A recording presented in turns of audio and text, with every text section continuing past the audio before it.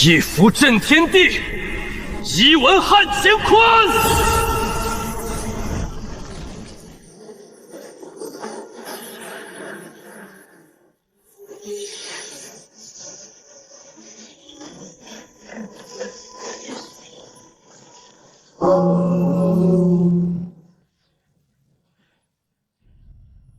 符道大陆，一个以符文为力量之源的世界。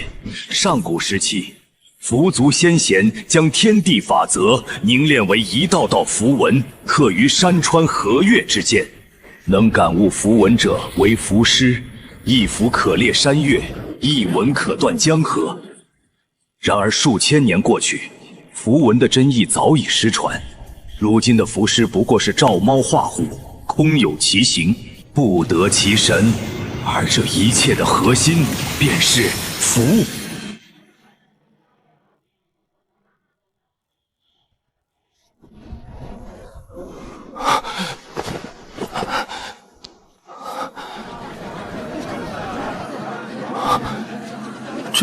这是什么地方？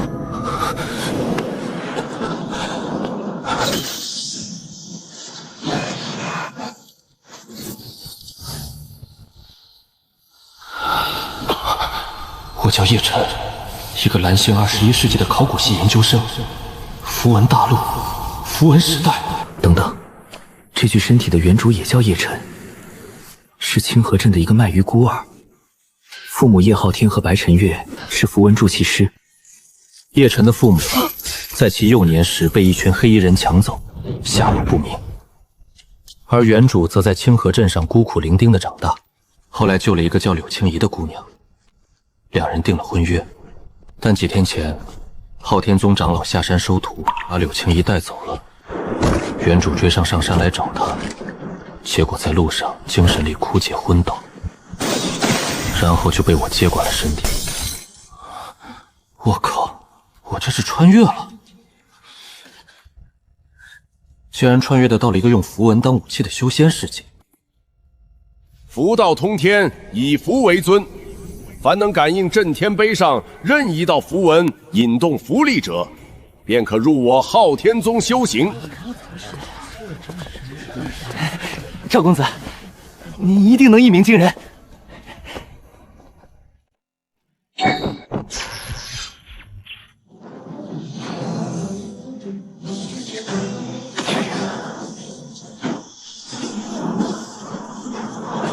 成功了！雷符共鸣！不愧是赵氏世家的嫡子，一上来就引动了雷符。雷符是万千符文中功法最强的几种之一。赵公子，真是天赋惊人啊！不错，根基扎实，准你入我昊天宗外门。谢长老。下一个，叶晨。嘿，你不是清河镇那个卖鱼的叶晨吗？你来这儿干嘛？考试。哎，你们看，我没看错吧？就他一个泥腿子也想成为符师？他一个卖鱼的在这里干什么？别为难人家了，他是来找老婆的，不是来考核的。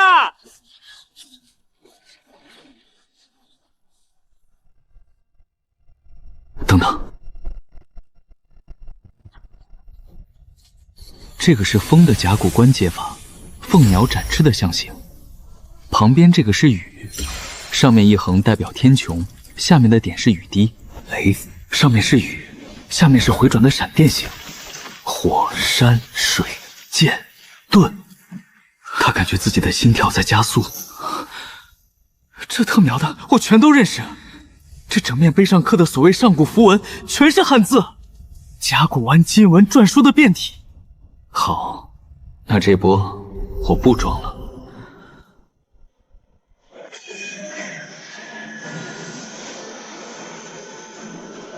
风，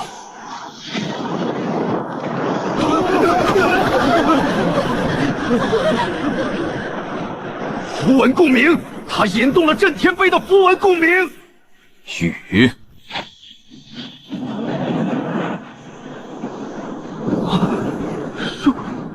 双符共鸣！天哪，昊天宗多少年没出过双符共鸣的天才了！长老，我不服，他不过是侥幸。兄弟，你那个雷写的不太标准，第3笔应该是竖折，你写成横折了。让我给你示范一下。叶晨，你。甲骨文中雷的上半部分是雨，下半部分是2个回转的闪电形状，代表雷声回旋于天地之间。我不仅知道这个字怎么写，还知道3000年前的古人为什么要这样写。这其中蕴含着先民对自然伟力最原始的敬畏和理解。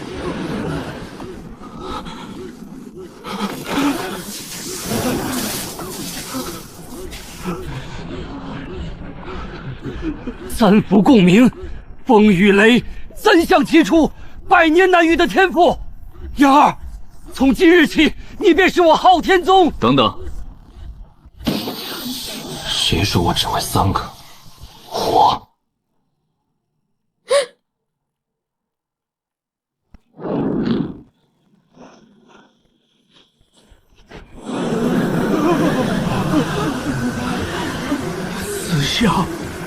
4相齐出！天哪！不好，精神力跟不上了。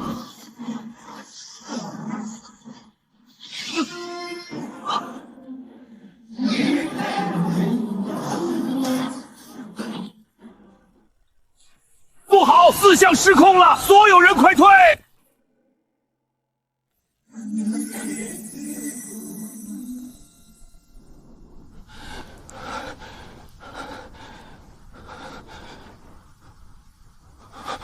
刚才那股力量，好像是从碑里面传出来的。这股力量一瞬间就化解了4相，仿佛天地间所有的法则，皆由其操控制衡。这座真天碑里，到底蕴藏着什么？叶晨，你没事吧？没事，就是有点头晕，好像脑子被掏空了。那是精神力耗竭的反噬。你的悟性逆天，但你现在的境界承受不了这种强度的符文共鸣。4相齐出，你简直是在拿命开玩笑！他说的没错，这具身体的境界太低了，精神力就像一个杯子，我往里面灌了一条河，不炸才怪。得想办法提升境界才行。天上有人，他们在飞，那是天象境的强者，好像是玄元宗的宗主，还有赤焰宗的、万象门的也在。3大宗门的宗主，他们怎么会同时出现在这里？昊天宗长老周明远见过3位宗主，不知3位大驾光临。小友，在下玄元宗宗主韩玄熙，老夫想收你为亲传弟子，不知小友可愿入我玄元宗？什么？玄元宗的韩宗主要亲自收徒？天象境的强者亲自收徒，这是何等的荣耀！小子，别急着答应，来我赤焰宗，老夫奉你为我宗门圣子，宗门所有资源向你一人倾斜。圣子，那可是一人之下万人之上的地位。小友，来我万象门，只要你点头，门内除了闭关的太上长老，你的地位与我这宗主平起平坐。我刚穿越过来不到1个时辰，就被3个宗主抢，这行情也太好了吧！这世界的学术门槛也太低了吧！宗主，您出关了。 3位大驾光临，有失远迎，但一上来就想挖我昊天宗的墙角，是否有些不合规矩？好兄，此子尚未正式拜入你昊天宗，何来挖墙角一说？哼，少废话！这小子的表现，大家有目共睹，风雨雷火4相齐出，东周100年难遇的天才。虽然精神力不济，没能催动真正的符力，但他的悟性，把话说明白了。 今日就算撕破脸，这个人我们也要争到底。好家伙，菜市场砍价都没架势，我在这儿跟一条待价而归的鱼有什么区别？现在也定不下来，不如3日后咱们4位再行商讨。毕竟这里还是我昊天宗。那不是幻觉，我很确定我看到了，背面裂开了一条缝，里面有人。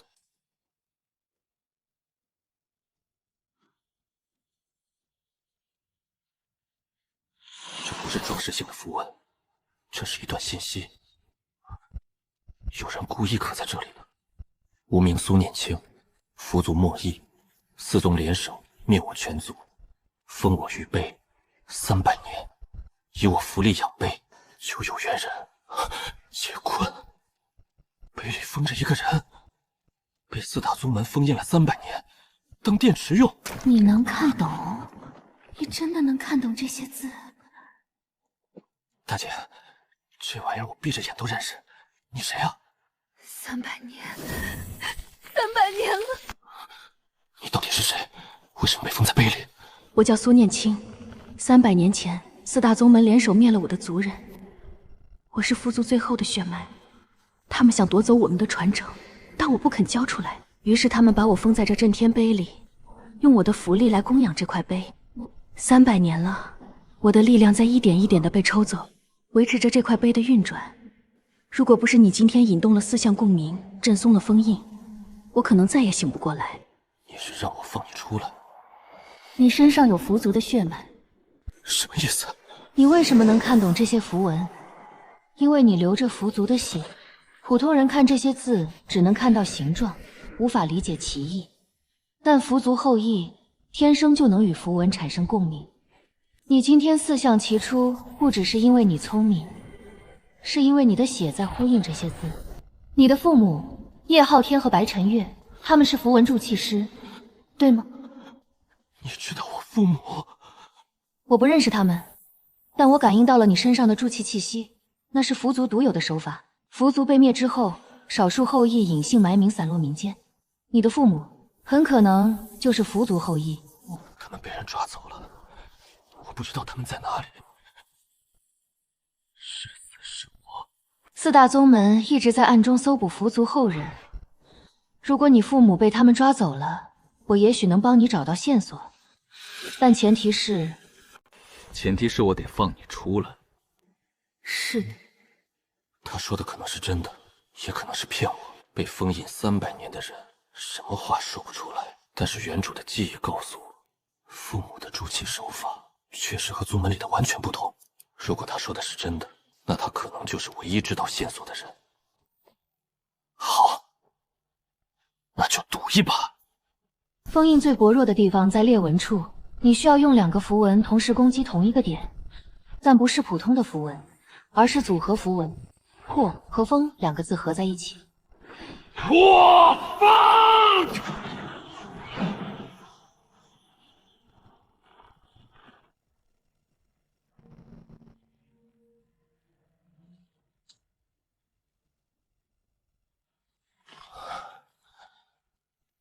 这就是被封印300年的上古佛族莫弈。不是，长得也太好看了吧！若考古系哪个教授长这样，我还不得天天去上课？有吃的吗？我饿了，300年没吃东西了。300年的封印，上古佛族莫弈，绝美冷面杀神。出来第一句话是要吃的。苏念清，那个魔头他怎么出来了？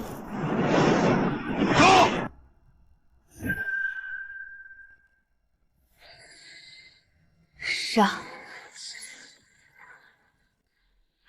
王级，这是王级的符文之力。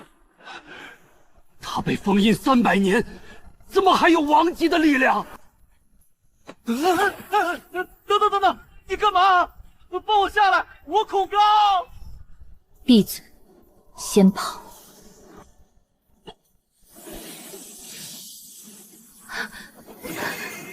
糟了，符气，我们被符气绑定了。什么意思？意思是，从今以后你跑不掉了。我穿越过来1天，认了4个字，炸了一块碑，放了1个人，被4个大佬追杀。现在还被一个300岁的美女绑定了，这个穿越信息量有点大呀。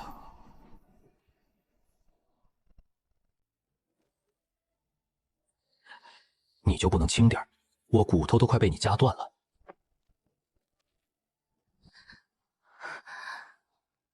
你还好吗？你会生火吗？我需要吃东西，现在就要。不仅会生火，还会烤鱼呢。你会烤鱼？原主是卖鱼的，这大概是他留给我的唯一有用的技能点。什么是技能点？别管了，你等着。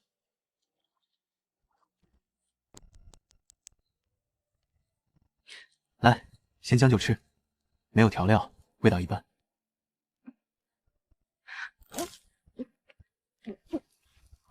这真的是刚才那个一个沙子就把4个天象境宗主打飞的人吗？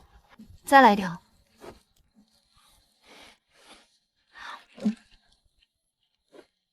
那条是我的。行行行，都给你，我不吃了。多谢。可以了。现在说正事。就这样翻篇了？你吃了我3条鱼，唉，吃完就当无事发生。福气，这是上古蝠族的血脉共鸣产生的天道契约。我们2个都是蝠族血脉，你在破开封印的瞬间，我们的血脉产生了共鸣，天道自动形成了福气。所以这东西具体有什么效果？3个效果。第一，距离限制，我们之间的距离不能超过100里，超过了，双方都会受到精神力反噬，头疼、吐血，严重的会昏迷。那不就是拴狗绳吗？第二，符力反哺，我的符力会通过符技持续流向你，让你的修炼速度比常人快数倍。这个倒不错。第三，心灵感应，在一定距离内，我们可以通过符界互相感知对方的位置、情绪，甚至可以进行简短的心灵对话。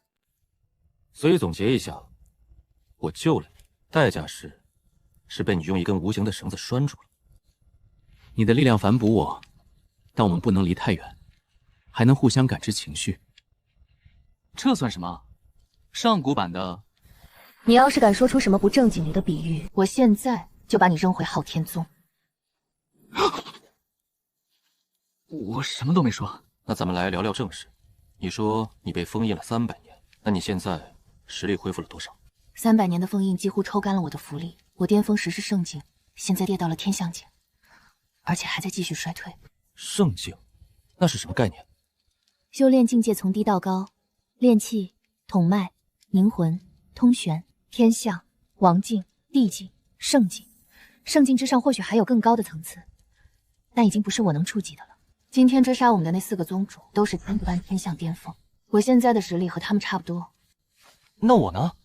炼气初期。也就是说，蝼蚁。谢谢你的鼓励，师傅。谁是你师傅？你不是说要教我符文修炼，帮我找父母吗？那不就是师傅？称先生，在蝠族，传道者称先生，不论男女。好的，师傅。那咱们做个交易吧，你帮我找父母的线索，教我修炼，我帮你夺回蝠族的传承，恢复你的实力，公平交换。你知道你在跟谁谈条件吗？4大宗门加上他们背后的势力，那是这片大陆上最强大的力量。你一个炼气初期的蝼蚁。我知道，但1年前我也只是个考古系的学生，连打架都没打过。现在我能一个人对着一块石头念4个字就引动，天地异象，谁知道1年后我能做到什么？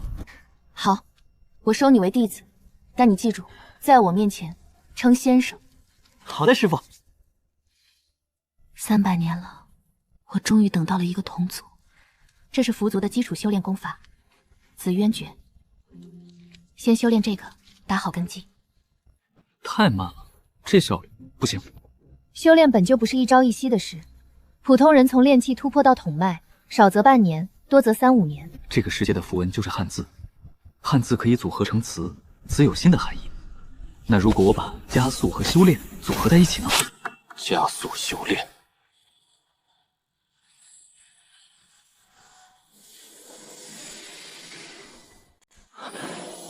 师傅，有这个增益在，我的修炼速度快了至少10倍。这是什么符文？符文还能这么用？在我老家，这叫开挂。什么是挂？挂在哪里？算了，你不懂，反正就是一种不公平的优势。你的悟性不是天才能形容的，但你的嘴是真的欠。修炼吧。你说你能看一币遍就理解符文的真意，那看好了，杀！杀！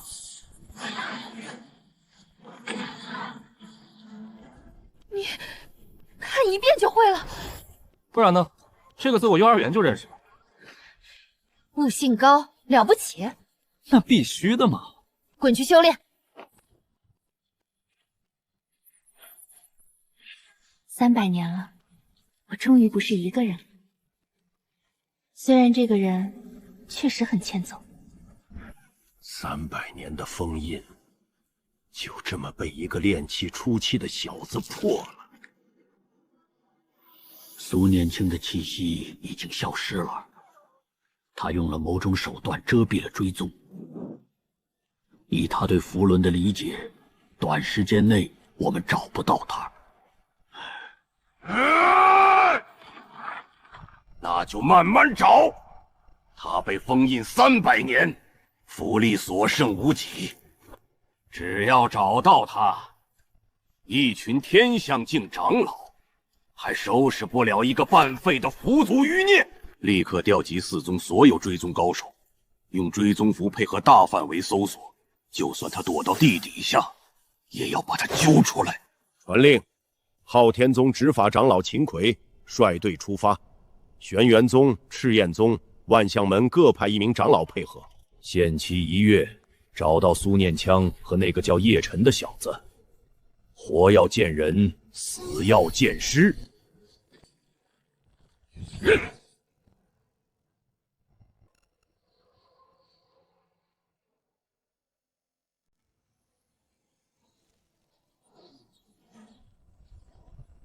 就这也叫突破？我还以为会有什么天雷地火呢。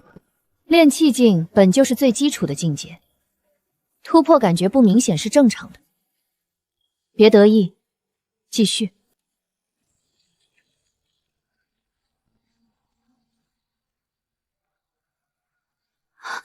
不正常。统脉境意味着你的灵气开始在全身经脉中形成稳定回路。普通修士到这一步需要数月，甚至数年，你用了3天，这不是天赋能解释的。可能是你的符气反母太给力了。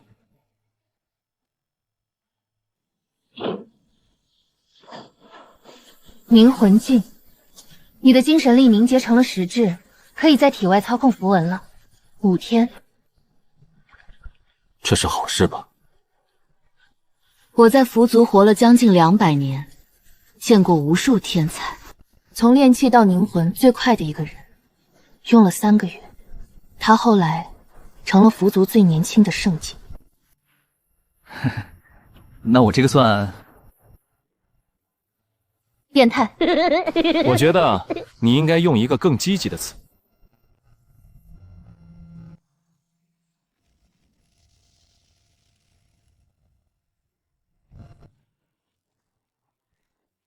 师傅，我现在还是蝼蚁吗？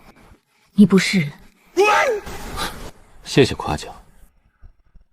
7天，从炼气初期到通玄境，就算有符界反哺和加速修炼的增益，这个速度也已经超出了我所有的认知。这个人到底是什么来头？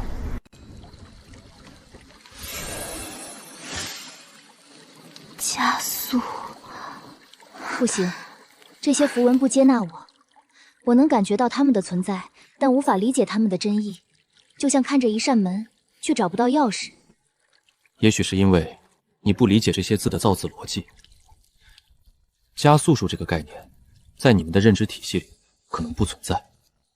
你们的符文是从天地法则中感悟的，而我的理解方式是从文字的演变历史中推导的，是两种完全不同的路径。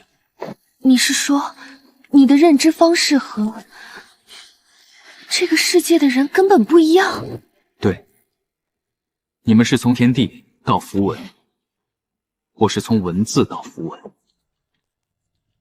同一个字，你们感悟的是它蕴含的天地法则，我理解的是它的构造逻辑和历史演变。殊途同归，但起点不同。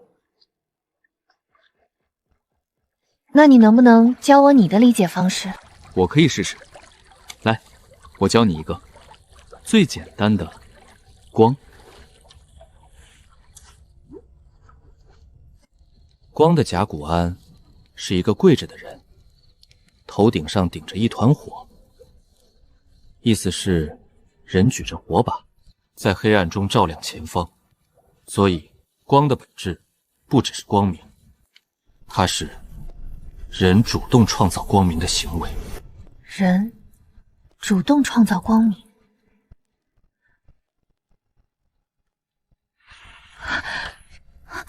有反应了，你这种理解方式确实有用。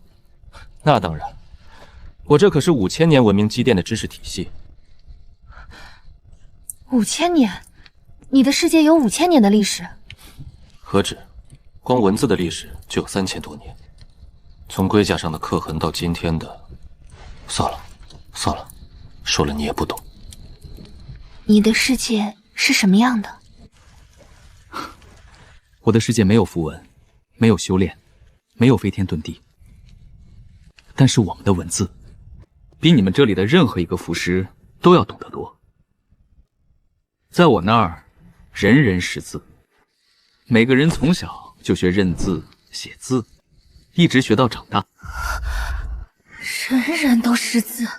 对，在我的世界，不识字才是不正常的。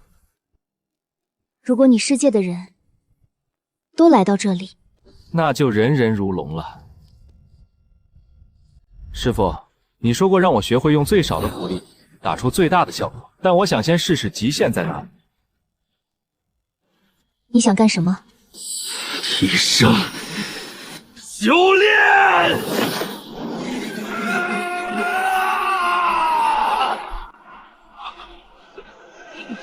停下！现在就停下！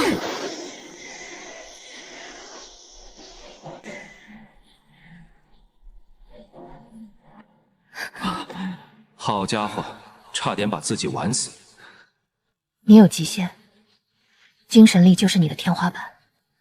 悟性再高，如果精神力承受不了，符文就会反噬你的身体，轻则吐血，重则经脉寸断，沦为废人。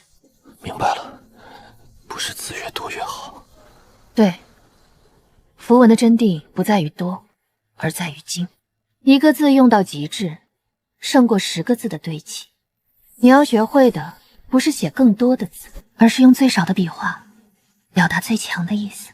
用最少的笔画表达最强的意思，这不就是文言文的精髓吗？一个杀字就能退4宗主，因为它足够纯粹，足够凝练。我一直在想着往上加字，其实方向反了。他不仅悟性高，领悟力也惊人。大多数人摔了跟头只会下次小心，而他直接从失败中提炼出了符道的核心理念。7天从炼气到通玄不算什么，真正可怕的是他的学习能力。杀意从山谷外围的密林中传来的不止1股，是好几股，全部都是天象境的气息，而且在逼近。他正处于通玄境稳固的关键时刻，体内的灵气在进行最后的整合。这个过程不能被打断，一旦中断，轻则前功尽弃，重则走火入魔。修炼吧，外面的事师傅来处理。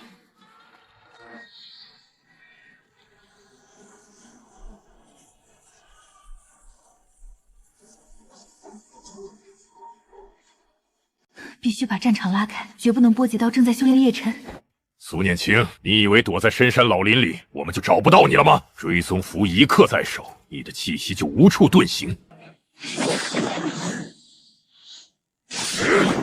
灵气护体， 300年前你的沙子能斩天灭地，现在嘛，就是一只拔了牙的老虎。跑不动了吧？300年没活动筋骨，一把老骨头能撑到现在已经不错了。300年前我们封印你的时候，就该直接杀了你。当时宗主说留你一命做碑灵，好心留了你300年的命，没想到你还不知感恩。他身上带着佛族最后的传承秘典，杀了他，传承归我们4宗平分。动手吧，拖得越久变数越多。叶晨，你继续修炼吧，师父把他们引远了，不会波及到你。300年了，终于等到了一个同族，才相处了7天就要死在这里。苏念青，去陪你的佛族吧。住手！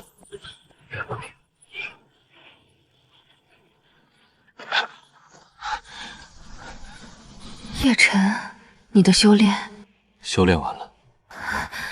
你怎么知道我在这里？福气，你疼的时候我能感觉到，那种感觉越来越强，我就知道你出事了。想杀我师父，你们问过我了吗？就你一个通玄境的小子，你连我们一个人都打不过，拿什么来救他？来试试。杀了他！对，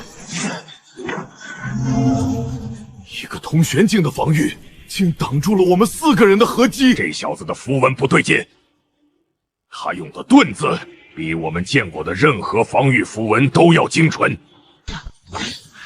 盾，他斩断了灵气的连接。这小子他在分析我们的阵法。力。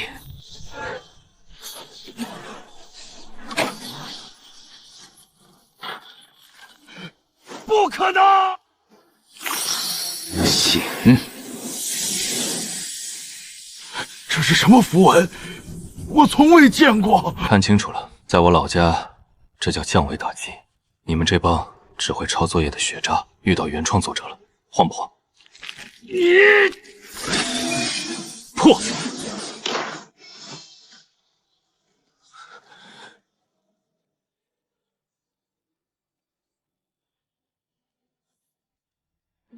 师傅，我刚才帅不帅？帅个头！精神力透支成这样，要是他们有人还能站起来，你就得死在这里。那倒是，不过师傅你也差不多吧？咱俩现在加一块儿，大概能打赢一只鸡。叶晨，谢谢你。不客气啊，谁让你是我师傅呢？你刚才打架的时候说的那些话，什么降维打击，学渣遇到原创作者。以后打架的时候少说废话，很影响气势。好吧。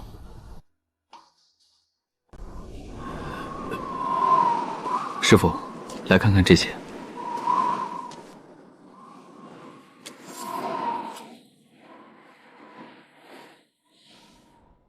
这件法器上的铸造纹路，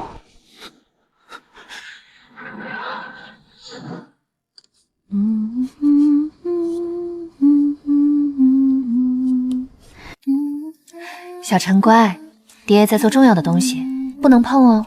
让他碰吧，以后这手艺迟早要传给他的。他才4岁，你就想着传手艺了？看，小陈，这是爹娘打的符文，每一道纹路都要这样，像水一样流畅，像风一样自然，不能有一丝毛刺，不能有一处断痕。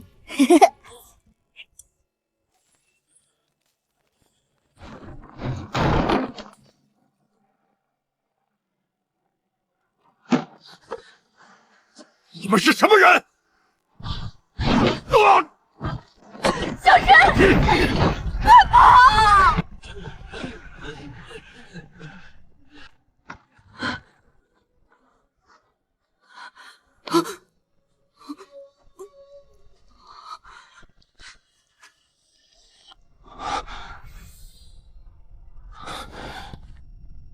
这件法器上的铸造纹路，和我记忆中父母的手法一模一样。我之前就告诉过你，你父母是佛族后裔，佛族的铸器手法是独一无二的，没有任何人能模仿。那他们现在在哪儿？ 4大宗门只是明面上的势力，在他们背后，还有一个更大的存在——太初圣殿。太初圣殿，那是大陆上最古老、最强大的势力，拥有圣境强者坐镇。四大宗门不过是圣殿的附庸。300年前灭我伏族的命令，就是从太初圣殿下达的。如果你父母是被四大宗门抓走的符文筑气师，那他们最终的去向只有一个：太初圣殿。圣殿需要筑气师为他们打造符文法器。太初圣殿，师父，我不会蛮干。四大宗门的长老我能打，但圣殿有圣境强者，我现在连天象境都不是，硬闯就是送。要打败一座山，不一定要用拳头。你想怎么做？我要回昊天宗，以天才弟子的身份，堂堂正正的走进去，然后一步步向上爬，接触四大宗门的核心圈子，摸到太初神殿的边缘。你要偷偷混进去？对，符道大会是四大宗门每3年一次的盛事，第1名有资格进入宗门核心层，甚至被推荐到太初圣殿。这是一条现成的路。但你破了震天碑的封印，放了我出来，昊天宗不会轻易接纳你。他们会的，因为我的天赋对他们来说有足够大的利用价值。昊天行是个聪明人，他不会放弃一个4项齐出的天才，他会想办法把我收为己用，我就利用这一点。你比我想象的要狡猾。师父，在我老家这叫智商。滚！但有一个问题，福气，我们不能离太远。我进了昊天宗，你怎么办？符气的距离限制是100里，昊天宗周围的山脉绵延数百里。我可以藏在外围的某处，在100里范围内活动，同时利用这段时间恢复实力，调查四大宗门的暗线。我们通过符气保持联络，内外配合。对，你在明，我在暗。成交。走吧，师傅，先找个地方休整，然后我就回昊天宗。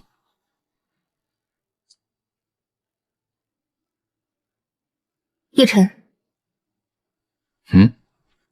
你父母，我会帮你找到他们的，这不只是交易。多谢师父。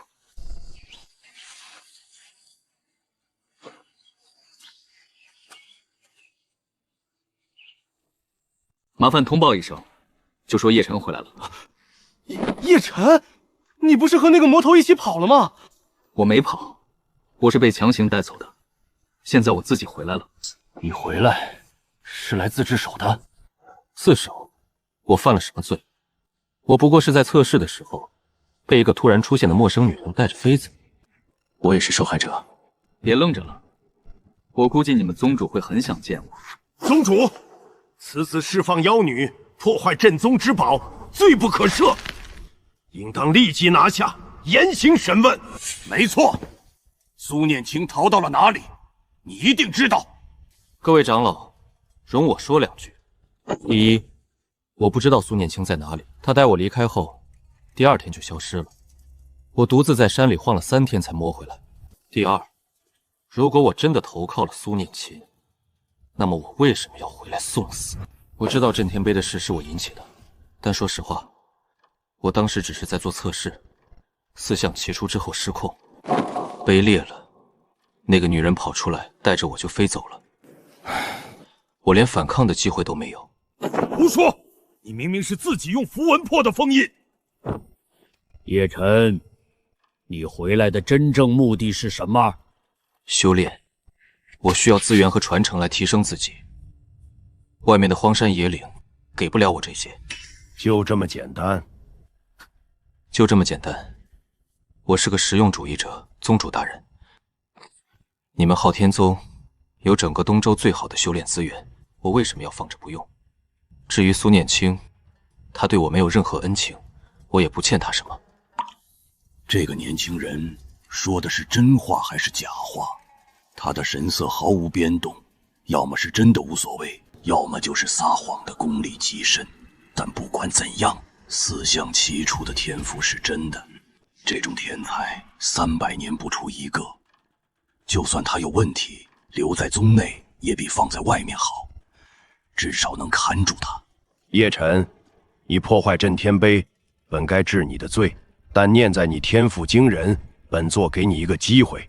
3个月后的4宗福道大会，你代表昊天宗参赛，若能夺冠，为宗门正回颜面，过往之事既往不咎。若做不到，你就自己去牢里反省吧。弟子明白。安排他进内门，给他一间单独的修炼室。第一步完成。进来坐。叶晨，我知道你恨我不辞而别。当初昊天宗长老来收徒的时候，我根本来不及跟你解释。青衣，我不恨你，真的。你有你的路要走，成为符师是你的机会。换作是我也会做同样的选择。别把这件事放在心上。你变了。人总会变的。青衣，我现在只想问你一件事。什么？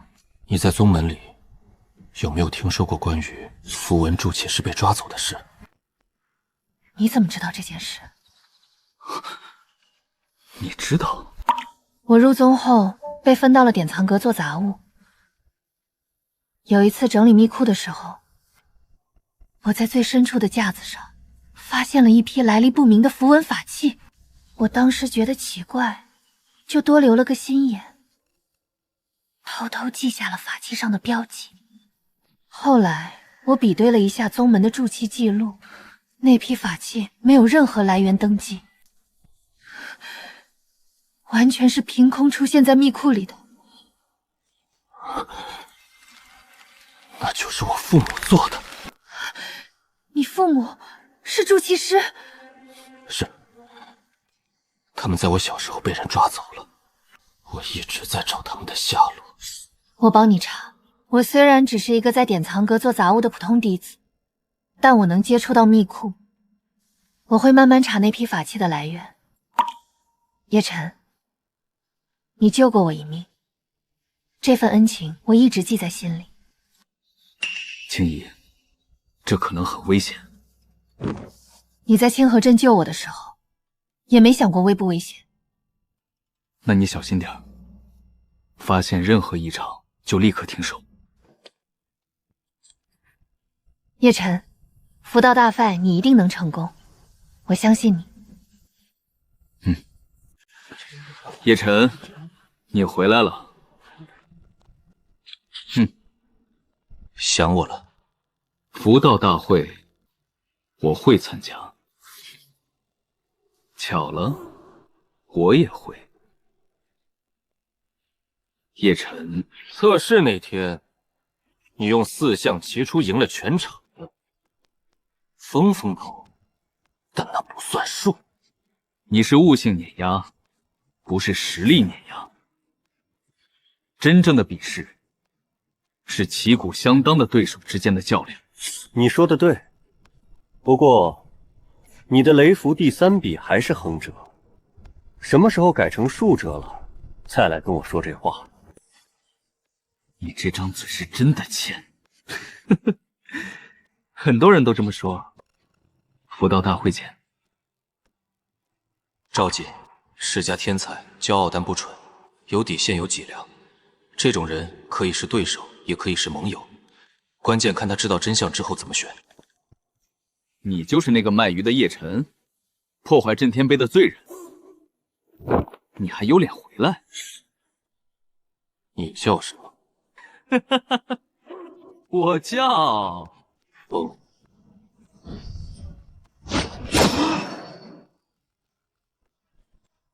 凭这个，还有问题吗？3个月，福道大会夺冠，进入核心圈，接触太初圣殿，找到爹妈，一步一步来。根据柳青衣白天偷偷传来的消息，密库在典藏阁地下第3层，入口处有2道符文禁制和1名天象境长老轮值看守，普通弟子根本进不去。2道禁制，第1道是常规的警报符阵，有人未经授权进入，就会触发警报。第二道禁制的构造很有意思，它不是用来防人的，它是用来隐藏什么东西的。一道引字变体符文阵法，功能是遮蔽密库内特定区域的气息。他们在藏什么？不急，等我搞清楚禁制的全部构造，找到绕过去的方法再说。现在最重要的是不能暴露。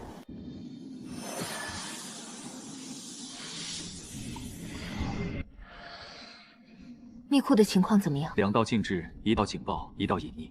第2道很可疑，他们在藏东西，估计就是那批来历不明的符文法器。别急着动，你现在的首要任务是在宗门站稳脚跟，等符道大会。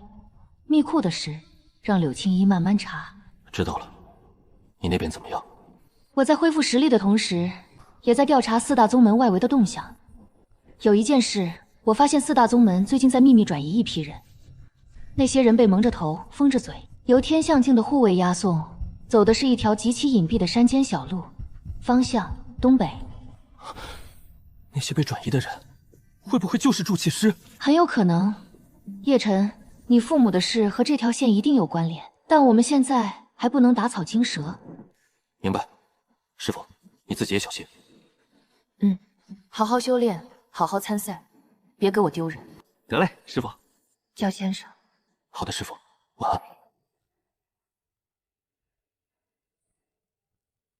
这个臭小子！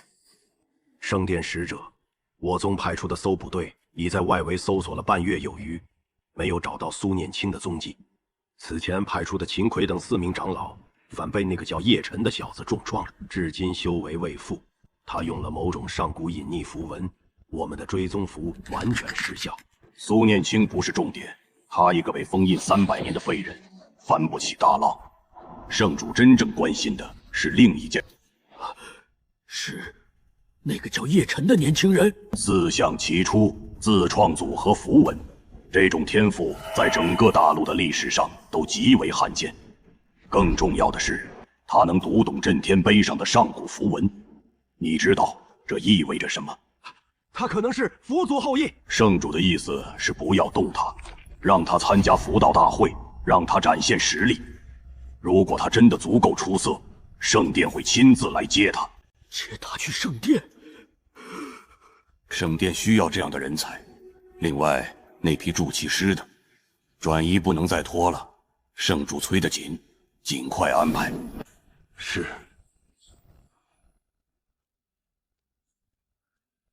300年了。苏念清，你终于出来了，而你带出来的这个年轻人，也许会比你更难对付。符道大会有3轮符文辨识、符阵破解、实战对决，前2轮对我来说不是问题，认字和拆字我是专业的。关键是第3轮实战，通玄境对天象境硬拼是打不过的，但上次打4个长老的经验告诉我，符文的运用方式比境界更重要。如果我能在符文的精度和策略上碾压对手，弱胜强不是不可能。静。反，将对手的攻击原路反弹，封锁，同时封住对手的身体和符文运转。破晓，先破防再曝光，攻守一体。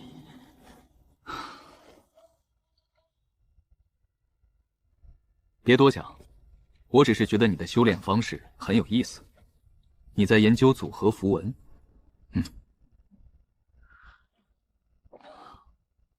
失传的上古技法，把2个甚至多个符文组合成一个全新的效果。我在家族典籍里看到过记载，但从来没人能真正做到。你是怎么想到的？天赋。你这个人说话真的很欠，很多人都这么说。我问你一件事，你不用回答，听听就行。你说，你有没有觉得我们宗门有些地方很奇怪？震天碑被毁后，宗门上下都在追查苏念清，但没有人追究为什么震天碑里会封着一个活人。300年的封印，300年的碑灵供养，这种事正常吗？我不是要你回答，我只是在想。符道大会上见。赵锦，这个人不只是有天赋，他有脑子，而且有良心。宗门的真相，他迟早会自己挖出来。到时候，希望他能做出正确的选择。3个月了，这天然盆地改造的主会场，四周古老符文皆已激活，四大宗门的天才终于聚齐。3个月的修炼，总算有了质的蜕变。这通玄境巅峰的领力，距离天象境只有1步之遥了。紧张吗？你呢？不紧张。巧了，我也是。你信不信？你是整个会场里穿的最难看的衣服。穿得帅又不加分，倒是你这身锦衣在战场上挺碍事的，万一被人撕了怎么办？闭嘴吧。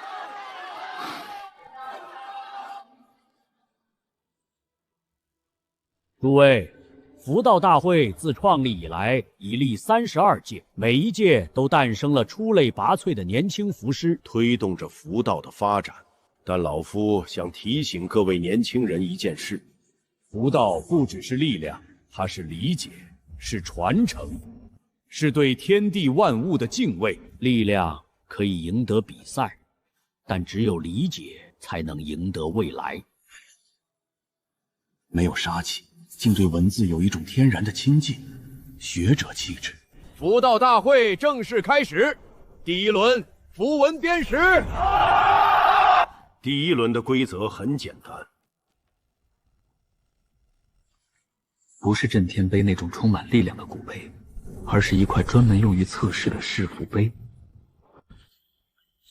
碑面上刻着20道符文，从简单到复杂排列。选手需要在1炷香的时间内辨认出尽可能多的符文含义，并将答案写在面前的答题玉简上。辨认正确的数量越多，分数越高。前32名进入下一轮。对大多数人来说，这20道符文中能认出10道，这就算不错了。后面的几道是上古失传符文，连很多长老都未必认识。3秒钟。第1道，明，日月并列，光明之意。第2道，守，宝盖下有寸，寸是失守的象形，意为以守护家。第3道，战，从歌从丹。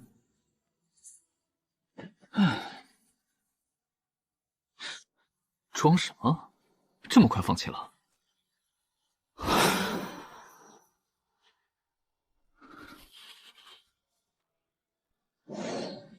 师傅，大会开始了。第1轮符轮辨识，对我来说就是小校语言考试。答了多少？20道全答了，不过我故意在最后2道上写了点模棱两可的答案，太完美容易引起怀疑。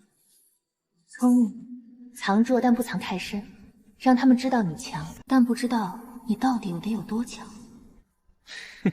师傅教得好。少拍马屁，注意看台上有没有不认识的面孔。派出圣殿的人可能已经到了。找到了，看台后方2个灰袍人，气息很深，应该是圣殿的人。他们来看你的，小心，但不要躲。你需要他们注意到你，这是我们进入圣殿的入场券。鱼饵已经下了，就看鱼什么时候上钩。1炷香时间到。第1轮符文辨识成绩排名如下：第1名，昊天宗叶晨，辨识正确18道；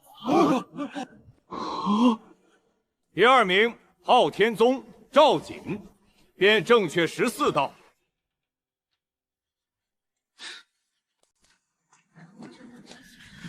年轻人，等一下。18道，老夫在这个位置坐了20年。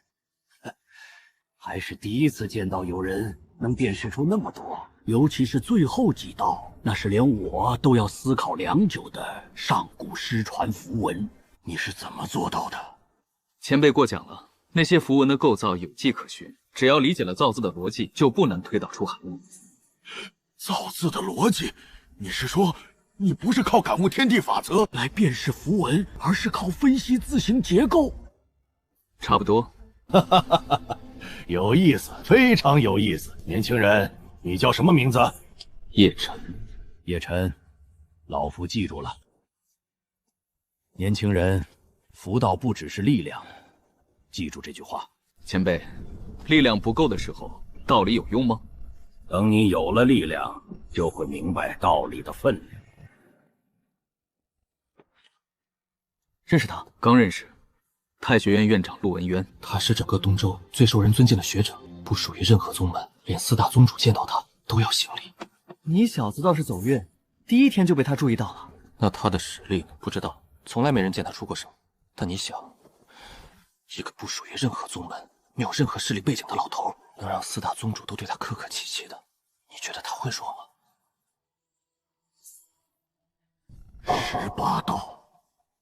这个年轻人的符文辨识能力远超同龄人，比辨识能力更值得注意的是，他辨识的方式，他不是用精神力去感悟，而是直接看出来的。这种能力只有符族后裔才有。统治圣殿，第1轮确认，目标值得关注。第2轮，符阵破解。这座八卦符阵迷宫由老夫与4大宗门的阵法大师联手布置。迷宫内部有32条路径，每条路径上都设有多重符文机关。选手需要破解这些机关，找到出口。限时1个时辰，最先走出迷宫的人排名最高。1个时辰内未能走出者淘汰。八卦符阵，这可不是认字就能解决的。阵法需要实际的破解能力。有意思，那些符文的排列方式不是随机的，它们有一个底层逻辑：偏旁部母组合成字，字组合成词，词组合成句。这座迷宫的符文阵法逻辑和中文的造词构句完全一样。所以破解的方法不是硬拆，而是拆字，把复杂的组合拆回最基础的偏旁，找到构成逻辑，然后反向推导出破解路径。这对我来说不叫符阵破解，这叫语文拆字题。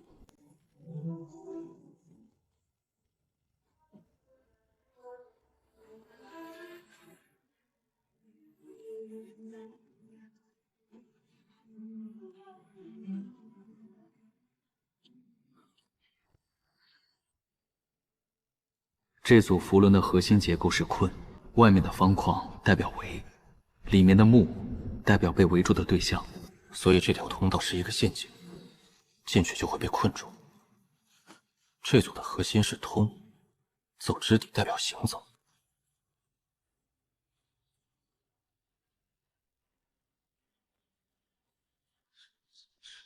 你们看，昊天宗那个叶晨，他怎么能这么快？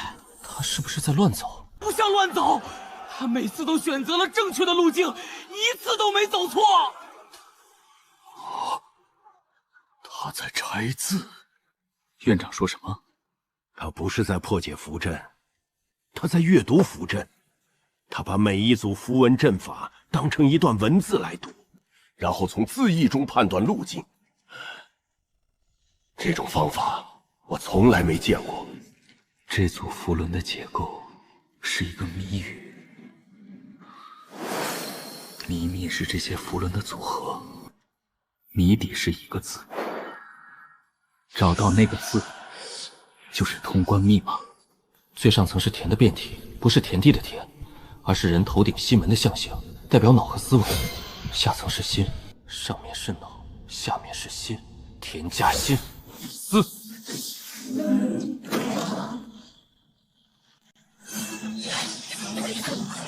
阵法的攻击频率在变化，每隔7次攻击有一个间隙。这迷宫的设计者够狠，这家伙到底怎么做到的？最后一关，这组符文的复杂度是之前所有关卡的总和，但核心逻辑不会变。再复杂的文章也是由一个个字组成的。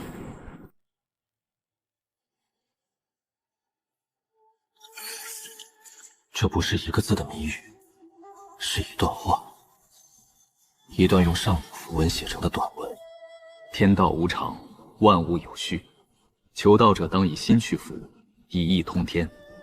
非力可破，唯物可开。唯物可开，答案不是一个字，而是物。不对，物不是答案，还是说唯物可开？物什么？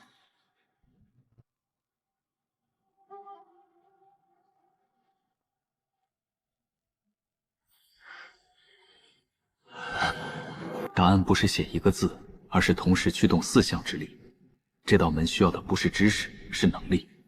能同时驾驭4项的人，才有资格通过。风、雨、雷、火。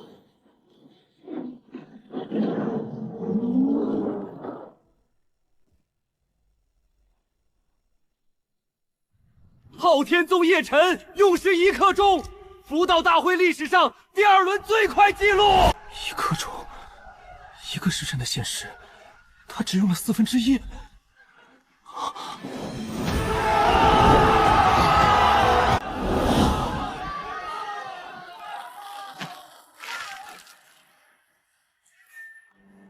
此人对符文的理解方式与符族古法竟然高度吻合。第1轮藏拙只拿了18道，第2轮速度太快没藏住，算了，也不需要藏了。第3轮是实战，那才是真正的舞台。1刻钟，运气好，叶辰。你这个人最讨厌的地方就是，明明碾压了所有人，还要说运气好。那你想让我说什么？太简单了。你闭嘴吧。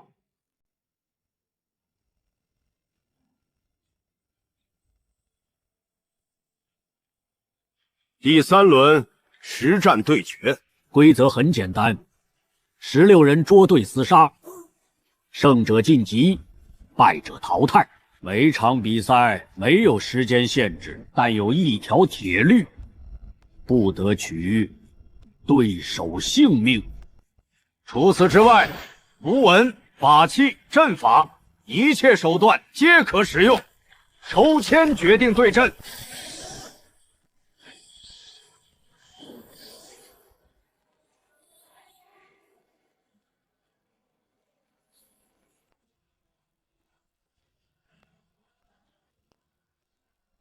空玄境，就你。前2轮耍巧明也就算了，到了真刀真枪的战场上，悟性再高也挡不住一拳。那你来试试。比试开始。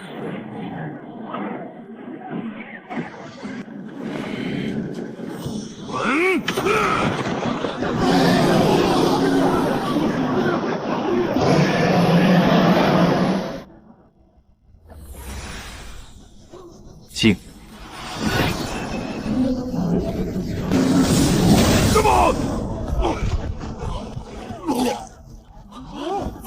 反弹了！他把天象镜的攻击反弹回去了。那面镜子是什么符文？我从来没见过。一个通玄境的人，一个字就把天象镜打趴了。不可能！我的火龙怎么会？你的火龙确实很强，可惜，在我这面镜子面前，你打得越狠，伤得越重的是你自己。要不要再来一次？我可以让你选择攻击方式，结果都一样。我不信你这面镜子能反弹一切。地裂！你那面镜子能反弹地面吗？不能，但我有别的符。你的招式很多，但有个问题，都是从我那个时代的小学课本上学的。让我教教你，大学是什么水平？封锁。叶辰胜。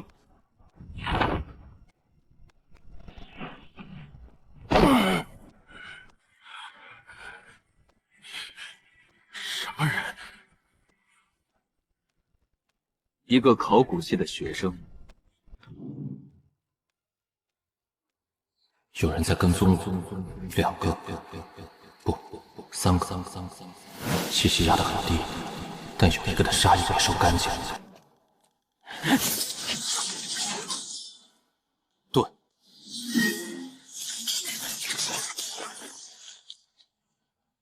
迷神毒物，影响精神力集中的毒符。这帮人是专门针对我来的。散！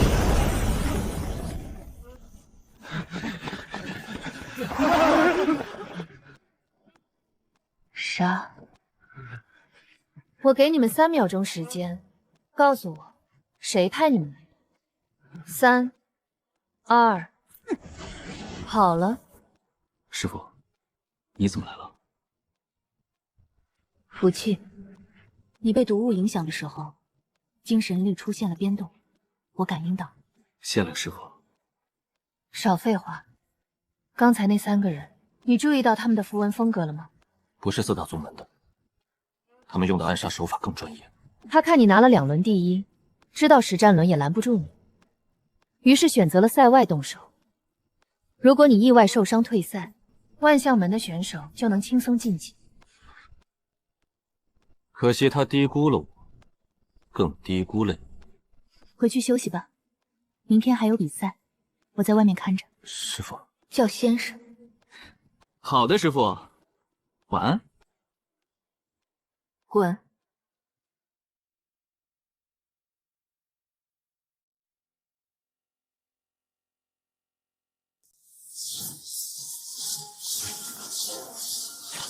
影子让我看穿了他所有的攻击习惯。他以为自己的路径很难预判，但对我来说，他的每一步都写在脸上。兄弟，你跑够了吗？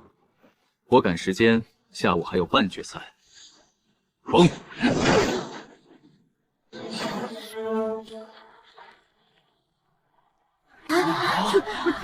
叶晨胜。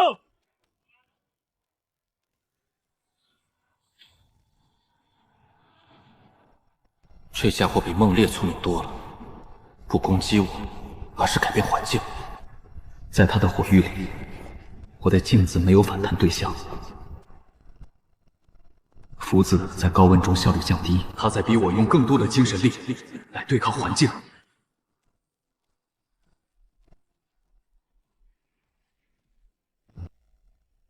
雨。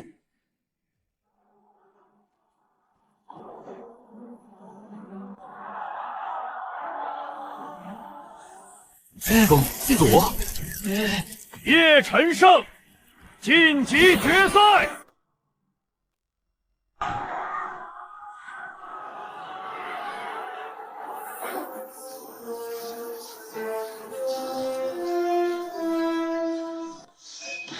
雷川，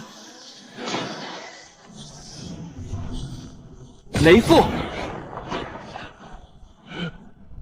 他也学会组合符文了，而且是他自己琢磨出来。雷川利用了雷电的穿透特性，雷父利用了雷电的导体约束特性。他没有我的认字优势，但他靠纯粹的对雷符的深度理解，做到了同样的事。这家伙比我想的还强。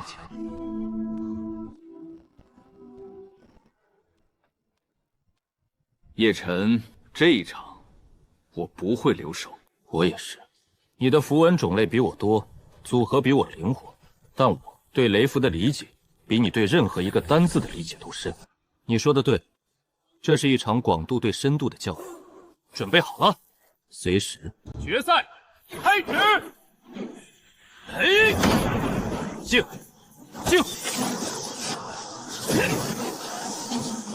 好。他研究过我的镜子。他知道镜面反弹只对面积攻击有效，对穿透性攻击无法完全反弹。好快！雷玉，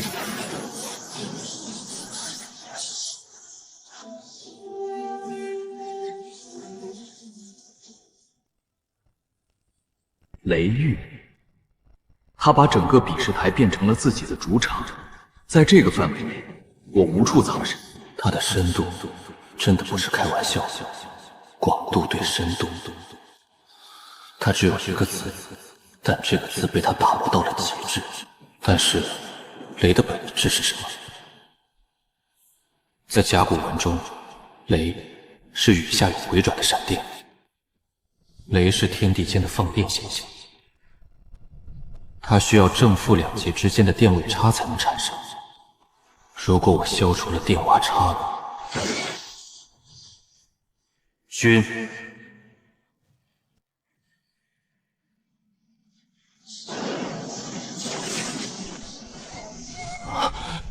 这是什么符文？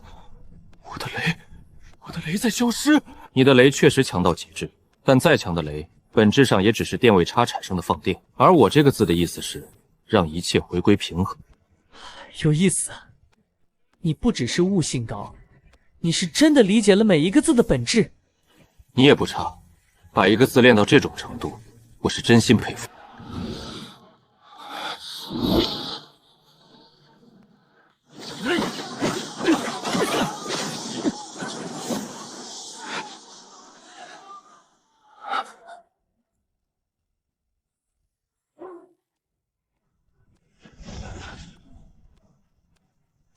雷霆风。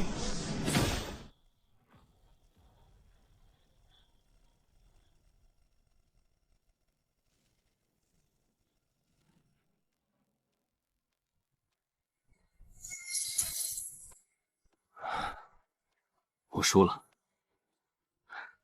你很强，真的很强。如果你也会20个字，我不一定赢得了你。如果我会20个字，我就不是赵景了。我的路是把一个字练到极致，你的路是理解所有的字，路不同，但殊途同归。下次我不会输，我等你。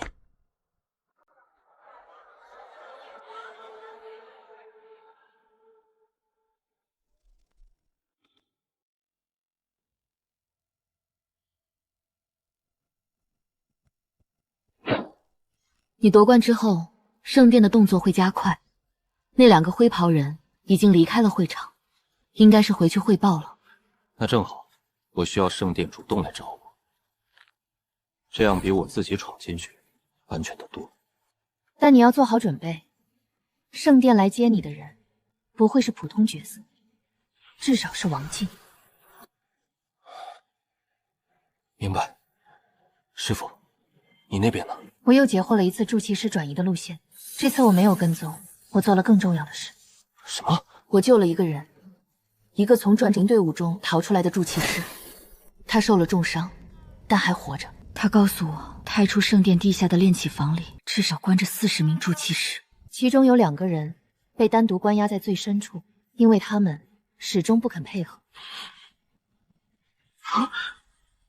那2个人，他没见过他们的面，但他说，守卫私下把他们叫做那对最倔的夫妻。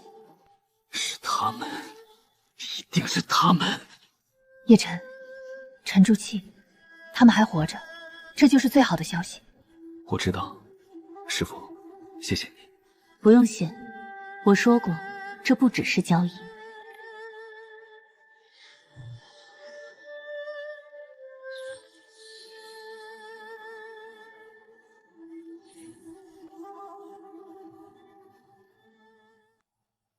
怎么了？你让我查密库里那批法器的来源，我查到了。那批法器不是4大宗门铸造的，也不是从外面首购的，他们有一个统一的来源标记。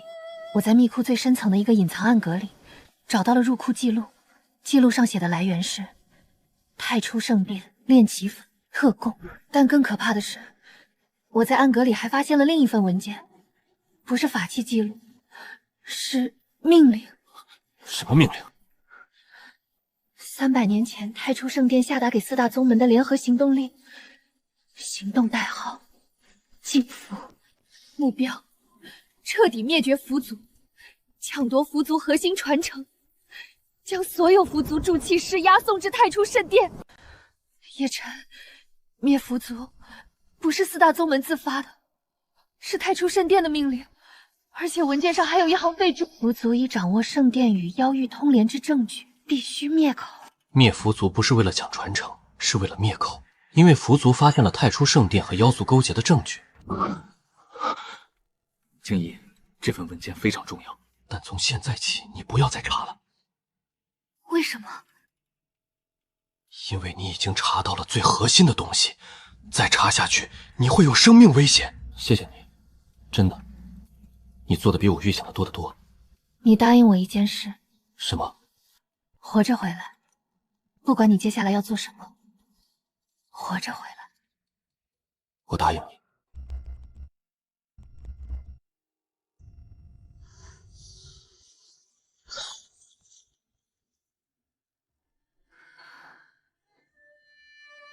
灭口，原来如此。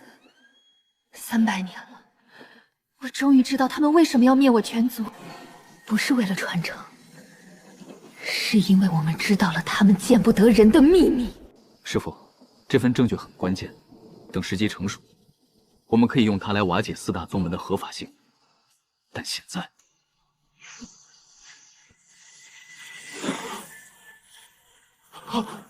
师父！郝天行，他亲自来了，带了宗内精锐，他们找到了我的藏身点。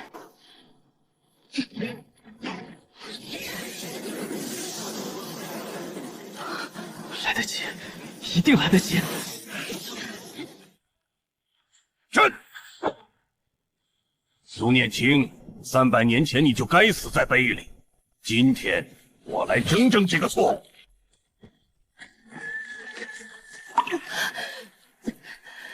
撑不住了，叶晨，你别来，这里太危险了。郝天行，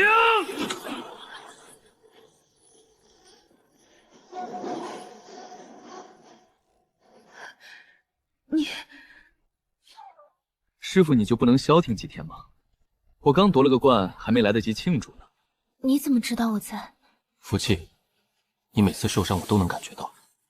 我说过多少次了，有危险就叫我。我叫你了。什么？符气震动的时候，我没有屏蔽。傲娇？什么？没什么，师父，咱们先把眼前这帮人解决了再说。叶晨，你果然和苏念青在一起。你在宗门里说的每一句话都是谎言，是又怎样？可惜了，你的天赋本可以让你成为东周最耀眼的符师，但你选择了站在错误的一边。错误的一边？300年前灭了符族全族的人，把一个活人封在碑里当电池300年的人，告诉我，我站在错误的一边。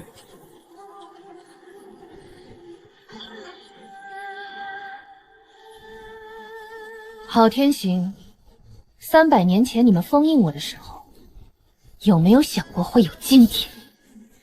苏念青，我不否认当年之事，但我所做的一切，都是为了维护大陆的秩序。符族的力量太强大了，如果不加控制，所以你们就有权灭我全族，夺我传承，把我当电池用300年。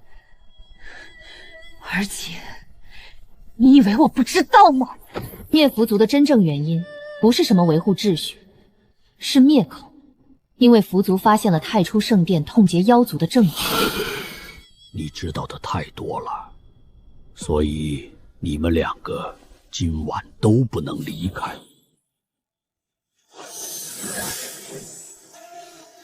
师父，你左边，我右边。杀！他的震字第6笔的转折有偏差。我在宗门修炼那3个月研究过这个词。朕的本源是真价金，意为以真金之重压定一切。郝天行不理解造字逻辑，只是机械模仿了符文的形状，这就是盗版和原版的差距。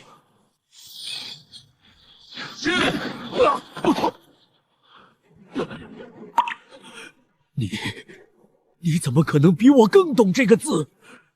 这是符族的传承，你不过是一个……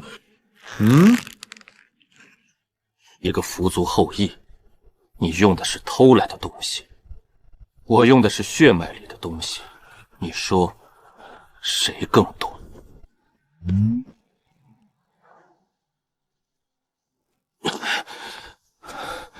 应答打不过，但郝天平有一个弱点，他心里有矛盾，他不是纯粹的恶人，他知道灭符族的真相，却选择了服从。这种人内心深处一定有挣扎，也许我可以利用这一点。郝天行，你刚才说你所做的一切都是为了维护秩序，但你自己信吗？300年前，符族发现了太初圣殿勾结妖族的证据，圣殿下令灭口，你执行了命令，灭了符族全族，把苏念青封进碑里。你告诉自己这是为了秩序，但你有没有想过，如果符族当年的证据是真的呢？如果太初圣殿真的在和妖族做交易呢？那你维护的到底是什么秩序？你在维护一个勾结妖族、出卖人族的势力的秩序。你灭了唯一知道真相的人，帮叛徒扫除了障碍。你不是秩序的守护者，你是帮凶。你一个孩子懂什么？你以为我不知道这些？你以为我300年来没有想过这些？我知道，我什么都知道。圣殿在做什么？它背后藏着什么？我比你清楚得多。但你有没有想过，反抗圣殿的代价是什么？圣殿有圣境强者，有无数资源，有整个大陆的政权网络。4大宗门加起来都不够他塞牙缝的。反抗他，不是一个人死，不是一个宗门灭，是整个东周都会陷入动荡。真相只会带来更大的灾难。你怕了？你知道真相，但你不敢反抗，因为你怕失去一切，怕宗门毁灭，怕生灵涂炭，怕自己变成第2个符族，所以你选择了服从，选择了当帮凶，选择了把一个女人关在碑里300年，选择了抓走无辜的铸器师送去圣殿。你不是为了秩序，你是为了自己的安全。我不能说你的选择是完全错误的。如果我站在你的位置，也许我也会怕，但是怕归怕，至少不要假装自己是对的。宗主，苏念青就在。我说撤。太初圣殿的通行令，只有他可以进入圣殿外围。我只有1枚，是圣殿多年前赐给我的。你为什么给我这个？因为你说的对，我怕了300年也够了。我不会帮你，但我也不会再拦你。从今天起，你的事和昊天宗无关，昊天宗我来善后。苏念青，300年前的事，我没有资格说对不起。但如果有来生，我希望不要再做同样的选择。来生，走吧。去哪儿？回宗门收拾东西，然后去太初圣殿。好，不过在这之前，师傅，你需要吃点东西，你又快饿晕了。你怎么知道？福气，你饿的时候胃会咕噜咕噜叫，我这边也能感应到。你今天说的每一句话我都记住了，等我实力恢复了，会一句一句跟你算账的。好的，师傅。先吃鱼吧。叫先生。好的，师傅。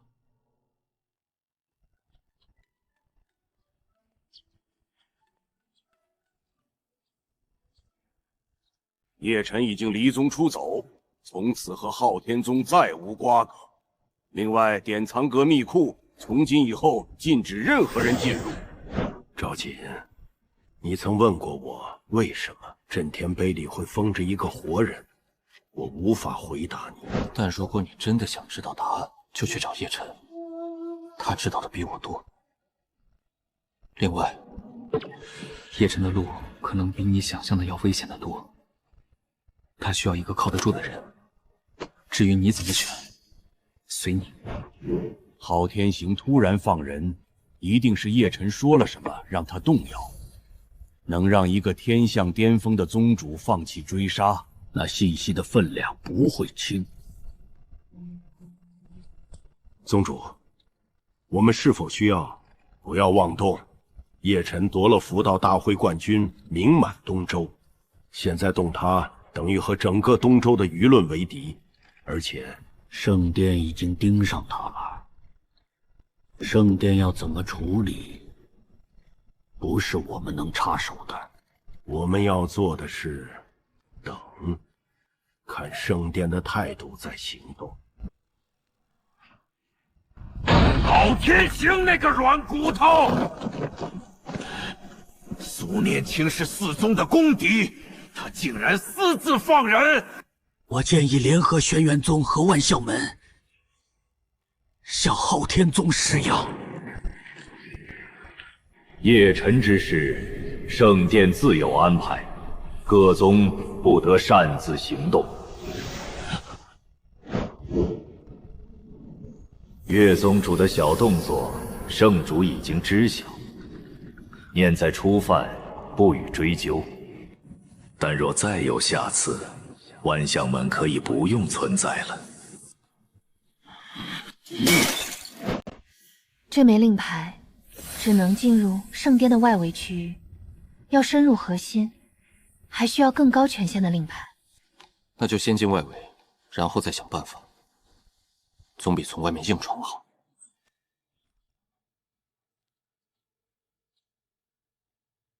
你怎么找到这里的？我赵家虽然不懂你那些古文字，但追踪术还是有2把刷子的。你的气息屏蔽的不够彻底，你师傅的倒是完美。你来干什么？我去查了密库、记录、灭口文件，青衣帮我也看了。我赵家世代效忠昊天宗，我从小就被教育，宗门至上，尊师重道。但他们没告诉我，我效忠的宗门曾经灭了一个无辜的族群，而灭族的原因是为了给真正的罪神遮掩罪行。叶晨，我赵锦虽然和你是对手，但这种事我做不到视而不见。你想做什么？和你一起去太初圣殿。你知道去圣殿意味着什么吗？那里有圣境强者。我知道，我可能会死，但至少死得明白，不像我那些前辈，稀里糊涂的当了300百年帮凶。你觉得呢？世家天才，骄傲但不蠢，有底线有脊梁。这种人可以是对手，也可以是盟友，关键看他知道真相之后怎么选。欢迎加入。少客气，我不是加入你，我是和你并肩。行，说的好听。那你带了什么好东西？灵石300枚，丹药若干，我赵家的压枪底、雷符法器2件。另外，这是柳青怡让我带给你的。她说，在你让她停手之前，就已经发现了这东西，一直藏在身上，没机会交给你。你父母的铸器手机，小陈，如果有一天你看到这本手札，记住，我们在太初神殿最深处，不要来救我们。你好好活着，就是我们最大的心愿。爹，你让我好好活着，但你知不知道？知道你们还在受苦，却什么都不做，那不叫活着，那叫苟且。走吧。你不犹豫？你父亲说了不让你去。正因为他说了不要来，我才知道他们在那里有多苦。一个父亲宁愿自己受尽折磨，儿子要远离，说明那个地方比我想象的还可怕。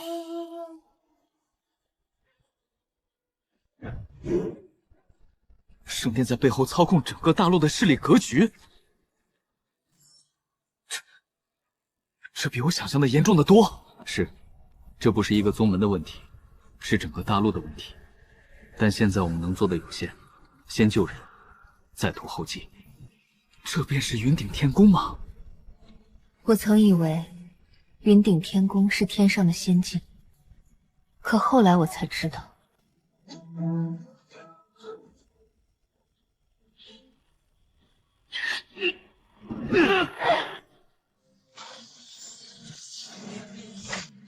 叶晨，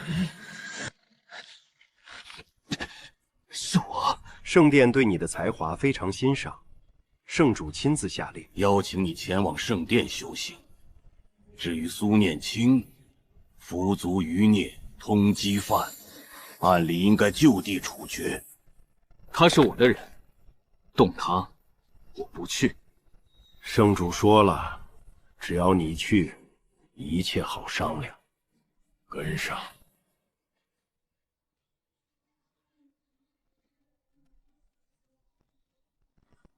王境，这就是王境的力量，比天象境高了整整一个大层次。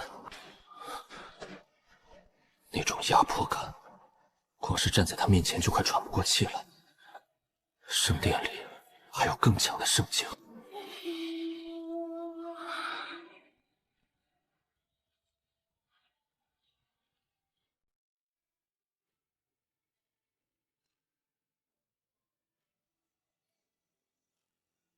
从远处看到的壮观，不及亲眼所见的1/1000。地方的灵气浓度，光在这里修炼，速度就比外面快3倍。难怪圣殿能培养出圣境强者。300年了，变大了不少，但格局没怎么变。当年我被带走的时候，从那条走廊经过。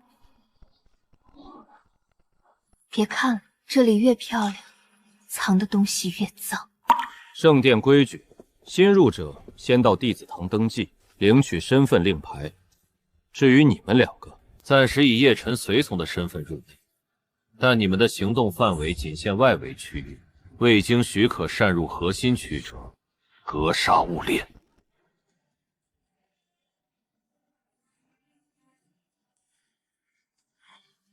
福晋，不对，这里的弟子实力最差的都是天象境。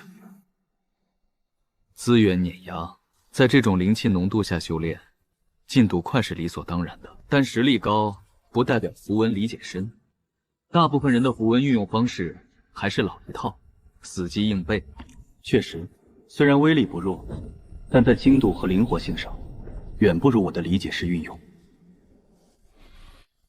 圣殿的强大在于资源和传承的积累，不在于理解符文的方式。这是他们的优势，也是我的机会。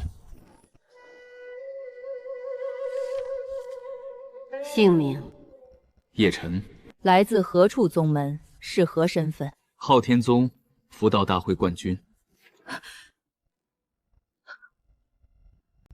符道大会的冠军来圣殿深造的倒是常有，不过通常都是天象境的。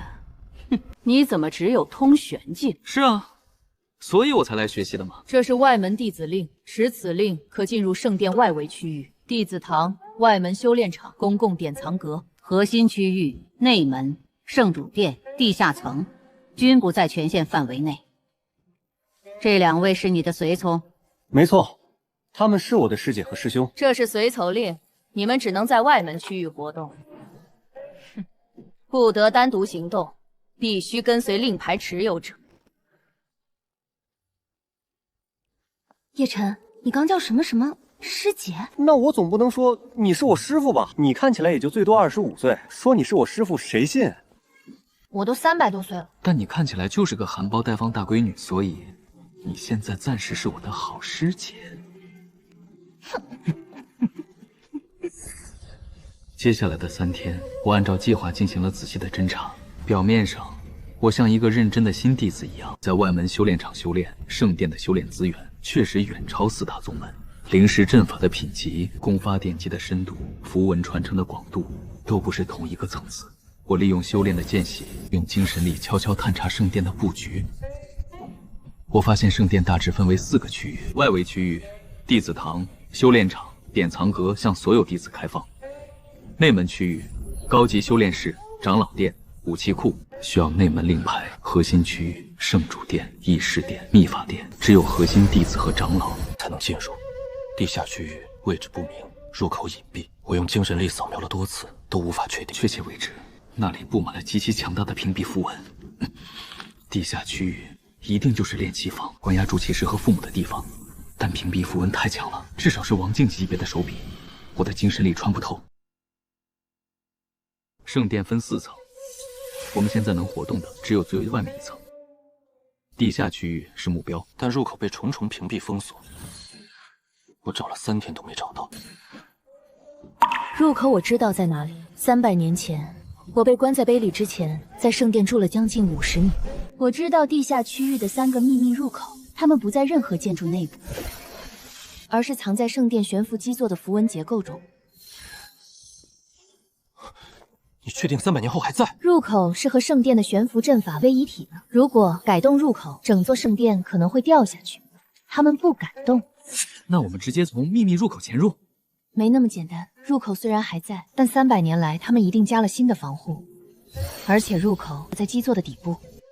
要到达那里，需要从圣殿边缘悬空跳下去，然后在基座的顶面找到入口。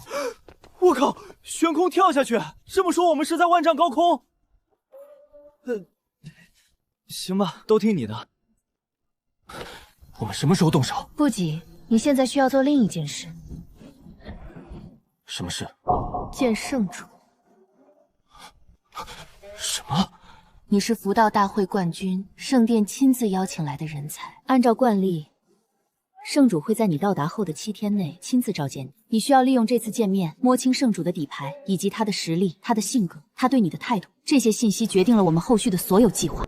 好，我去见他。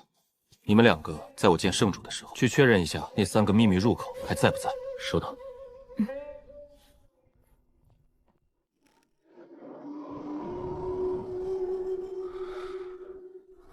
这住处奢华至极，连空气都带着灵药香气。但这不过是个镀了金的牢笼。爹娘，再等等，我现在就在你们的上方，很快我就能找到你们了。叶晨听令，圣主将于午时在圣主殿召见你，你即刻出发，不得延误。是。叶晨，你听我说，圣主玄武道是圣境强者，在他面前，你的一举一动，一个表情，甚至心跳的变化，都可能被他捕捉到。不要试图撒谎，他能分辨真伪。我靠，师傅，那我怎么办？什么都说实话。说一半的实话，真假参半是最难分辨的。想想你在昊天宗对郝天行说的那些，同样的策略，但要更小心。明白了，我尽量多听少说，让他主动暴露信息。你明白就行。还有，我和赵景今天去确认秘密入口，你拖住圣主的时间越长越好。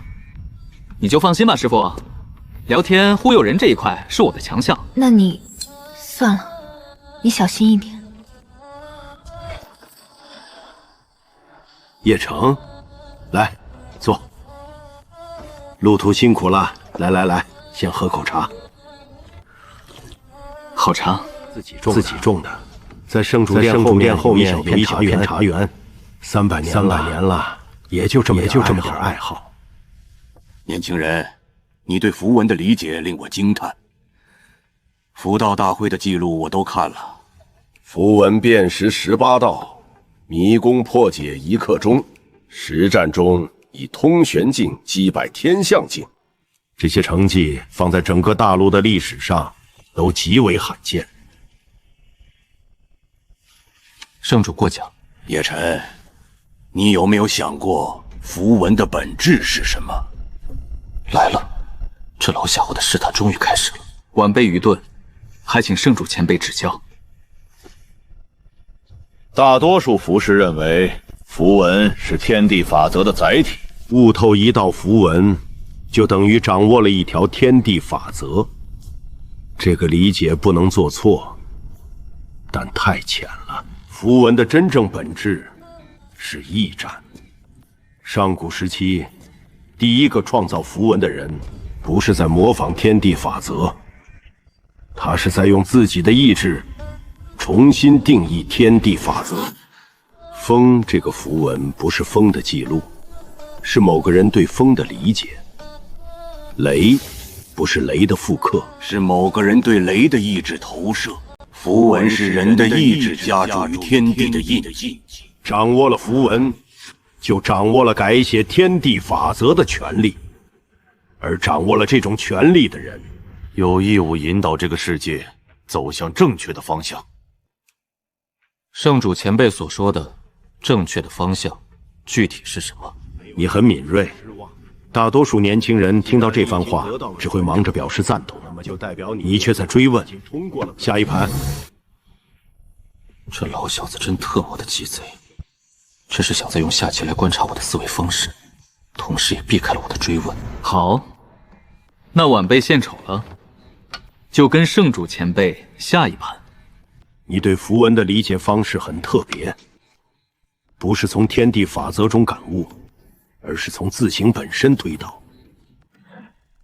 这种方式只有上古符族才用过。圣主前辈知道符族？当然知道。300年前，符族是这片大陆上最强大的符文传承者。可惜他们走了一条不该走的路。敢问圣主前辈是什么路？你的棋很有意思，但太激进了。有时候退一步，看清全局，比冲在最前瞄都更重要。前辈说的对，看清全局很重要，但有时候只要找到老刀关键的一个点，整个局就破了。哈哈，好棋！叶晨小友，你是我见过的最有趣的年轻人。你在圣殿好好修行，这里的资源和传承会让你成长得更快。等你到了天象境，老夫会亲自教你更深层的符道。多谢圣主，弟子一定不负期望。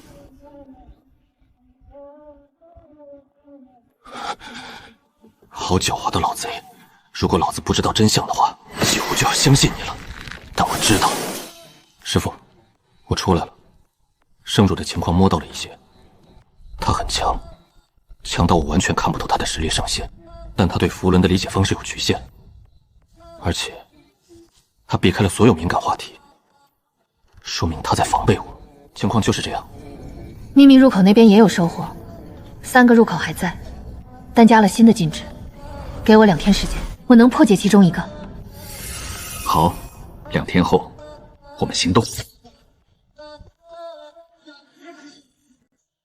从这里沿着基座底面向下爬30丈，有一块刻着龟字的灵石砖，那就是入口。怎么，你有恐高症？不是，我只是不太习惯在万丈高空倒挂着爬，跟紧我就行。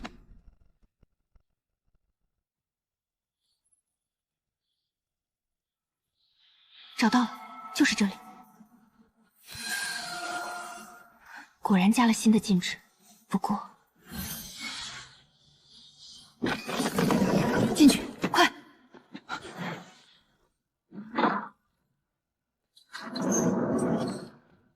难道这些人都是筑奇师？符族被灭后，大陆上残存的筑奇师，只要被4大宗门或圣殿发现，全部被抓到了这里。他们被迫日夜铸造符文法器，为圣殿的军备服务。拒绝配合的，师父救的那个筑奇师说过，有2个人被单独关押在最深处。最深层守卫不多，因为他们认为没有人能摸到这里来。我和师父下去。赵景，我知道，我在这里看住情况，如果有人来，我用雷符发信号。放心，这点小事我还做得来。小心点。念，不错嘛，干净利落，看来你进步了。哪里，是师傅教的好。油嘴滑舌。这些封印是圣境强者亲手布下的，威力比我在昊天宗密库外感知到的强了10倍不止。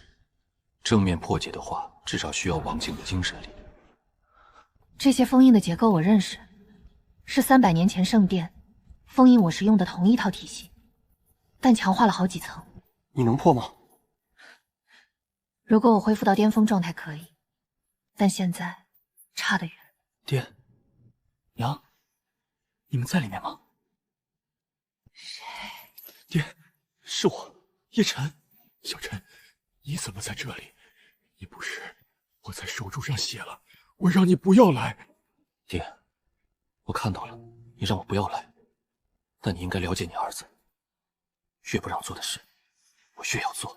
你这臭小子，和你妈一个脾气。小晨，是小晨吗？小晨，妈妈在这里。娘，是我来接你们回家。爹，你们的情况怎么样？活着，但身上的劲符一旦离开实施范围超过3丈，就会发作，轻则经脉寸断，重则当场毙命。你娘的身体比我差，她被折磨得太厉害了。劲符是什么构造？圣境强者亲手种下的，刻在我们的经脉深处。不是外在的封印，而是内在的锁。你从外面破门没用，必须先解除我们体内的禁符。叶师叔，我是苏念青，符族后裔。禁符的结构你看清了吗？苏念青，你是苏家的后人？是。我以为符族已经没人了。剩我一个。叶师叔，禁符的结构。禁符以锁字为核心，穿透了困和绝2层增强，3个字环环相扣，形成了一个自循环的封锁体系。只要其中一个字还在运转，另外2个就会自动修复。锁、困、绝3字嵌套，要同时破解3个字才能解除禁符，而且是圣境强者种下的，精神力的门槛远超我目前的水平。爹，我会回来，我需要时间准备，但我向你保证，下一次来，我一定带你们走。小陈，我不问你是怎么到这里来的，也不问你经历了什么，但有一件事你必须知道：圣殿逼我们铸造的那件东西快要完成了，那是一把钥匙，能打开人界和妖域之间通道的钥匙。圣主一直在催宫，如果这把钥匙完成，后果不堪设想。我知道，圣殿勾结妖族的事，我已经掌握了证据。那就好，小陈，你比爹想象的要强得多。不管你接下来要做什么，我和你娘都相信你。小陈，听娘说一句，活着，不管发生什么，你必须活着回来。我答应你们。走吧，师傅，我们先回去。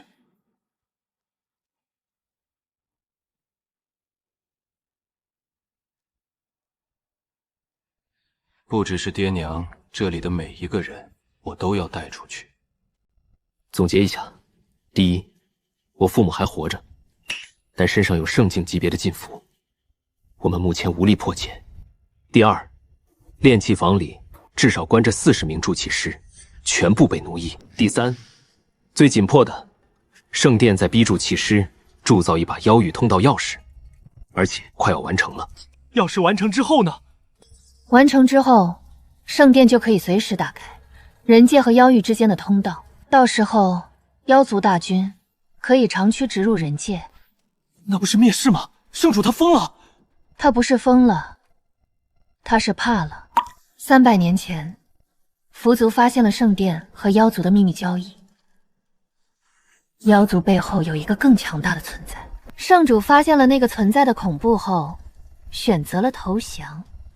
钥匙就是他献给妖族的投名状，用整个人作为筹码，换取自己和圣殿的苟活。这他娘的卑鄙！骂他没用，现在的问题是我们怎么办？禁符解不了，人救不出来，钥匙即将完成，时间紧迫，我们只有3个人，一个通玄巅峰，一个天象后期，一个通玄巅峰。面对的是一个圣境强者加整个圣殿的恐怖力量。有一个办法，禁符我解不了，但如果我能恢复到圣境，就有可能恢复到圣境。你现在天下后期，距离圣境隔了王境和地境2个大境界，这怎么恢复？我说的不是修炼突破，是解封。300年的封印虽然被你破了，但封印在我体内残留了一道锁魂，这道锁魂压制着我大部分的符力，就像一个水库，上了一道闸门，水还在里面，但放不出来。你之前没说过这个。因为这道锁魂是圣境级别的，自己解不开，说了也没用。但现在，你的破子符文在对付好天行的时候，展现出了接近王境的瞬间爆发力。如果你能将这个破子再精进一步，集中全部精神力，在极短的时间内打出一击，也许能破开锁魂。也许，那就是你也不确定能不能成功解封。有3成把握，如果失败，锁魂反噬会让我直接陷入昏迷，在圣殿腹地昏迷，等于送死。3成，太冒险了。我们什么时候做？越快越好，钥匙不等人。那就今晚。叶晨，你不要冲动，我知道你很想救出你父母。赵锦，如果有更好的办法，我洗耳恭听。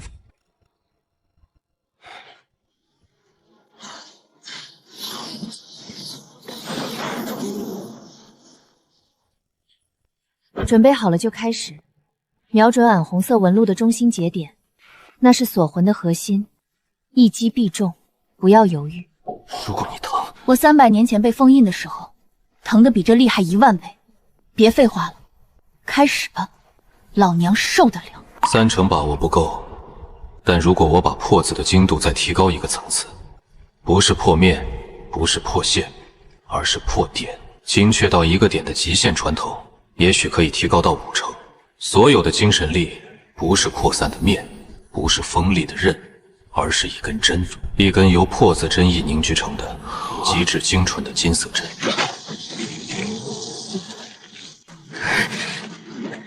给我破，撑住，再深一点。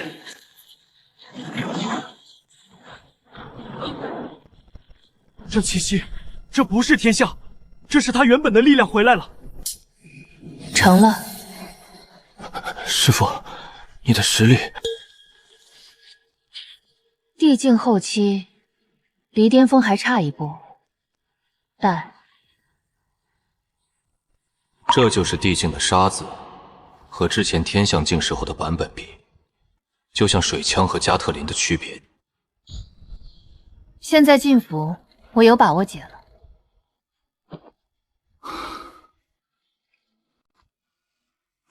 地境，外门区域怎么会有地境的气息？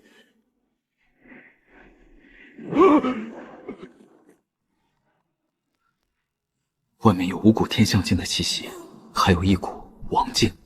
那个灰胖男子的气息，他来了。叶晨，出来。师父，我知道你现在很牛叉，但不能打，一打就暴露了。圣主会亲自出手。刚才外门区域出现了一股异常的符力波动，来源就在你的住所附近。异常波动，那应该是我在修炼的时候，符文失控了一下。没错，可能就是那个。你一个通玄境的修炼波动，不会产生那种级别的气息。也许是我悟性太高了，偶尔修炼出的符文会超出境界本身的威力。符道大会上不也是这样吗？希望只是意外，但从今天起，你们的住所会有人定期巡查。师父，你现在能解禁符了，但再潜入地下要冒更大的风险，他们会加强巡逻。那就不潜了。这什么意思？我们正面打进去。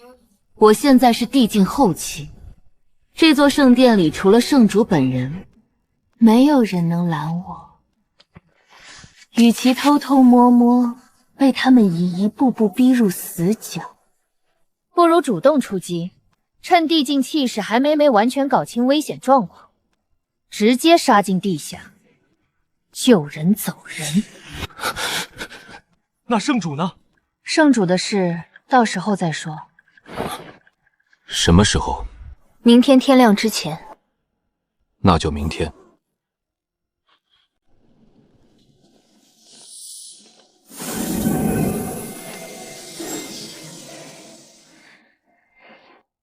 计划确认一遍，我和师父从秘密入口潜入地下，这次是最后一次，所以不需要隐蔽。赵姐，你在地上制造混乱，吸引注意力，能拖多久拖多久。怎么制造混乱？把这个公开，在圣殿弟子面前大声凶堵，告诉他们，太初圣殿300年前下令灭绝符族，不是为了正义，而是为了灭口。因为符族发现了圣殿勾结妖族的证据。你确定这么做等于和整个圣殿为敌？我们已经是敌人了，区别只在于是我们选择战场，还是他们选择。行，那我就做一回搅局的。小心，你也是。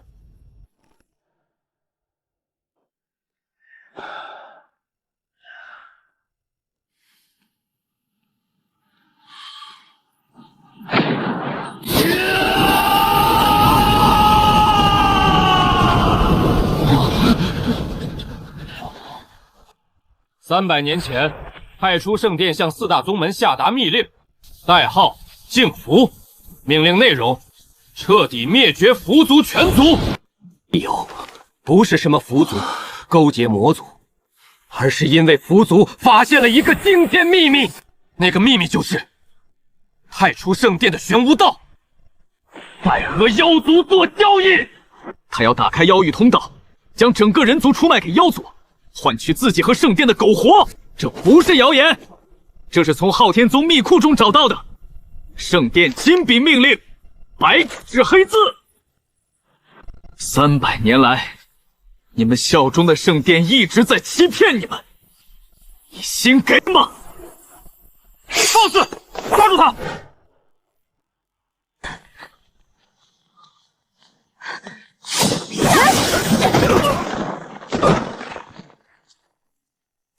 这还只是我天象后期的沙子，如果释放地境的版本，这3个人连渣都不剩。爹娘，爹娘，爹娘，我来了。小陈，怎么这么快？长话短说，师父要破你们的禁符，你们配合。破风劫，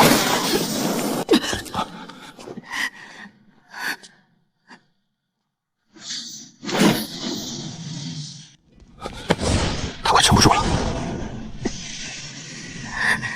这个臭小子！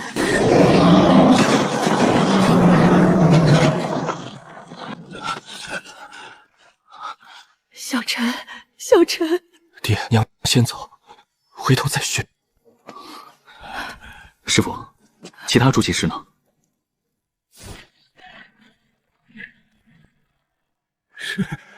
是有人来救我们了。这不是做梦。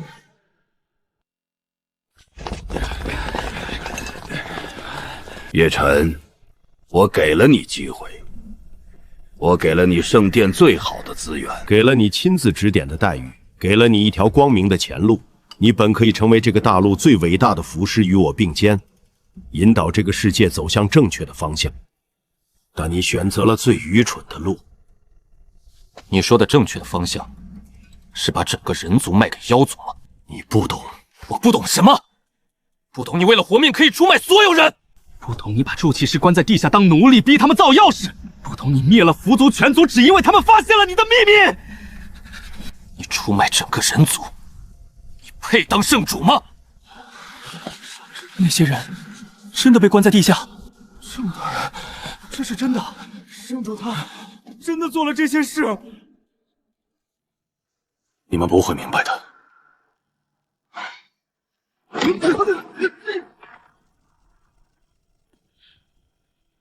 你们以为凭你们就能对抗我太初圣殿？你太幼稚天真了。圣境，这就是圣境的力量，和天象、王境、地境完全不是一个维度的东西，光是气息就能碾压一切。年轻人，你的骨气让我欣赏，但骨气是挡不住我的力量。最后再给你一次机会，放下一切，留在圣殿。我可以当今天的事没有发生过，否则全都给我死！前辈，你的棋下得不错，茶也泡得好，但你有一个致命的问题，你太习惯别人跪着跟你说话了。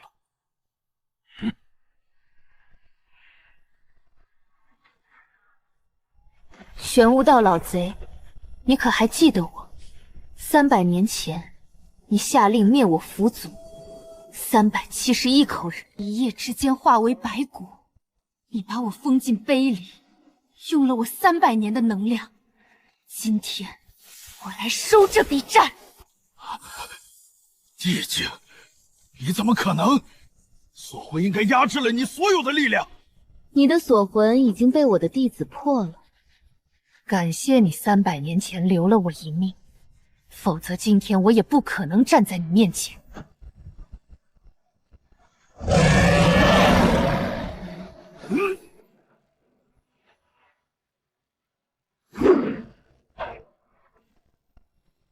少杰，快带着所有人撤，从东侧平台走，秘密入口那个方向。所有人跟我走，快！杀！给我杀！够了，给我阵！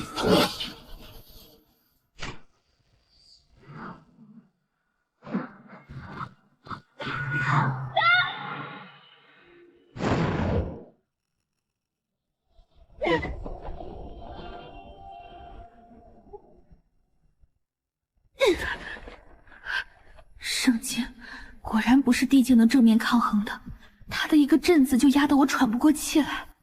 叶晨，快走，我来拖住他。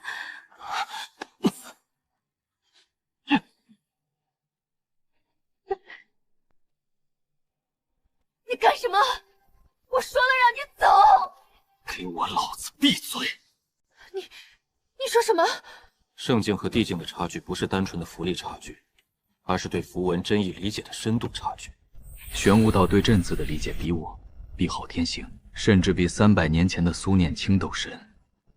正面硬碰硬，赢不了。但是玄武道理解的阵是以力压制，他对这个字的认知停留在用更大的力量压住一切。这是阵的常见用法，但不是阵的全部。阵的甲骨文原型，真加金。真是正直、真实，金是坚固不变。阵的真正含义不是压制，而是以真实之力稳定一切。压制是手段，稳定才是目的。如果我能从稳定的角度重新定义这个字，就能从内部瓦解它的阵字。美女师傅，把你的符力通过符戒传给我，全部。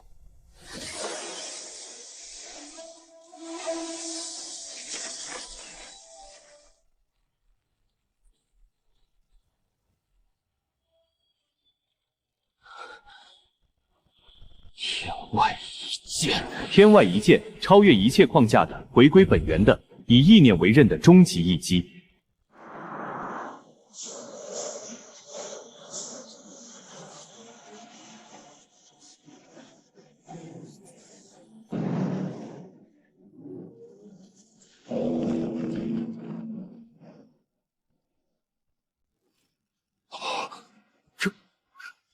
这是什么符文？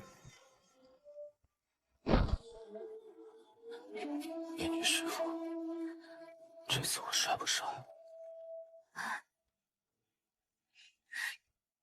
理解覆盖理解，这种手段，连上古佛祖的圣者都做不到。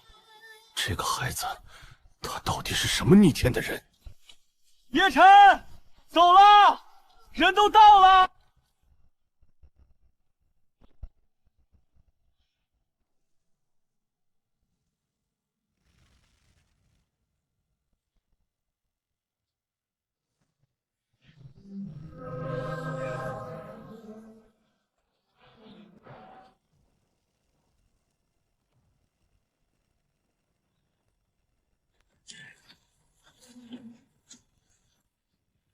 圣境不是现在的我们能解决的。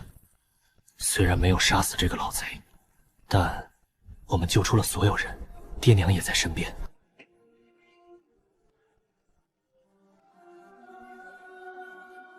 叶晨，我们做到了。没错，我们做到了。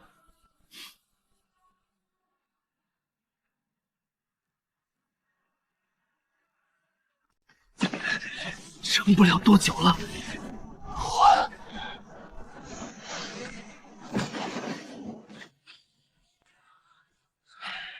前方3里有一片密林，旁边是河谷。在那里，抓紧了，最后100丈。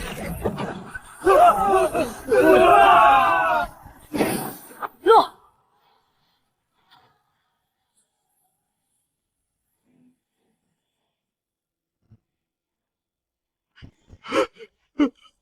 你们几名状态稍好的筑气师去林中收集食物和水源。河谷旁有清澈的溪水，密林中有野果和可食的根茎。虽然简陋，但对于你们被关在地下多年，靠发霉的干粮续命的人来说，这已经是能想象的最好的食物了。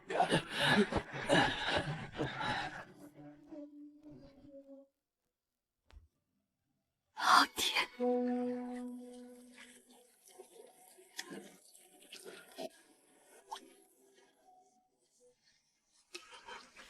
你长大了。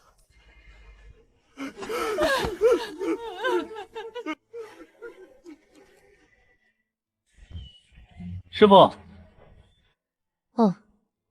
去陪你爹娘，别管我。师傅，你也是我的家人。少煽情。我说真的，没有你，我爹娘出不来。你300年没有家人了，从今天开始，我们就是你的家人，我爹娘也是。你要是不信，我让我爹给你磕一个。胡说什么？滚回去陪你爹娘。师傅，又怎么了？晚上我给你烤鱼。滚！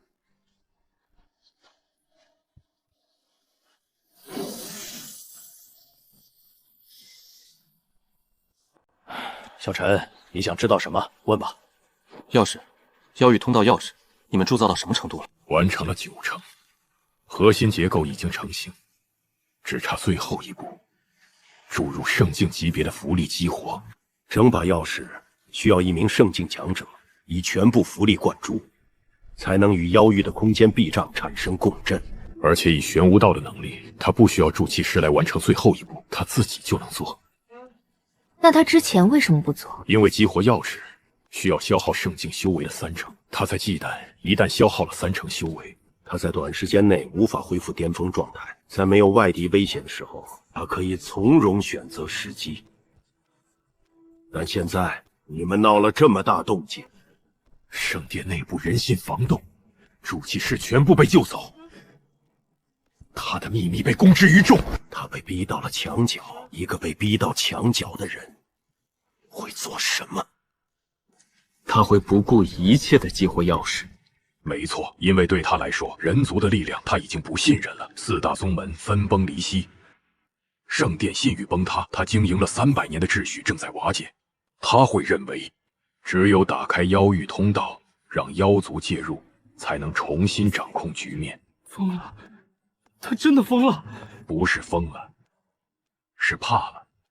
我在地下这些年和他交谈过几次，他不是一个纯粹的恶人，他是一个被恐惧吞噬了的人。300多年前，他无意中接触到了妖域背后那个更强大的存在，他称之为净世者。那个存在的力量远超圣境，甚至远超他能理解的一切。从那以后，他就活在恐惧中。他所做的一切，灭符族、封苏念青，建立圣殿的绝对权威，铸造钥匙，都是为了在净世者降临的那一天，为自己和圣殿争取一线生机。所以他灭了我全族，是因为我们发现了他的秘密，他怕我们破坏他的计划。是的，不管他出于什么理由，结果就是他要出卖整个人族。理由再动听，行为本身不会改变。妖域通道会在大陆北境打开，因为北境的空间壁障最薄，通道一旦打开，短时间内无法关闭，妖族大军可以长驱直入。有办法阻止吗？激活之前阻止，只有杀了玄无道，或者毁掉钥匙。但钥匙在圣殿地下，玄无道也在圣殿。以你们现在的状态，回去等于送死。如果阻止不了呢？如果通道打开了，那就只有一个办法：打！集结人族所有的力量，在北境阻击妖族，不让他们南进一步。师父，你觉得呢？300年前符族倒下的时候，没有任何人站出来帮我们。但这一次不一样，这一次我们有选择。什么选择？告诉所有人真相，让所有人自己选择。是跪下来等死，还是站起来打？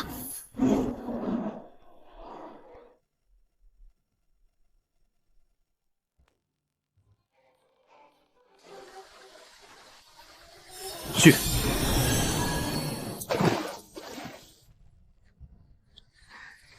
你还记得这事？我叶晨这个人，嘴贱归嘴贱，但说过的话从不打折。这孩子真的长大了，他小时候连鱼都不敢杀，现在他能杀比鱼大得多的东西了。别说杀不杀的，我就想看他平平安安的。平安的日子还得再等等。下一步怎么走？回东周。昊天宗那边，昊天行已经主动交出了宗主之位，他被我说服了，选择了退出。改革派现在掌权，赵简，你赵家在昊天宗的根基还在，你回去之后可以整合宗门力量。然后呢？然后联络其他3宗中的改革派，韩玄机、云破兰、岳无极。这3个宗主虽然各有问题，但他们不是所有人都愿意跟着圣殿卖命的。尤其是赵简，你在符道大会上的表现，你有分量说服他们。你呢？我去太学院找陆文渊先生。陆文渊，那个老儒生？他不只是一个老儒生，他是太学院的院长。太学院是大陆上唯一独立于4大宗门和圣殿的符道力量。他是一个明白人。如果要让整个大陆的人站在一起，我们需要一个所有人都信服的声音，不是宗门的声音，不是圣殿的声音，是一个代表公理和正义的声音。行，我回东周整合宗门，你去找陆文渊。师傅呢？我跟叶晨走，符气的距离限制你忘了？师傅，你能不能在我帅气的分配任务的时候别拆台？你帅什么帅？啊？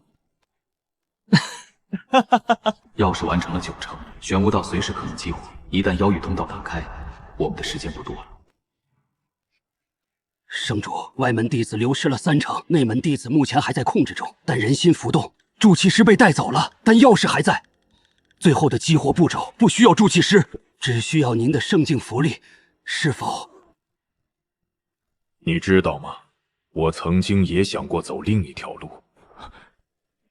300年前，当我第一次感知到净世者的存在时，我有2个选择：一是告诉所有人，联合一切力量去抵抗；二是低头。你猜我为什么选了第2条？因为我见过净世者毁灭一个世界，不是这个世界，是另一个。他就像一个孩子踩死一只蚂蚁一样轻松。我站在虚空中，看着一整个文明在3天之内化为灰烬，几十亿生灵连惨叫的时间都没有。你告诉我，面对那样的力量，抵抗有意义吗？属下不敢妄言。那个叶晨，他说我不配当圣主，也许他是对的。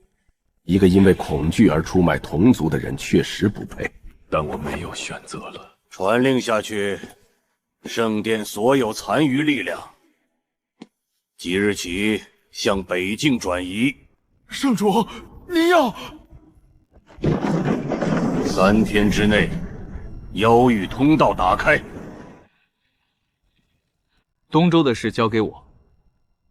宗门那些老头子如果不听话，你就把圣殿的事给他们看。铸器师的伤比任何证据都有束缚力。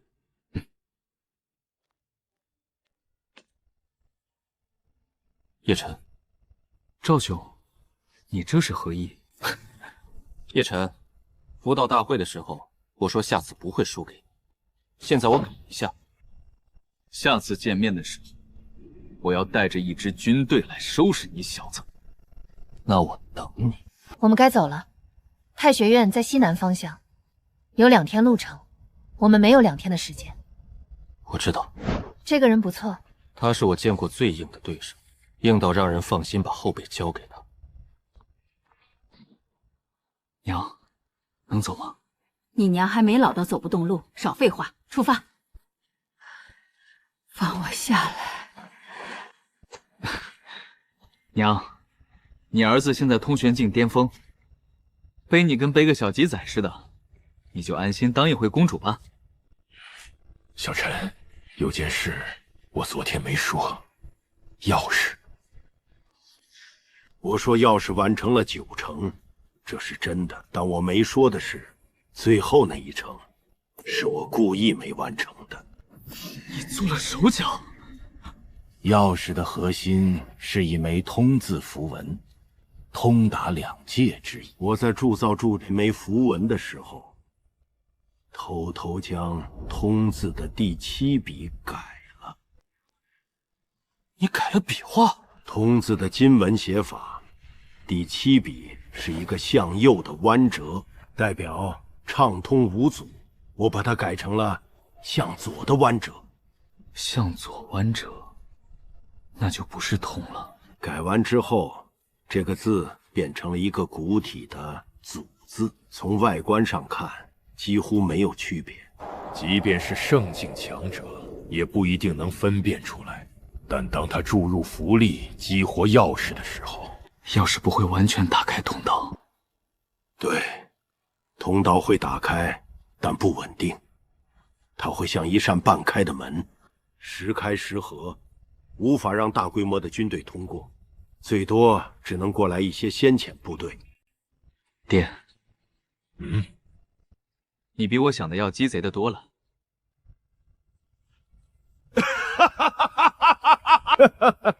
你以为你那点小聪明是从哪儿来的？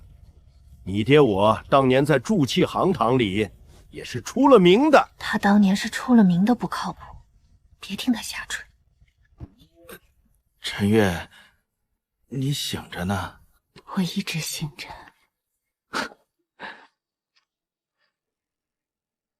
这个消息很关键，通道不完全打开，不是3天的问题了，是通道打开之后，妖族先遣部队到来之前的窗口期。但窗口期不会太长。继而发现钥匙有问题之后，一定会修复。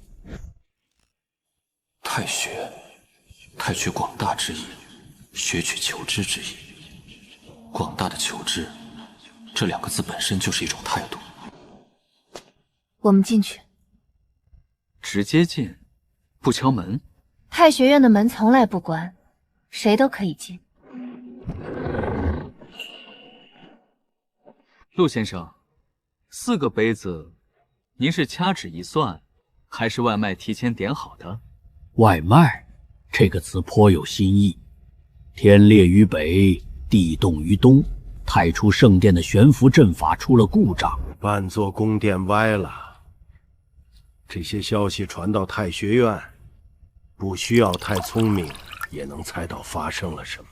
福道大会上的那个年轻人，能让太初圣殿出这么大的乱子，除了你，我想不到第二个人。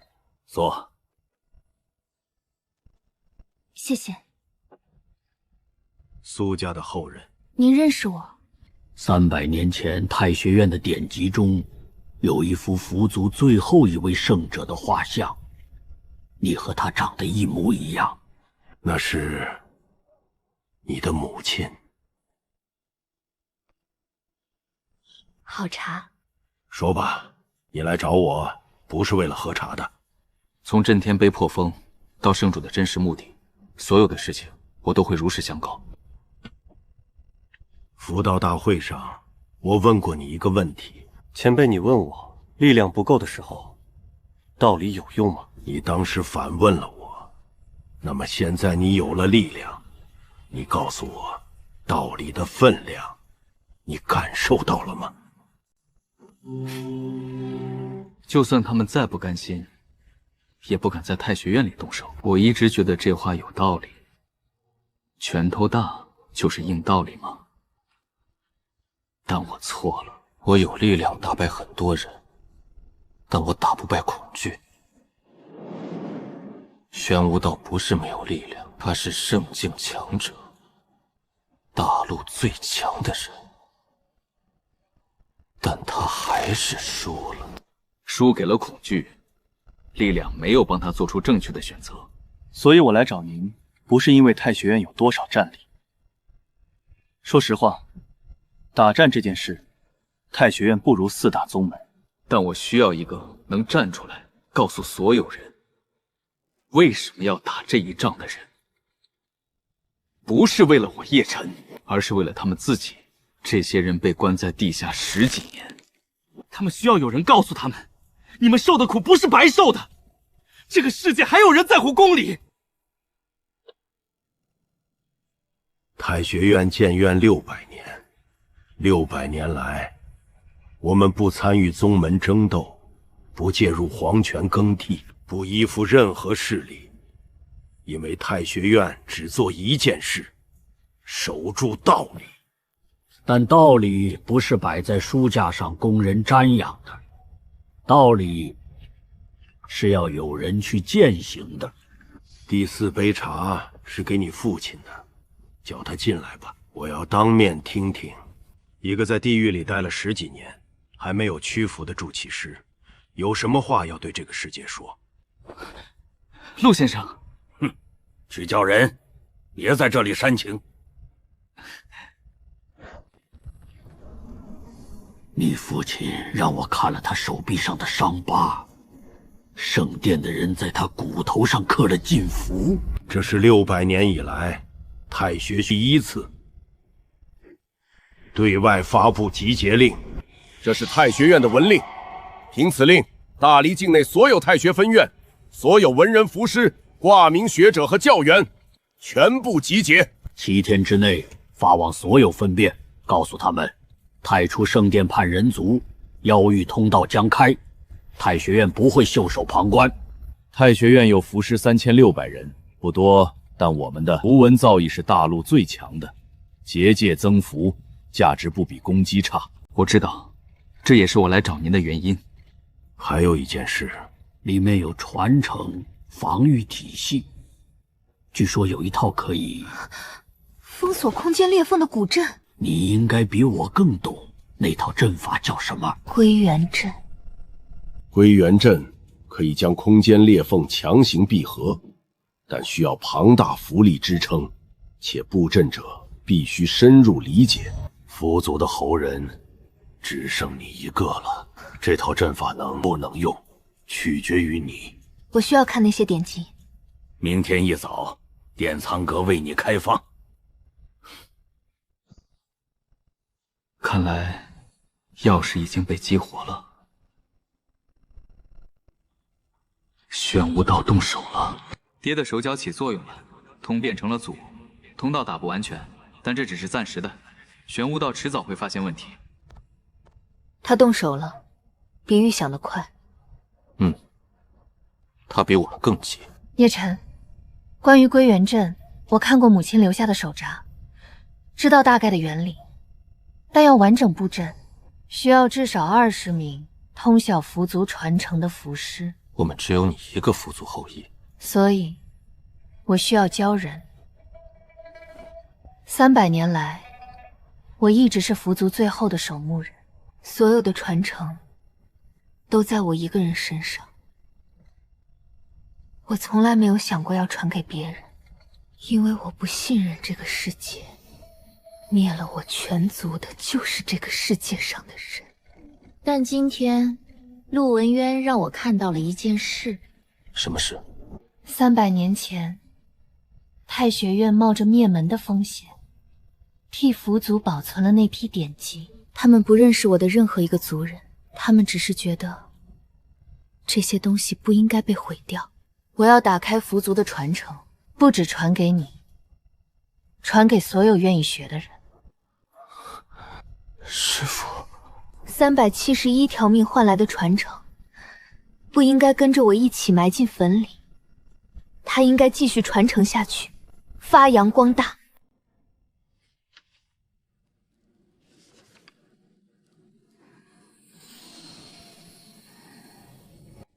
师父，吃东西。你已经1天半没吃了。放那儿吧，我饿了300年都没死，1天半算什么？你能不能别老拿300年说事了？归元阵的核心我已经理清了，比我想象的复杂，但也比我想象的精妙。我母亲当年对空间符文的理解远超我原本的认知，但有一个问题。什么？归元阵的布阵需要20个节点，每个节点需要1名符师持续输出特定的符文来维持。这20道符文全部是符族独有的空间系符文。你说过要教人，3天够吗？教普通符师学会这些符文，正常情况下需要3年，但我有一个捷径。你和我之间的符气可以传递精神印记。如果我将这20道符文的真意直接以精神印记方式灌注给你，你凭借对文字的理解力，可以在极短时间内消化，然后你再通过精简版的方式交给其他人。你灌给我，我再教别人。会疼，忍着。能有多？不能断，一旦中断，苏年清的精神力就白耗了。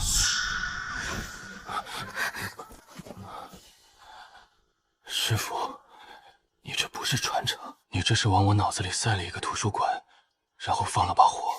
我说了会疼。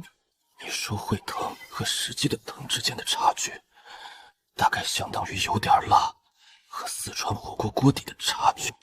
你这是诈骗，在我老家这叫虚假宣传，要赔钱的。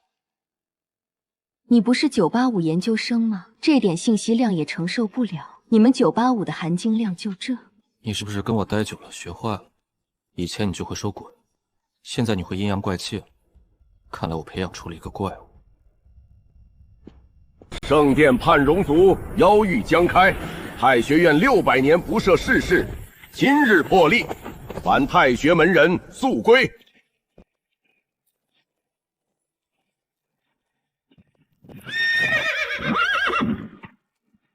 叶晨，你怎么来了？东周呢？哼，搞定了。昊天宗改革派全面接管，内门弟子300人即可增援。玄元宗宗主韩玄机犹豫了2天，我让他看了朱祁时的伤疤照片，他当场拍桌答应出兵。赤焰宗的云破兰不想被落下，跟着也同意了。万象门呢？岳无极拒绝了，他在等。等什么？哼，等看谁赢。意料之中，但万象门的2长老就是佛道大会上那个暗中使用禁术被你反弹的那家伙的师傅。他带着60名弟子私下脱离了万象门，加入了联盟。他说：“我这把老骨头没几年活头了，但我不想死的时候被人说我是个缩头乌龟。” 3宗联军加上这些人，战斗人员总共1200人。另外，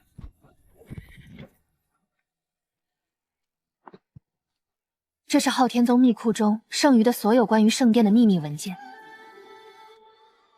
赵景说你可能用得上。谢谢。不用谢，叶晨。我知道现在不是说这些的时候，但有句话我一直没说。当初我被带进昊天宗的时候，我以为我可以从内部改变一些东西，但我错了。一个人改变不了一个体系。但现在不一样了，现在有很多人。你来了就好。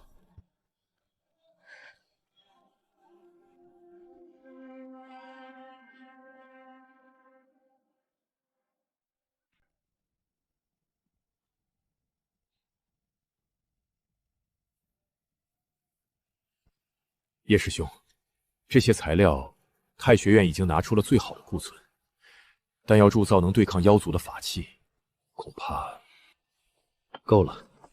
材料好坏不是决定性的，决定法器品质的是铸器师对符文的理解。我在圣殿地下10几年，被逼着铸造了上千件法器。那些年，我一直在想，如果有朝一日我重获自由，我要铸什么？我要铸的不是杀人的兵器，我要铸的是让人活下来的盾。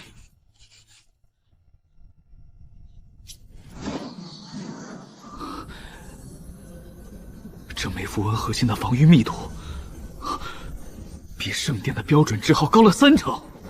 这就是我在圣殿地下囚笼10几年的成果，1000多天，每天都在脑子里铸造。现在总算有机会做出来了。兄弟们，我们在地下囚笼的那些年不是白过的，每一天的苦，都是在为今天做准备。现在，把你们脑子里存了多少年的东西，全部给老子拿出来！开锅！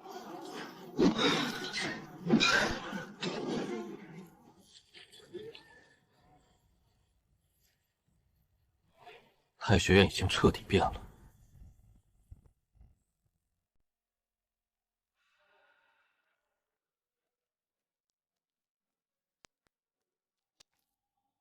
写什么呢？一篇祭文，祭300年前逝去的符族371口。300年了，没有人为他们写过一个字。这篇祭文会随文令一起发往天下，让所有人知道300年前发生了什么，为什么发生，谁是凶手。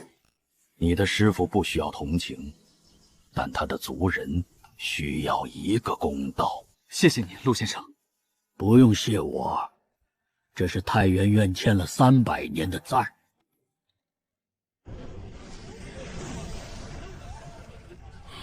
2400名文人符师，1200名宗门战士，12名铸器师，加上师傅和我，够吗？不知道，但这已经是我们能集结的一切了。归元阵的核心符文我已经全部整理出来了。第一批20名太学院精英符师，明天开始强化训练，7天后可以上阵。7天，够用吗？必须够。那就开始倒计时吧。各位，我不擅长演讲，说实话，站在这里让我很不自在。但今天我得正经一回。明天我们出发去北京。北方的天空你们都看到了，那道裂缝每天都在变大。等它完全裂开，妖族大军就来了。我不会跟你们说什么“我们一定能赢”之类的话，因为我不知道能不能赢。我们3000多人，对面可能是10万妖族，但我知道一件事：铸造这枚法器的人，在地下被关了10几年，他被打断过双腿，被在骨头上刻过禁符，连续10几年每天被逼着铸造，但他撑下来了，而且他偷偷改了一个笔画，让妖域通道无法完全打开。怎么可能？这就是一个人能做的事。关上之后，妖族就可以滚回去，继续过他们暗无天日的生活了。据说妖域那边常年不见太阳，怪不得脾气那么差。换我天天阴天，我也想打人。所以明天的任务很简单，我们就是一群门卫，守好大门，别让隔壁的进来蹭吃蹭喝。散了，各位早点睡，明天赶路。打仗之前失眠的，在我老家叫考前焦虑症，严重影响发挥。所以，都给我好好睡一觉，这是命令。你说不擅长演讲，我确实不擅长。那你刚才那番话，那不是演讲，那是实话。不错，没有说大话，没有画饼。你什么时候学的这些词？跟你学的。是吗？师傅，我怎么突然觉得你更漂亮了？油嘴滑舌，滚去睡觉。之后汇报，裂缝每天都在扩大，按照目前的速度，3天之内会扩展到可以让妖族的先遣部队通过的程度。先遣部队的规模，根据裂缝对面的影子密度估算，至少3000到5000，和我们差不多。数量差不多，但妖族的个体战力远超人族普通修士。1名天象级的妖将可以单敲我们5到8名同境界的弟子。归元阵呢？难道我北境真的无阵可用了吗？20名节点符师全部到位，归元阵可在1个时辰内完成布阵。但什么？归元阵需要对准裂缝的核心位置才能生效，也就是说，布阵的地点不能在城墙后面，必须在城墙前方的平原上，直接面对裂缝。在阵前布阵，那20个人不是活北子吗？所以我们需要在归元阵布成之前，在阵前形成一道防线，挡住所有试图攻击节点符师的妖族。挡多久？1个时辰。挡多久？在妖族大军面前守住1个时辰。赵瑾，你负责防线，3宗联军全部归你指挥，1200人，加上万象门的60人。你们的任务只有1个时辰内不让任何妖族靠近归元阵的布阵范围。得令。陆先生，太学院的2400名符师，老夫在。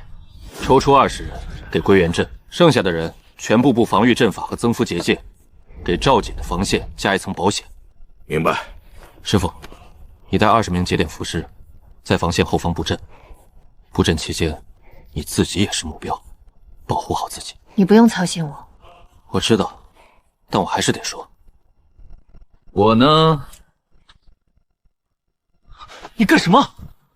我去裂缝前面蹲着。行，那我就在后面给你看好了。你给我活着回来！一定。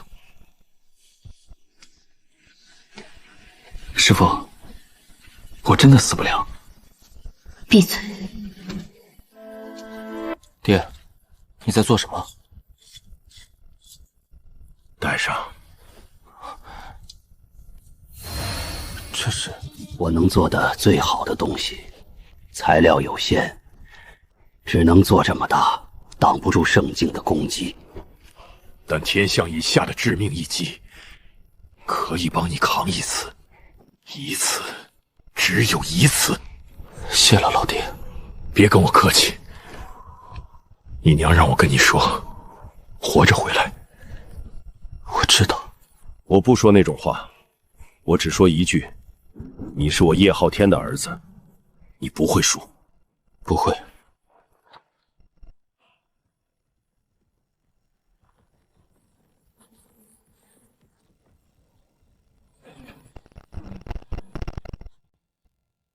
防线呈弧形展开，以归元阵的布阵点为圆心，半径300百丈，不求推进，只求守住。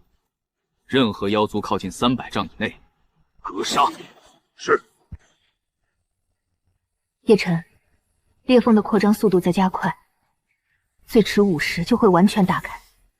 数量比赵简估计的多，至少7、8千。没关系，人就这么大，一次性涌出来的不会太多。我叶晨今天当一回门神。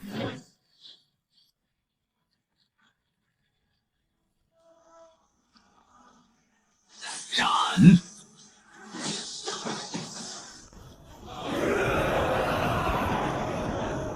裂！碎！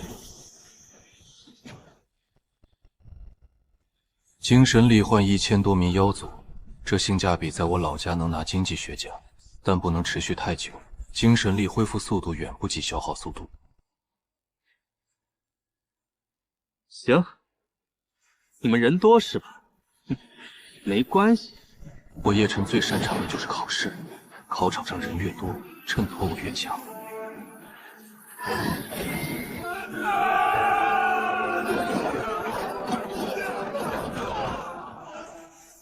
一个人，他一个人在裂缝口杀了多少了？粗略估计，至少2000，以一己之力对抗这这种密度的敌人，精神力不会支撑太久。可恶的人类，杀了我3个族的兵！哟，终于来个穿铠甲的了。你们前面那3000人是怎么回事？穿着睡衣就来打仗？你们妖族没有9年义务教育吗？基本的战前准备都不教的。我等了半个时辰了。先遣部队只是探路的蝼蚁，我才是真正的刀锋。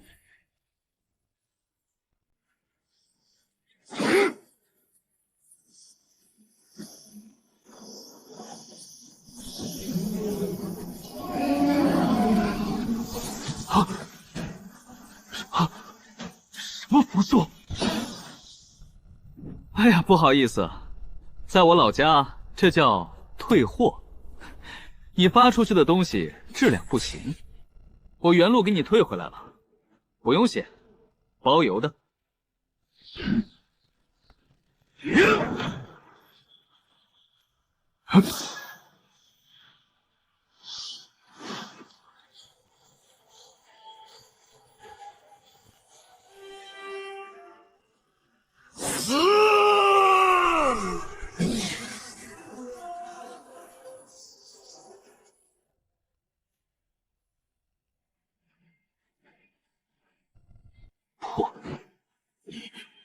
什么境界？通玄巅峰。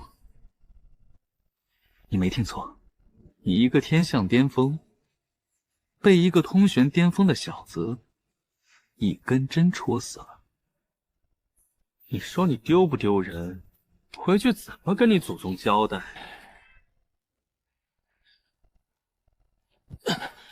靠！装完逼差点给自己送走。人军突击！傻站着干什么？退后！赵姐，我是不是很帅？你他妈闭嘴！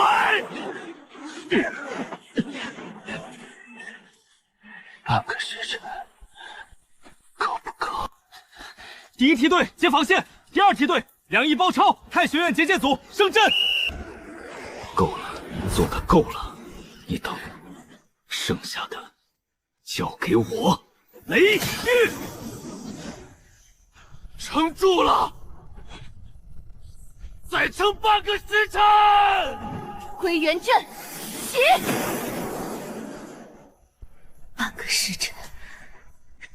再半个时辰，归元阵和。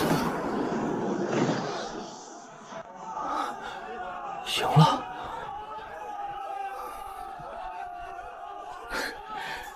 你小子问我帅不帅？帅个屁！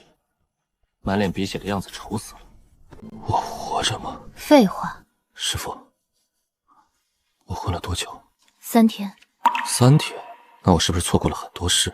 你除了错过吃饭，什么都没错过。哦，那还好。吃饭这种事，我错过了20年了，也不差这3天。你刚醒就开始嘴贱，你的精神力是靠嘴贱恢复的吗？还真被你说中了。我这个人吧，嘴不动脑子就不转，脑子不转精神力就不恢复，所以你应该鼓励我多说话。滚回去睡觉。不睡了，我有个很重要的问题，裂缝关上了吗？关上了，归元阵成功闭合了裂缝。伤亡呢？你先养身体。师傅，联军阵亡137人，重伤300余人，太学院服侍阵亡21人，137个人。名单呢？赵锦整理了，你要看？我要每一个人的名字。你打算做什么？记住他们，每一个。师傅，你说，如果他们知道替他们挡在最前面的那个人打完仗之后，第一句话是问我帅不帅，他们会不会觉得自己白死了？不会。为什么？因为活着的人替他们继续嘴贱，说明这个世界还没坏到让人笑不出来的程度。师傅，你偶尔说句人话的时候还挺好听的。闭嘴，去吃药。啊！你小子终于醒了，我还以为你打算混到妖族2次入侵呢。我是在等一个帅气的醒来方式，可惜没等到美女喂我喝水，只等到我师傅冷着脸说废话。别逗我笑，伤口裂了。严重吗？一个妖族天象中期的爪子，挺深的。柳青衣说骨头没乱，养个把月就好。你一个雷符高手，被人挠了。你行你来。哦，等等，你来了。你昏了3天。哼，行，这轮你赢了。说正事，裂缝虽然被归元阵关上了，但所有人都知道，这不是永久的。玄武道还在，钥匙还在，他发现暗手之后可以修复。你爹估计修复需要1到2个月，所以我们有1到2个月的窗口期。干什么？2个选择，继续被动防守，等他修好钥匙再打开裂缝，我们再关一次，来回拉扯。他迟早会输，我们的消耗比他大。对，所以我选2。2是什么？不等他来，我们过去。过去？去哪？妖域。你真是疯了！你认识我第1天就应该知道了。去妖域，那是他们的地盘。我们在人界都打得这么吃力，去妖域岂不是送死？联军刚打完一场大仗，伤亡不小，士气需要恢复。这时候提进攻，太冒险了。我们好不容易才，凭什么听他的？叶晨，你不能去！说完了，你们说的都对。去妖域是冒险的、危险的、不理智的。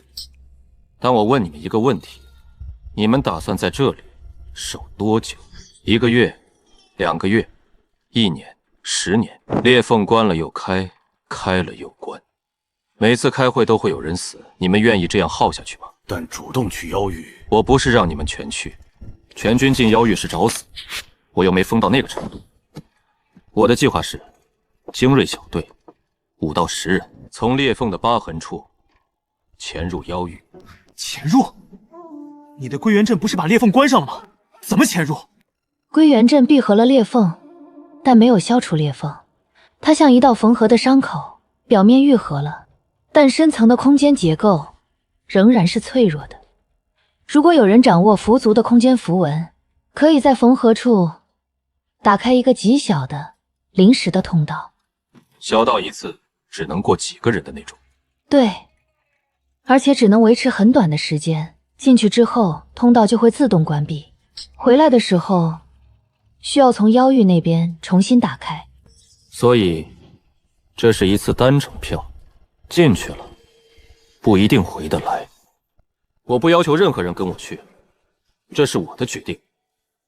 我去妖域不是为了打仗，是为了搞清楚一件事。什么事？妖族为什么要打我们？他们是妖族，妖族打人族，不是天经地义的吗？不对，你想想，玄无道说过，妖族背后有一个更强大的存在。妖族进攻人界，是不是他们自愿的，还是被什么东西逼的？如果妖族只是另一个被逼到墙角的种族，那我们真正的敌人不是他们。知己知彼，百战不殆。在我老家，这叫做市场调研。哼，不了解竞争对手就盲目出手的，都是傻子。我同意叶晨的想法，战争不是靠一次次守城就能结束的，它只有2种结局：消灭对方，或者理解对方。年轻人，你选了更难的那条路。选简单的路不是我的风格，那样太无聊了。我和师父是确定去的，夫妻绑定分不开。而且我需要师父的空间符文能力打开通道。我也去。不行。为什么？你得留在这里。联军需要你指挥。如果裂缝在我们进去之后被玄武道重新打开，你是唯一能扛住的人。那你带谁？小队越小越好，大了目标太明显。在妖域，我们是外来者，混进去都来不及，更不能搞排场。最多5人。3个，我，师傅，再加1个，还有1个是谁？你看我干什么？你会医术，会潜伏，在昊天宗卧底过那么久，心理素质过硬，而且你的修为是统脉后期，气息弱，不容易被妖族的感知发现。你要我跟你去妖域？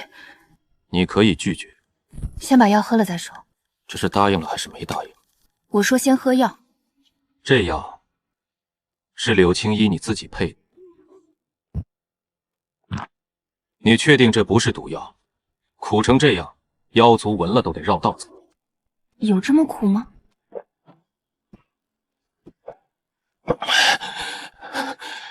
比我经历过的任何一场战斗都可怕。良药苦口。你闭嘴！你300年没吃过药，不懂这种痛苦。我饿了300年，我都没说啥，你还给我抱怨上了。又来了，别逗我！我去。什么？我说我去，跟你们去妖域。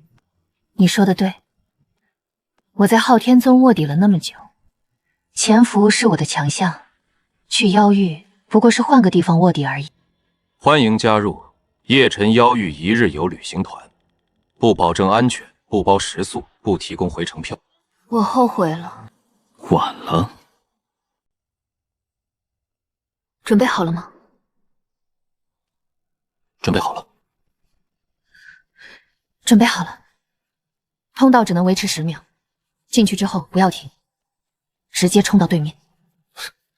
10秒？那我得提前把遗言想好。你再废话，就只剩5秒。嗨！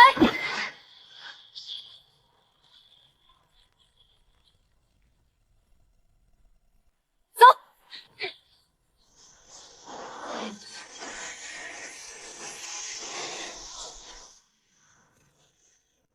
好家伙，这地方的环境怎么说呢？像是地球上所有环保组织最害怕的噩梦同时成真了。雾霾、呼墨化、臭氧层破洞，全占了。没事吧？没事，就是这里的空气让人不太舒服。忍一忍。你还记得大学军训的时候吗？对不起，你没上过大学。总之就是忍就完了。什么大学？没什么，我的意思是会适应的。最近的妖族聚居地在东北方向大约30里，我们现在所处的位置是妖域的边境荒地，人烟稀少，但不代表没有危险。走哪条路？先不进去据点，我们需要了解妖域的基本情况，语言、社会结构、势力分布。贸然闯入聚居点等于暴露，所以先侦查一下。行，侦查这事我不太擅长，但我有一个更擅长的队伍。青衣姐，你的主场到了。跟我走，尽量不要发出声音。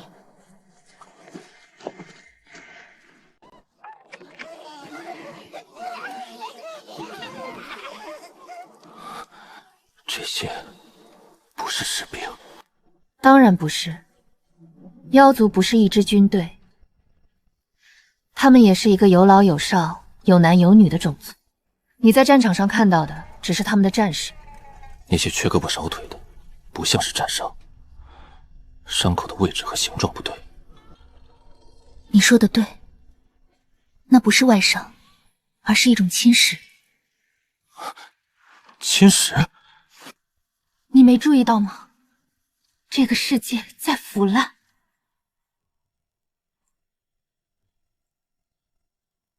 妖域的空间法在崩坏，这不是一个健康的世界。它在从边缘开始瓦解。那些妖族的肢体缺失，是空间崩坏侵蚀到了他们的身体。空间崩坏侵蚀身体。当一个世界的空间法则开始瓦解时，生活在其中的生灵会逐渐被擦除，先是边缘、手指、脚趾，然后是四肢，最后整个人都会消失。所以，他们的世界在消亡。现在你明白了，为什么他们要进攻人界？不是因为贪婪，不是因为好战，是因为他们快死了，他们的世界快没了。进攻人界只是为了给族人找一条活路。师父，警示者是不是就是导致妖域崩溃的原因？很有可能。玄无道说过，敬视者是一种清理星球文明的存在。他也许不是直接进攻，而是从根本上瓦解一个世界的空间基础。妖域可能已经被他盯上了。所以妖族不是入侵者，他们是难民。我需要和妖族的人说话，不是士兵，是能做决定的人。你打算和妖族谈判？不叫谈判，叫搞清楚谁才是真正的敌人。有人。妖族，人类，对，人类，但别急着扎我，我这身衣服刚洗，扎出洞来不好补。你们怎么过来的？通道不是被关了吗？走后门进来的。你们妖域的安检系统有点差。我一个人类带着2个同伴晃了大半天了，到现在才被发现，差事。你来这里干什么？你的手臂是空间崩坏造成的。你知道崩石？刚知道的。我看到你们的村子了，很多人都有同样的问题。我来妖域不是打仗的，我想知道，你们进攻人地，是因为想打仗，还是因为没有选择？跟我来。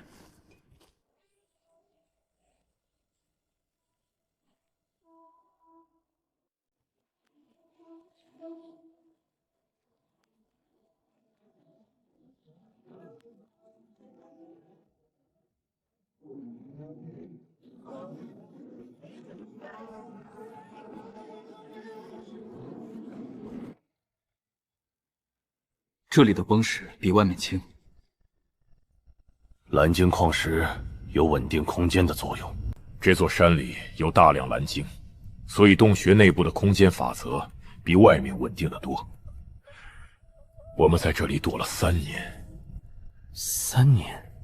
3年前，妖王下令全族备战，准备进攻人界，所有青壮年都被征召。我本来也在征召之列，但崩闪吃掉了我的右臂，残疾妖族不被允许上战场。但妖王也不允许我们留在聚居地浪费资源。他把所有残疾者和不愿参战的人驱逐到了边境荒地。所以你们是被抛弃的人，不想打仗的人，打不了仗的人，带着老人和孩子无处可去的人。走，我带你去见长老。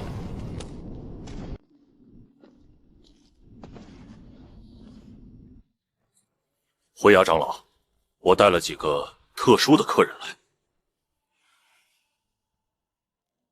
你身上有佛祖的气息。这是我和我师父之间的福气。我师父是佛祖后裔。佛祖还有后人活着。我叫苏念青，是佛族苏家最后的人。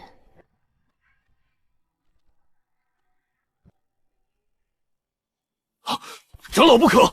你这是做什么？300年前，佛族是唯一愿意和妖族和平交流的人族。苏家的先祖是你的什么人？是我的祖父，苏衍。苏衍，他曾经来过妖域。他是第一个，也是唯一一个踏入妖域，不是为了杀戮，而是为了了解我们的人类。他教了我们很多东西。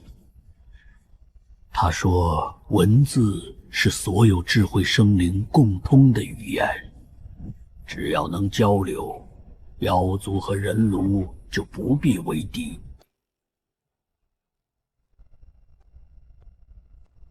老人家，我叫叶晨，我是苏念青的弟子，也是一个和苏衍一样选择的人。我们来妖域，不是为了打仗，而是为了和平而来的。我想问老人家您一个问题：你们的世界为什么在崩坏？是净世者干的吗？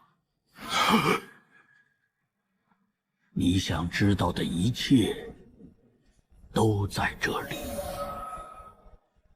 这是500年前的妖域，那时候我们的世界还是完整的。如你所见，这颗星辰就是净世者。净世者不是一个生物，它是一种法则，一种专门清除不合规文明的法则。它降临在一个世界上方，然后缓慢的用几百年的时间，将这个世界的空间法则瓦解。几百年？500年前，他来到了妖域，从那以后，我们的世界就在一天天的死去。可如今，这片土地上的生命却在凋零。我们的先祖试过，上百名王级战士，全部在他面前像尘埃一样消失了。所以，妖族打了500年，打不过净世者，你们世界快要完全崩坏。然后你们的妖王就决定攻打人界。没错，妖王认为，既然我们的世界要完了，就必须抢占一个新的世界。人界是距离妖域最近的稳定世界，也是唯一的选择。但你没有同意。我不同意进攻人界，就算成功了，也只是暂时的。净世者不会因为我们换了个世界就放过我们。它是一种法则，它清理的不是世界，而是不合规的文明。妖族被它盯上了，跑到哪里都没用。那什么叫不合规？我不知道，我们从来没能理解净世者判断合规的标准是什么。也许不是妖族不合规，也许是所有文明都不合规，在净世者的眼中。这片宇宙中的所有智慧生灵都是不应该存在的。他不是在挑选谁合规谁不合规，他是在清理所有人。玄无道，人界的圣主，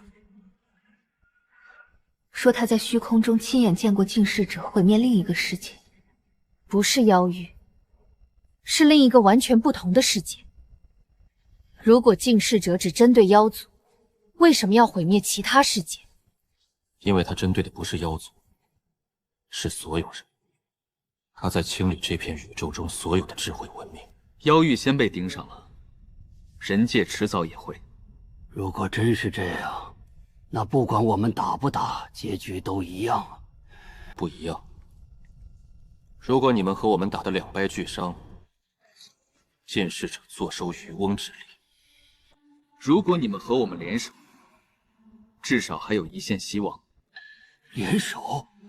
人族和妖族联手？你觉得不可能？300年前，苏颜也说过同样的话。他来妖域就是为了促成两族联盟，但他回去之后就被人族自己灭了。300年前不行，不代表现在不行。300年前灭掉苏衍的那个人，被我从圣殿里打出来了。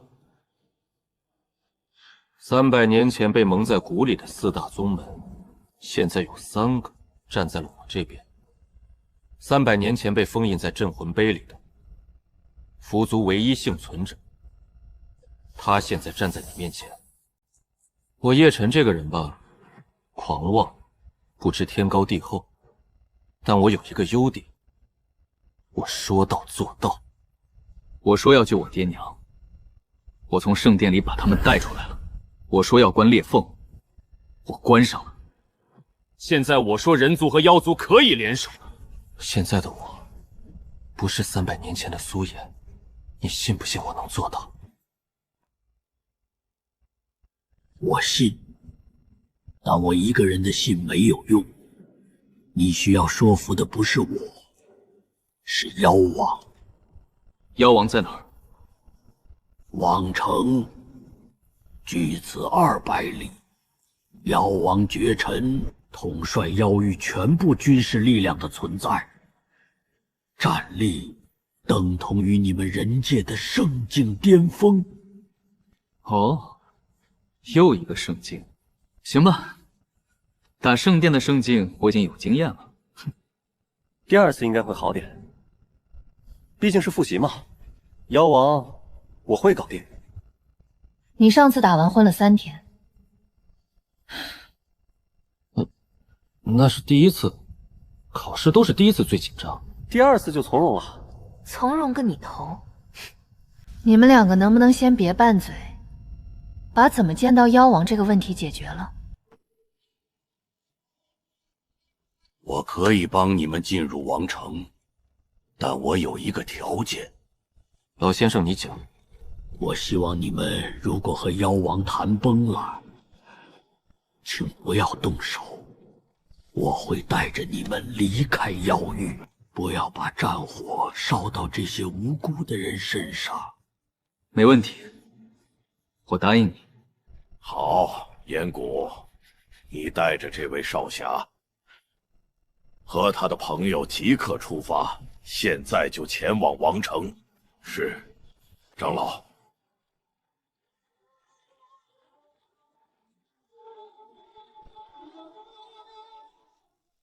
好家伙，这防御密度比圣殿还夸张。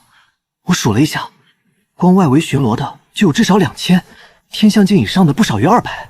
王城是妖域最后的堡垒，妖王将全族70%以上的战力集中在这里。70%？那外面那些村落呢？那些被崩染折磨的平民呢？妖王认为保存战力比保护平民重要，等拿下人界之后，再回头收容他们。那我们现在应该怎么进去？叶少侠、苏姑娘，你们在这稍等片刻，我在王城中有一些旧日的关系，我先去联系他们，把你们带着狐族传承的消息带给妖王，这样或许你们能见上妖王。有人类带着狐族的传承，想见妖王一面。狐族传承，行，你们跟我来。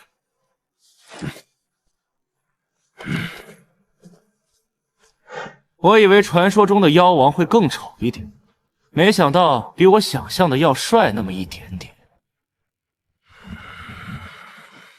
你就是在裂缝口独自杀了我3000士兵，击杀了我1名妖将的人类。没错，就是我。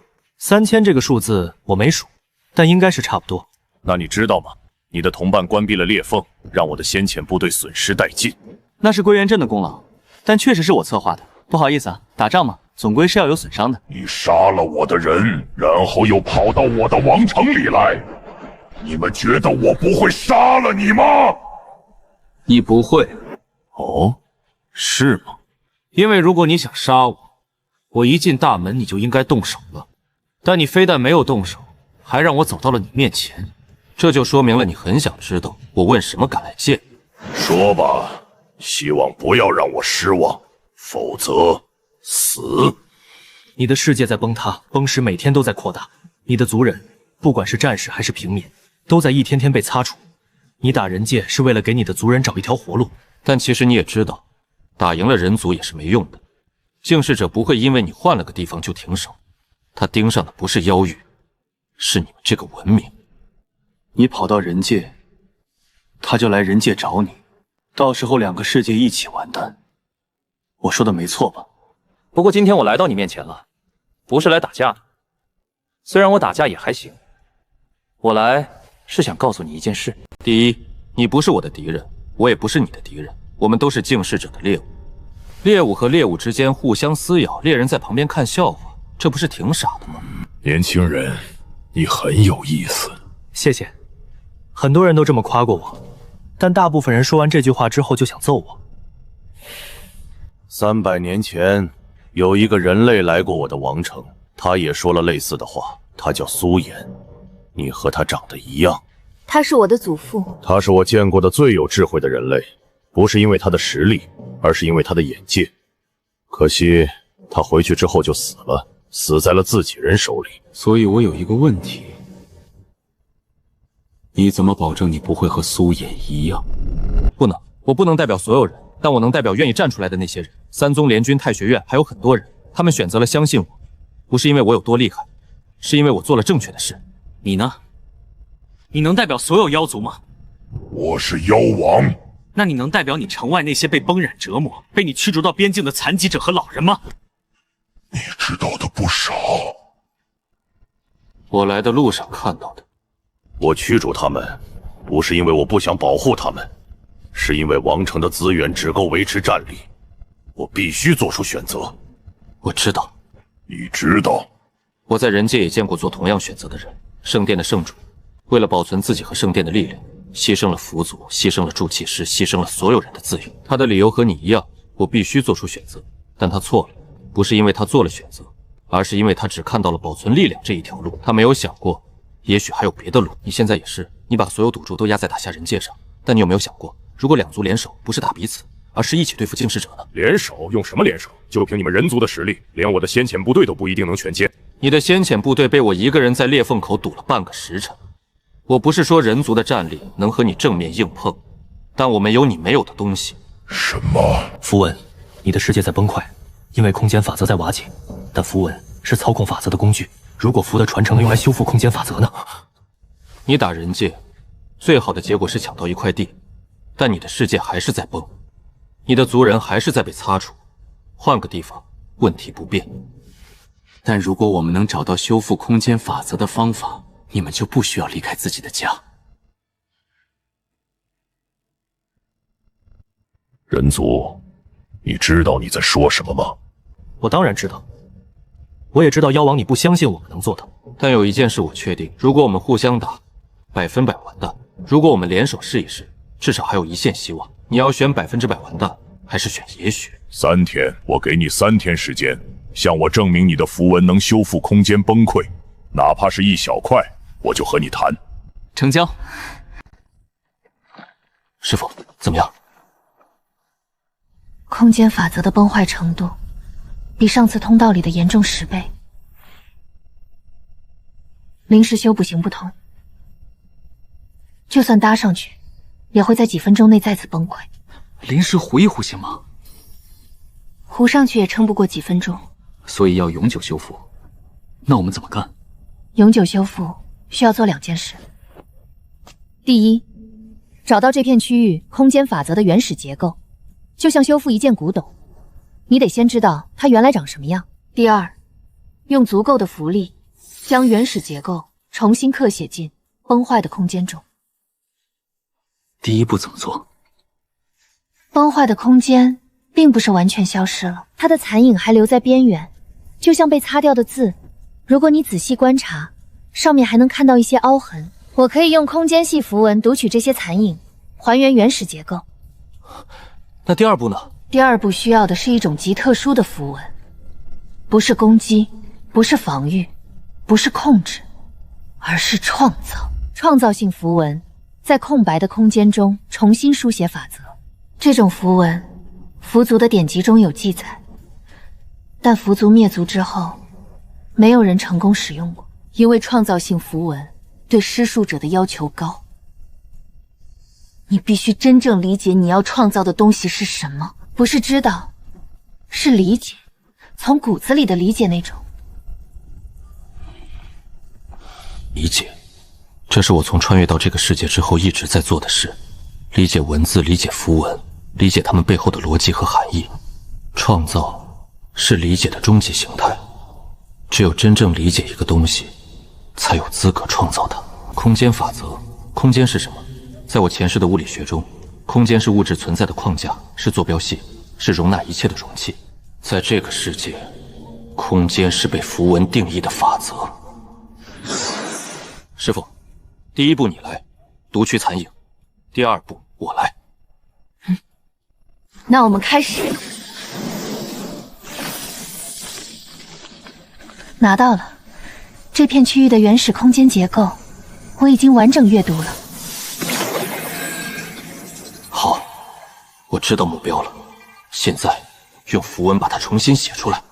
创造性符文，不是破，不是杀，不是震，是创造。空。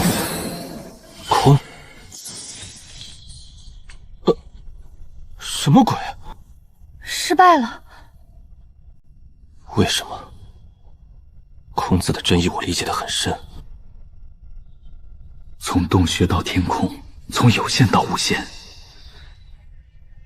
但它没有做。不对，空间不只是空。一个空的容器如果没有内容物，它就只是虚无。空间之所以有意义，是因为它容纳了事物。它缺的不是空，缺的是有。也不对，空和有都不够，它们只是概念的2面。真正的空间法则，不是1个字能表达的。看吧，人类的符文对崩石根本没用，浪费时间，还不如直接杀了他们。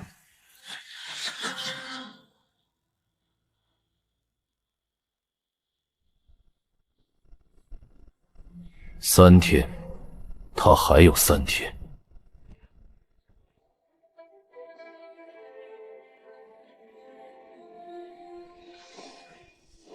叶晨，你看这是什么？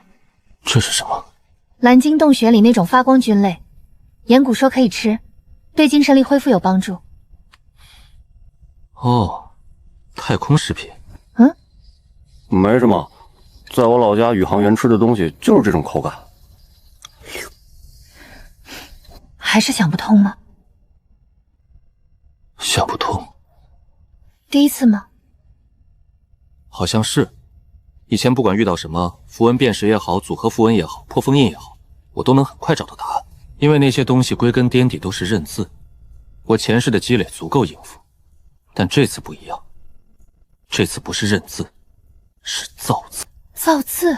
对，以前我做的事情是读懂已有的字，符文是上古符族创造的，我只是因为懂汉字，所以能读懂它们。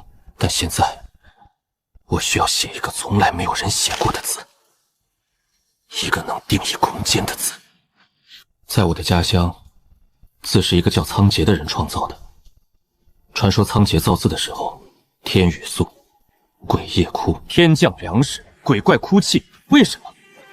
因为文字的创造，意味着人类第一次有了定义世界的能力。在那之前，世界只是存在，有了文字之后，人类可以命名它，描述它，理解它。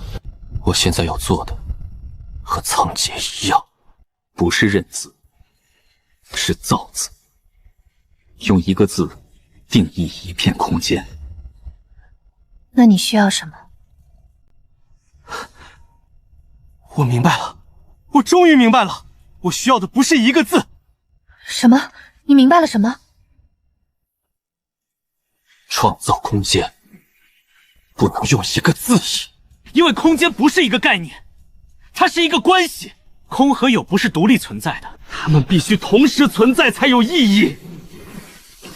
有了空，才有有的位置；有了有，才有空的价值。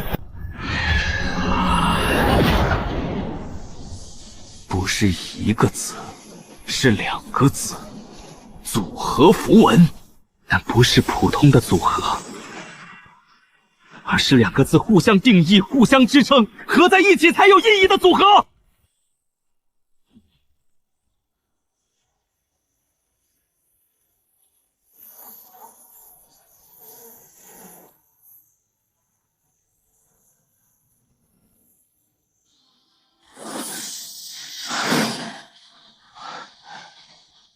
就是你了。准备好了？准备好了。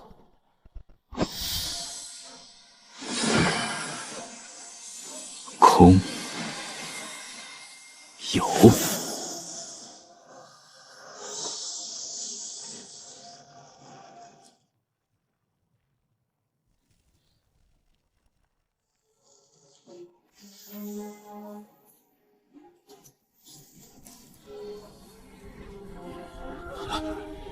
你做到了。你看，我说了，说到做到。又透支了，你这辈子就不能悠着点用精神力吗？悠着点就不叫叶晨了。 500年了，我妖域崩坏了500年，族人被擦除了500年。我以为这个世界只有毁灭一条路，但今天，一个人类用一个符文修复了1亩地的空间，这是500年来第一次，有人把消失的东西找回来了。叶晨，本王与你的赌约作废。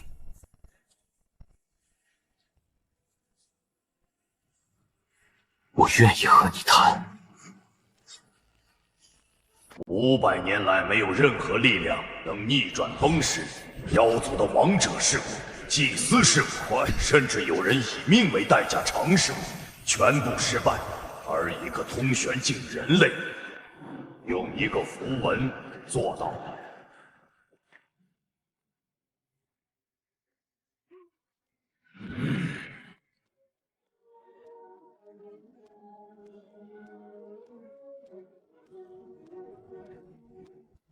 昨天你修复了1亩地的崩石区，我承认，你的符文有修复空间的能力，但1亩地和整个妖域之间的差距，你自己清楚。清楚。整个妖域的崩石面积大概是？妖域总面积的30%已经完全崩溃，还有40%处于不同程度的崩闪中，只剩30%是相对稳定的，包括王城所在的区域。 30%完全崩溃，40%正在崩，要全部修复，靠我一个人，大概需要3万年。所以显然不能靠我一个人。那你打算怎么办？鲛人，我创造的空有符文，本质上是一种对空间法则的重新定义。你们妖族有没有类似符文的东西？我们有古文，刻在骨骼上的力量纹路，不像你们的符文那么精细，但原理相似。古文，我在灰崖长老那里见过，既使用的，但你们也用古文战斗？当然，我们伟大的妖族战斗体系就是基于古文的，只不过我们的古文直接刻在自己的骨骼和鳞甲上，用身体作为载体。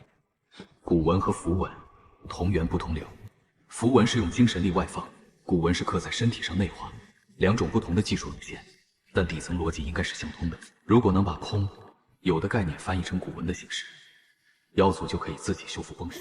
我有一个想法，但需要验证。借我一个懂古文的人，我需要研究你们古文的底层结构。如果我能把空有翻译成古文版本，你们的族人就可以自己修复空间，不需要我了。人类，你想好了？你把你最核心的能力交给我，不怕我们学会之后就不需要你了，然后翻脸杀了你？怕，我怕的要死。但你知道吗？在我老家有个词叫开源，意思是把自己最核心的东西免费公开给所有人用。为什么要这么做？因为独占知识的人会变成第二个玄武道，他垄断了符族传承300年。结果呢？整个大陆差点完蛋。知识这种东西，只有流动起来才有价值。堵着不放的人，最后一定会被毒死。而且说实话，我一个通玄境的小子，在你们王城里被2个王境和1个圣境包围着。你们想杀我，随时可以杀。我这点东西藏着掖着有什么用？不如大大方方拿出来，至少死的时候能死得体面一点。你总是这样，把最认真的事情用最不正经的方式说出来。被我师父吐槽过无数次了，改不了。银骨，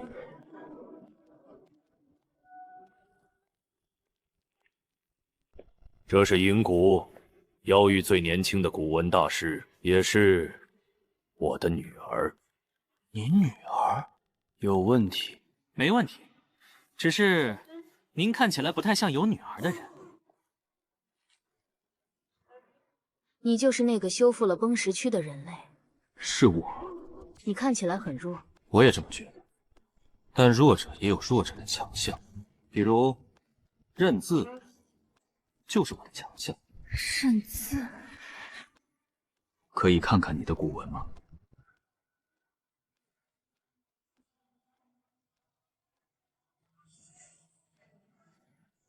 这些古文结构比我想的复杂的多，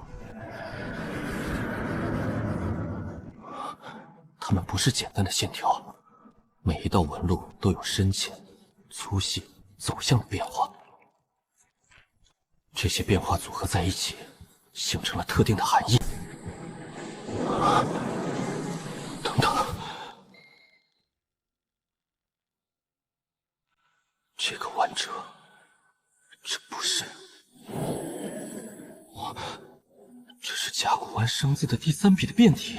不对，不只是生，这道是力的变体，这道是形的变体。妖族的古文底层结构和甲骨文有共通之处。叶晨，你看到了什么？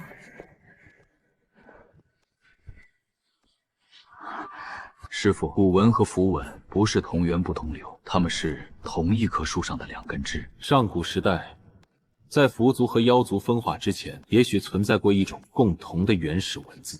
符文和古文都是从那种原始文字中衍生出来的。这就是为什么我的空有能修复妖域的空间。因为在最底层，我们用的是同一种语言。你在说什么？我在说，你们的古文和我们的符文是亲戚，而且还是远亲，几千年前的远亲，就像两个失散多年的兄弟终于重逢了。这就是为什么我们不应该打，因为在最根本的层面上，我们本来就是一家人。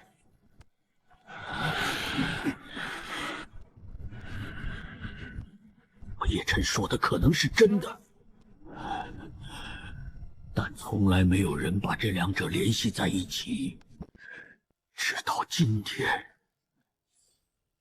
如果你说的是真的，符文和古文同源，那么两族联手不只是权宜之计，而是回归。可以这么理解，但盟约需要约束力，不是你我口头说说就能算数的。你的人族，你能保证他们接受吗？不能保证所有人，但我能保证已经站在我身边的人，三宗联军、太学院，还有我的家人。如果人族中有人反对呢？那我去说服他们，说服不了，我来扛。盟约是我提的，出了问题我负责。妖族的盟约以天道之正为凭，需要双方的力量交织，形成一道不可篡改的印记。你的符合可以作为人族一方的凭证，我的王印作为妖族的凭证。怎么做？这妖王的王印代表着整个妖族的权柄和意志。将你的符文和我的王印融合，如果两者真的同源，他们会自然交融，形成一道天道盟约。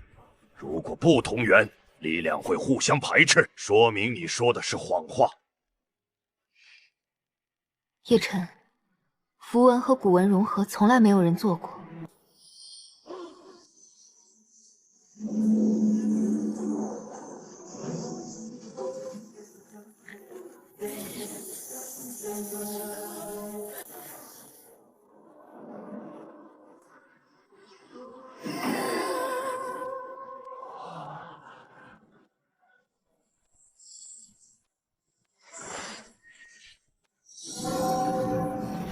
天道盟约成，成了，成了！500年，不，也许是几千年，两族终于……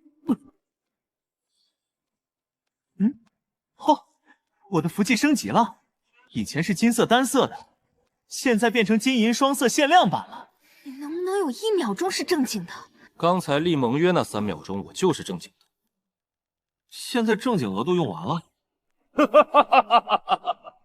叶晨，你是我见过的最不像英雄的英雄。谢谢，这是我收到过最好的评价。需要尽快回到人界，将盟约的消息带回去，同时着手准备符文、古文的翻译工作。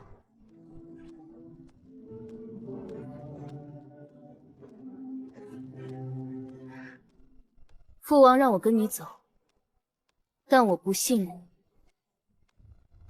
这很合理，我也不完全信任你。信任这种东西，不是一开始就有的，是一起经历了事情之后，慢慢长出来的。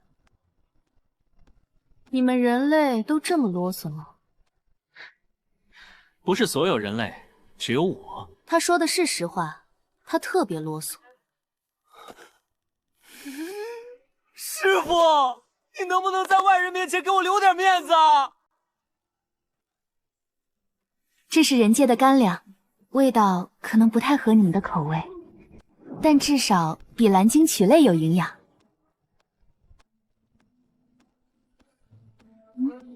这是什么？肉干，牛肉做的。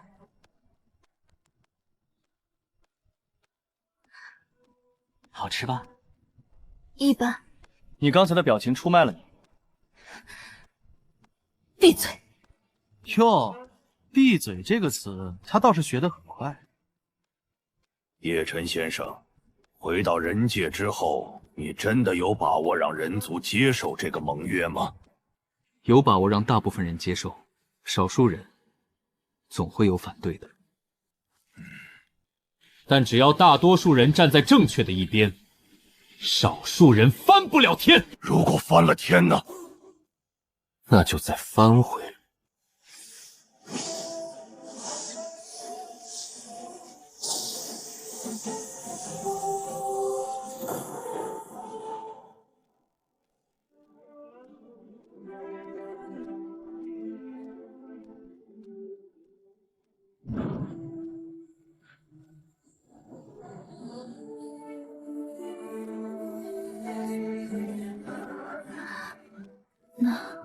这就是你们的天空。好漂亮。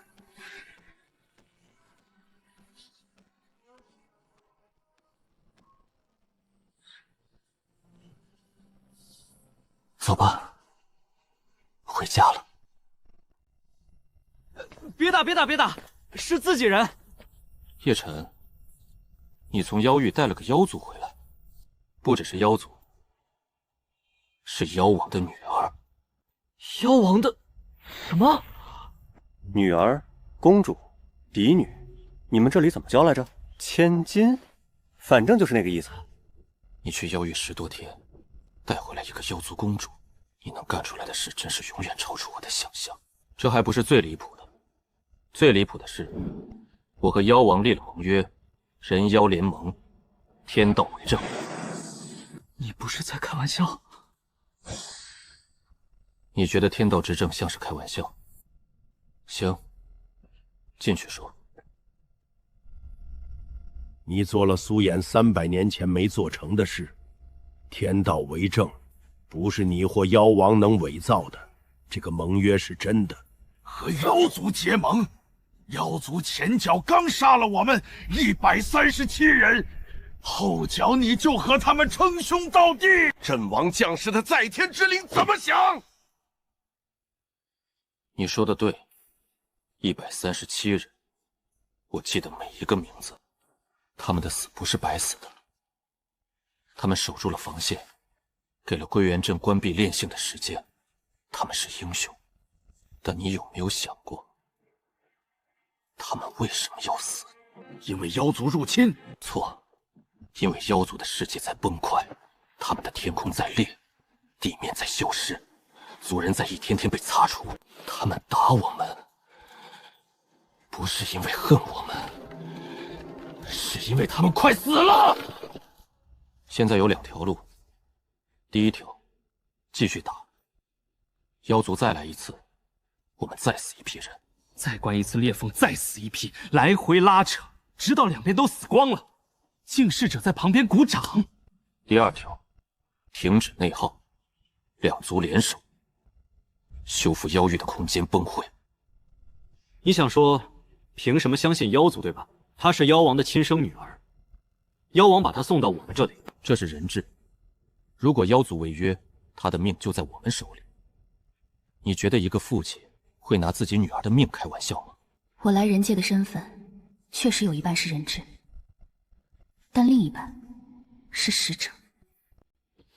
我致叶晨，我在裂缝之战中亲眼看到妖族冲过来的样子，那些普通士兵的眼睛里不是贪婪，是绝望。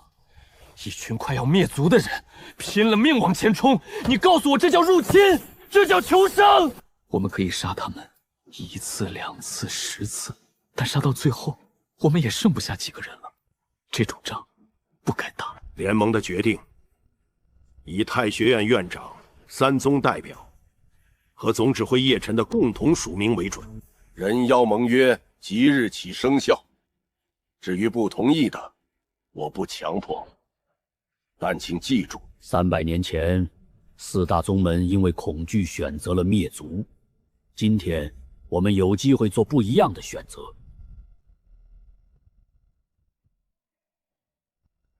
这是什么？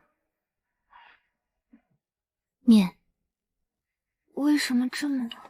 你想说的是好吃？我没说好吃。你已经吃了3碗了。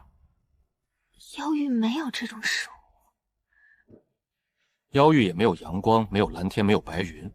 因果，你有没有想过，你的族人拼命想来人界，也许不只是为了活命，也是为了这碗面。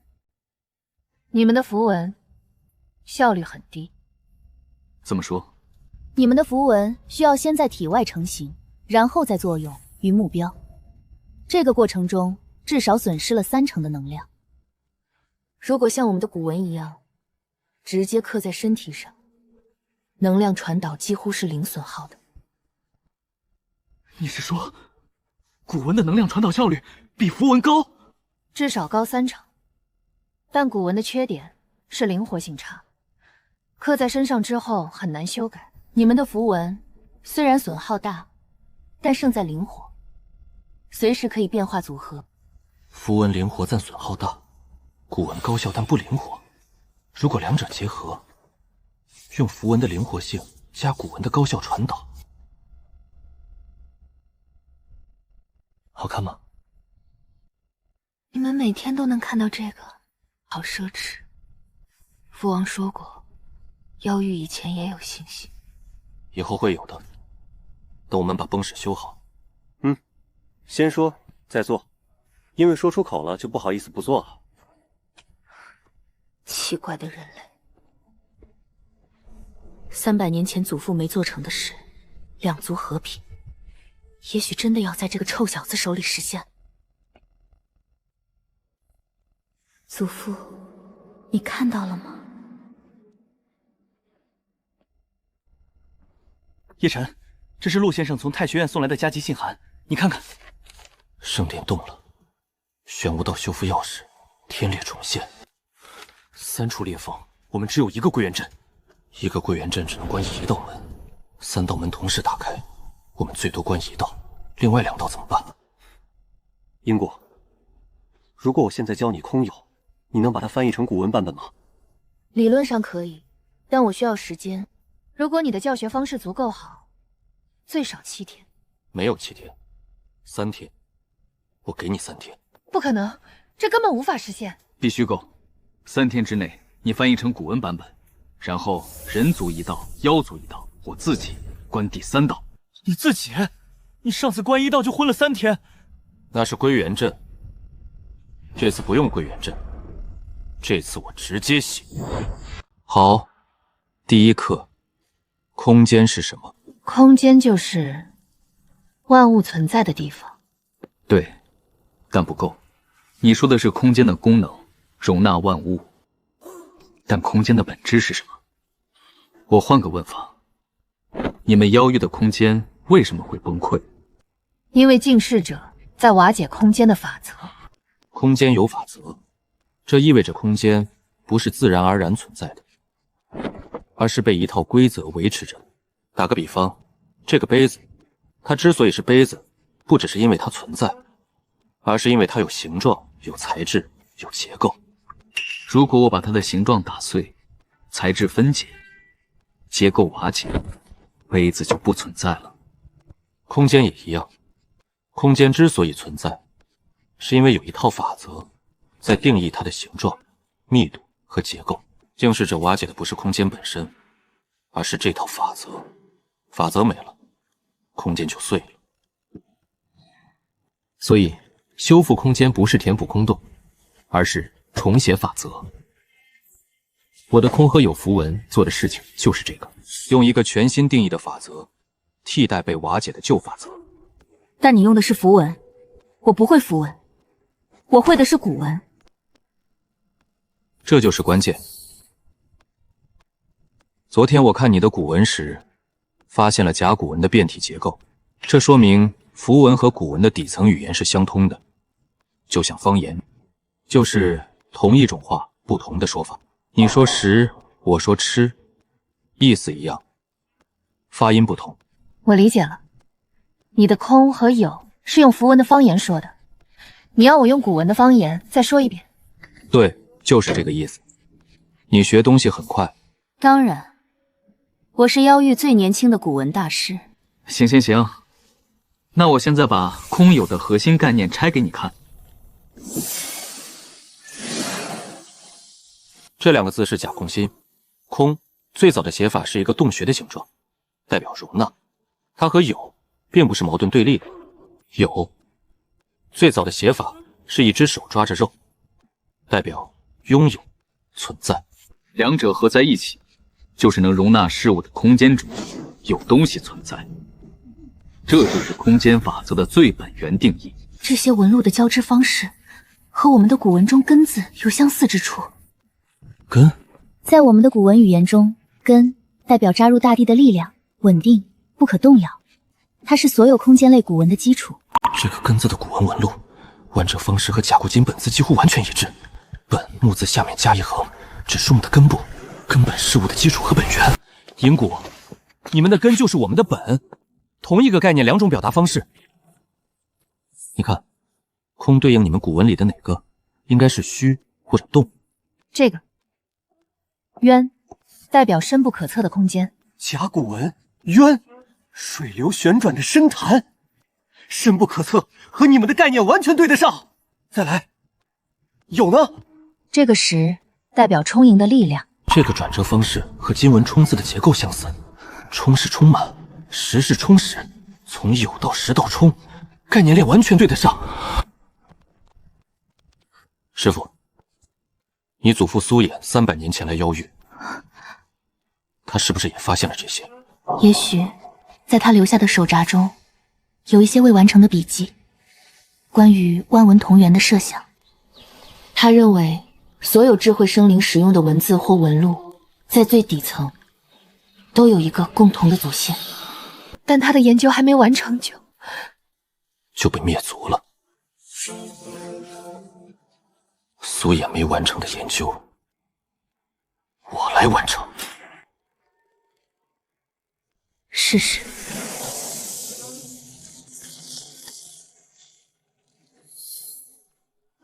成了。成了，古文版本的空有成了，太快了！我以为至少需要2天，你1天就搞定了。你的教学方式不差，加上我本来就是天才。你这不谦虚的风格很妖族。谢谢。那不是夸你。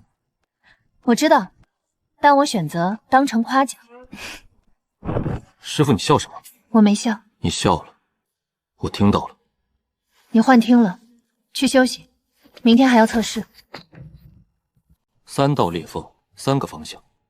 北方原来的位置，裂缝最大，也是玄武道重点突破的方向。东方天辽帝国都城方向，南方太学院方向。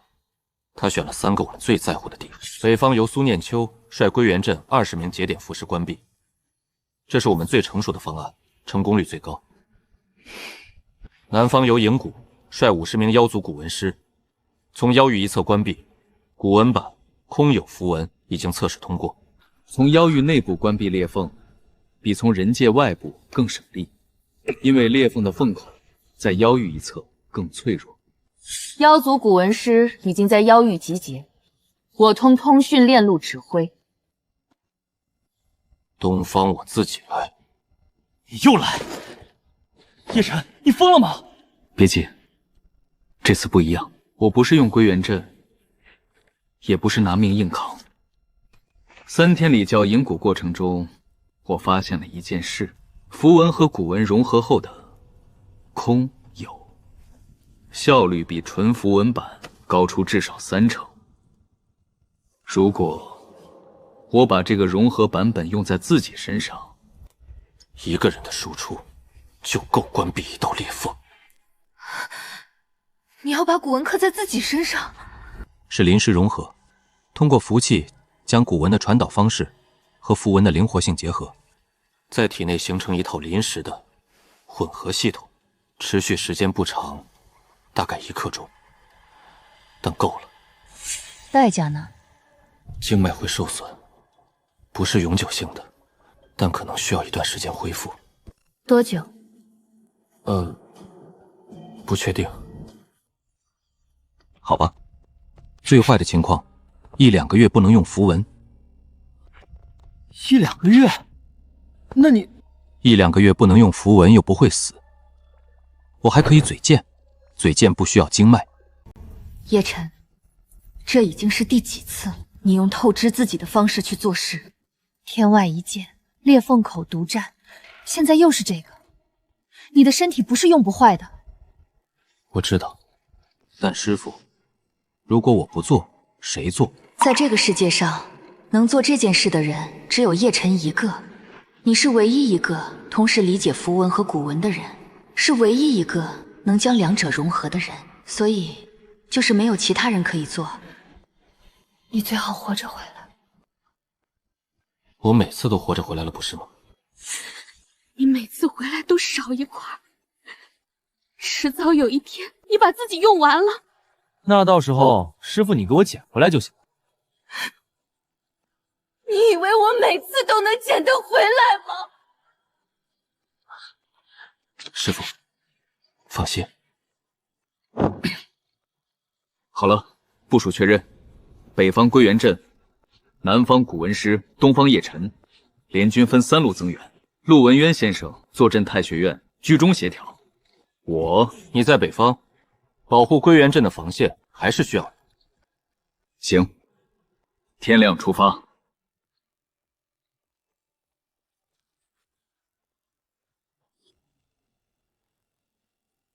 我想保住这片星空，不只是为人族，也为妖族，为所有还能抬头看星星的人。符气距离限制100里，北方与东方裂缝距离120里，超了，所以行动开始后，我们的符气会暂时中断。你感受不到我，我也感受不到你。如果你有危险，我赶不过来；如果你的经脉撑不住，没有人在旁边帮你。师傅，我不会死的。你上次也是这么说的。上次我也没死。这是我能给你的最后一道保险，地境护持能在你经脉即将崩溃时缓冲一次，只有一次。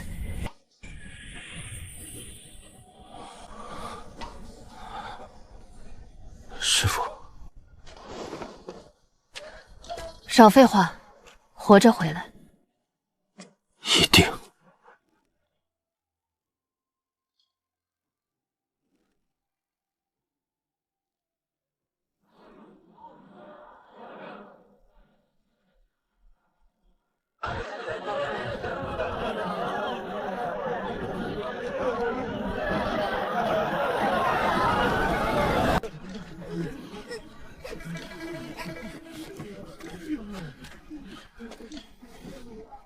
怎么了？天裂了，爹说有妖怪要来了。别怕，有人在帮你们关那个裂缝。谁？一个很厉害的大哥哥。他叫什么名字？叶晨，记住这个名字，以后考试可能会考。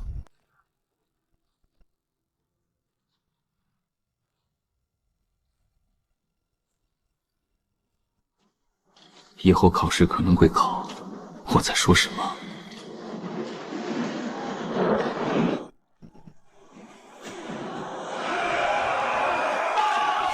归元镇的人布阵，其余人跟我上！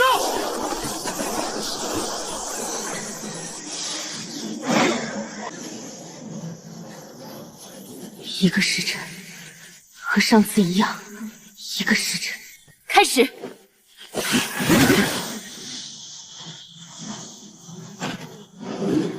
父王，我不会让你失望。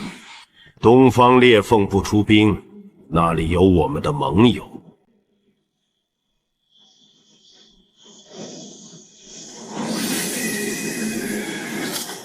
空有。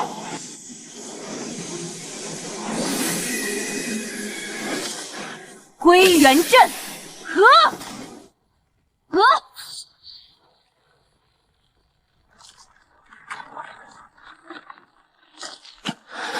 通玄境的经脉承载这种级别的力量，痛，太痛了，还差一点。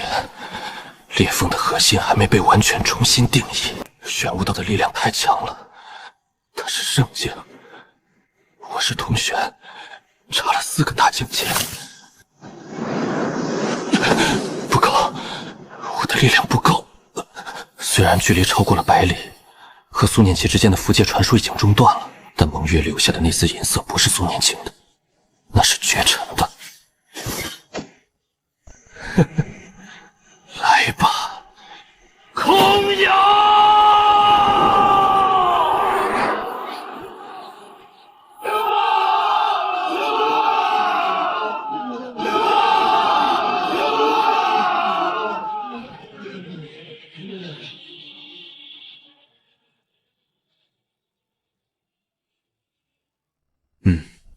这次应该算帅了吧？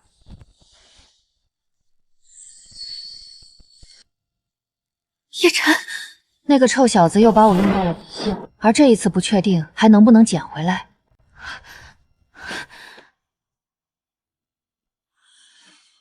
经脉状况极差，全身大小经脉有30多处位裂，核心经脉有7处严重损伤，精神力储备接近于0，生命体征微弱但稳定。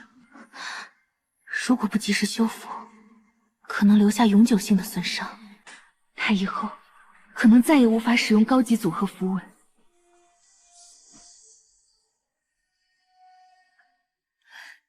你这个不省心的臭小子！300年前，我一个人的时候，从来不怕死，死了就死了，反正族人都不在。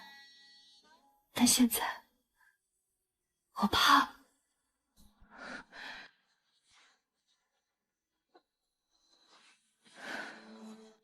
不许死，这是命令，为师的命令。太学院加急密信，事关太学院存亡，速传召集大人。圣殿残余势力突袭太学院，圣主亲至，陆先生在党，速来。圣主亲出手攻击太学院，玄武道走投无路了。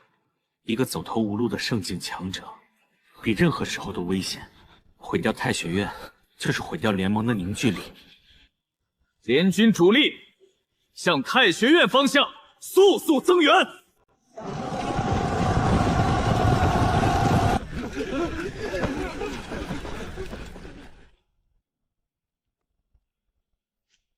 陆文渊，玄武道。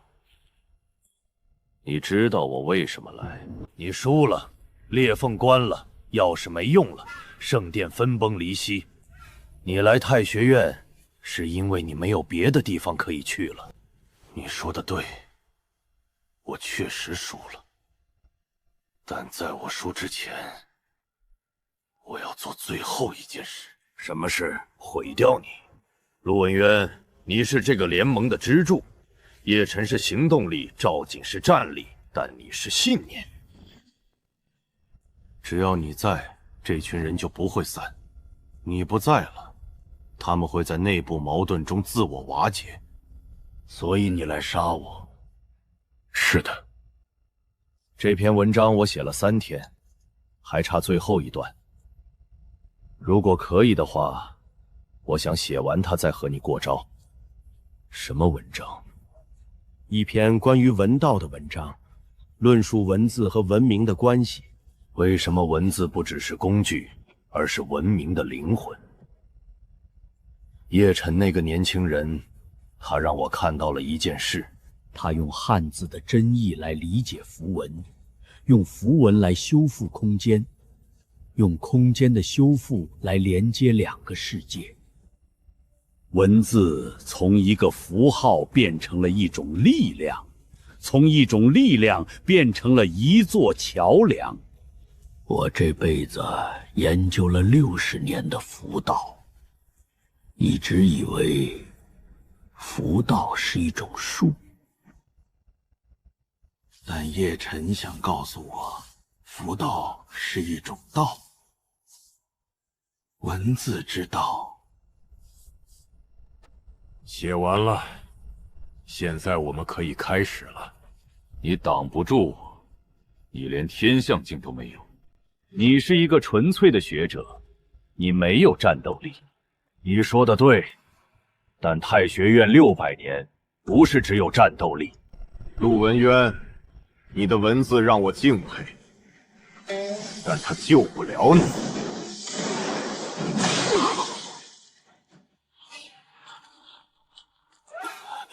我知道挡不住你，但我不需要挡住你，我只需要让所有人看到一个读书人在圣境面前站着。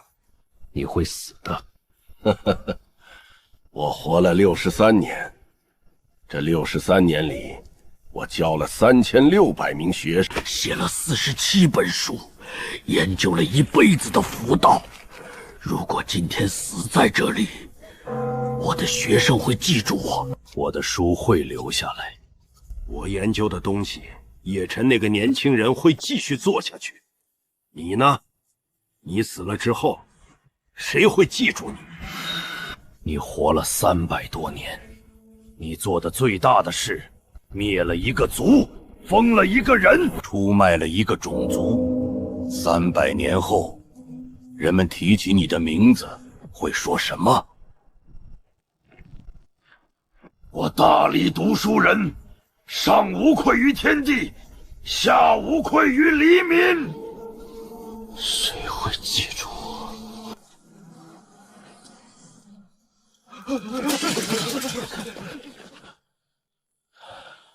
太学院保住了。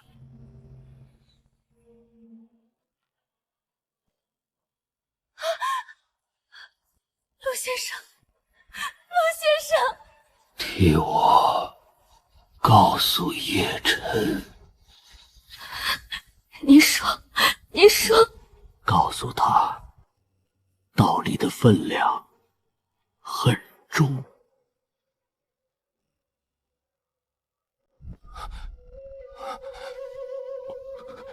师父，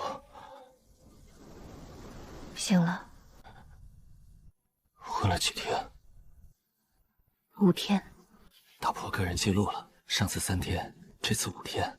照这个趋势，下次得昏1个礼拜。师父，出什么事了？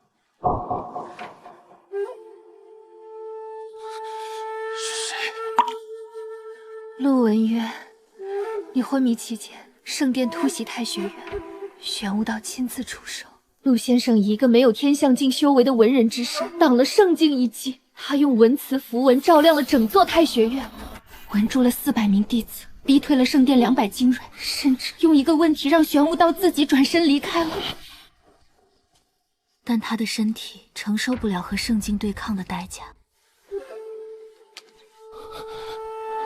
他让柳青怡带话给你，他说道理的分量很重。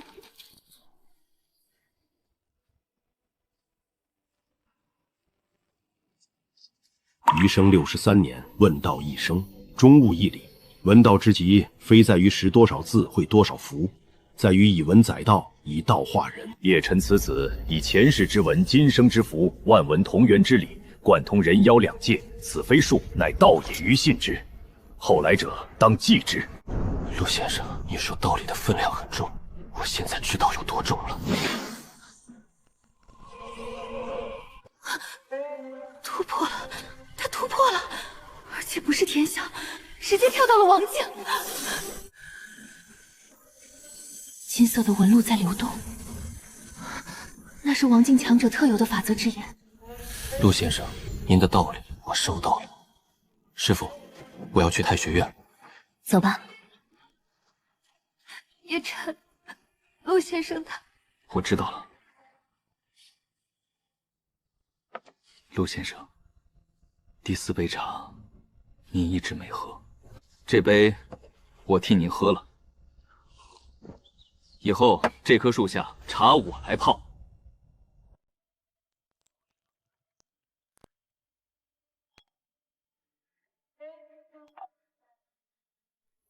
茶不如他泡的。废话，我一个喝速溶咖啡长大的人，你让我泡出老先生60年功力的茶？给我点时间好不好？什么是速溶咖啡？一种……算了，以后有机会我给你尝尝。如果这个世界有咖啡豆的话，青衣，太学院的情况怎么样？太学院弟子阵亡47人，重伤90余人，药阁被毁，但药材库在地下，没有被烧到。训练场和南院需要重建，典藏阁和北院完好。陆先生的文字护住了那片区域。圣殿残余呢？玄武道走了之后，跟着他的人大部分也散了。现在确认还忠于他的不超过50人，他们跟着玄武道不知去了哪里。也就是说，圣殿作为一个组织势力，已经瓦解了，但玄武道本人还在，一个失去了一切的圣境强者。比有组织的时候更危险，因为他已经没有什么可失去的了。所以我们不能放松。但在对付玄武道之前，有更紧迫的事。裂缝是玄武道打开的，但净世者是另一个层次的问题。即使裂缝关了，净世者对妖域的侵蚀仍在继续。如果我们不解决净世者，妖族的世界还是会灭亡，到时候他们会再次面临要么灭族，要么打人界的选择。你打算对付净世者？不是打算，是必须。人妖公约的基础是联手对抗共同威胁。如果我们不去面对净世者，盟约就是一阵废纸。你知道净世者是什么级别的存在吗？灰牙说过，妖族的王者带着上百名王级战士冲向净世者，他们全部被擦除，连渣都没剩。我知道。你现在是王境，王级战士在净世者面前像尘埃一样。我知道，但陆先生用一个没有天象境的身体挡了一个圣境，他知道自己会输，但他还是站出去，不是因为他觉得自己能赢，是因为如果他不站出去，就没有人站出去。净世者也一样，如果我不去，那谁去？你至少需要一个计划。师父，你什么时候见我没有计划过？每次，你每次的计划都是到了现场临时想的。那叫随机应变，高手都这样。滚！符文古文融合阵。什么阵？归元阵是纯符文阵法，20人协作可以关闭一道裂缝。如果把归元阵的框架和古文的传导效率结合起来，创造一个全新的人妖粉形阵法，理论上可以将空有的效果放大到覆盖整个妖域。混合阵法，符文做框架，古文做传导，人族符师和妖族古文师各占一半节点。对，但这个阵法比归元阵复杂的多，因为两种力量的频率不同，直接混合会互相干扰，需要一个调校点。这里，阵法的核心需要一个能同时理解两种力量，并实时调整频率差异的人。这个人必须同时掌握符文和古文，而且理解深度不能低于阵法中的任何一个节点。这个人只能是你。也对。你就是打算自己站在阵型？有什么问题？没问题，只要你的经脉撑得住。我刚突破王境，经脉是全新的。全新的经脉承载一个覆盖整个世界的阵法，你确定？不确定。但你没有选择。我知道，你们人类总说这种话。面的数据2碗起步，别给我少了。你是来当使者的还是来吃面的？两者不冲突。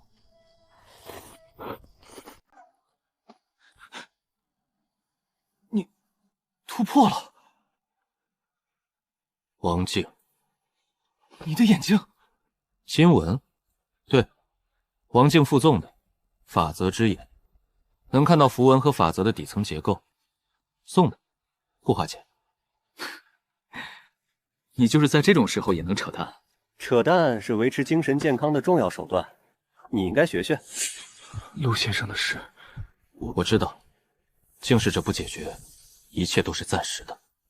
这次，我们要彻底把问题解决掉。怎么打？不打。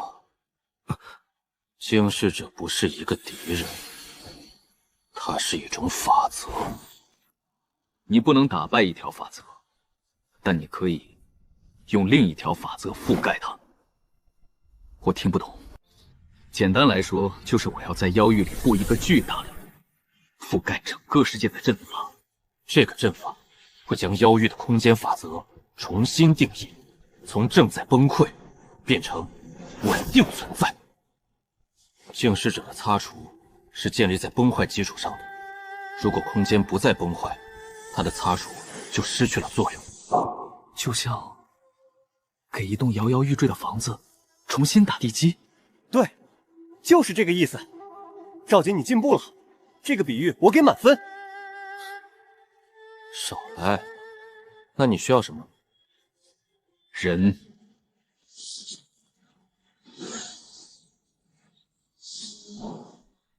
100名太院精英腐尸，归元镇的那20人为核心，再补80人。已经开始训练了。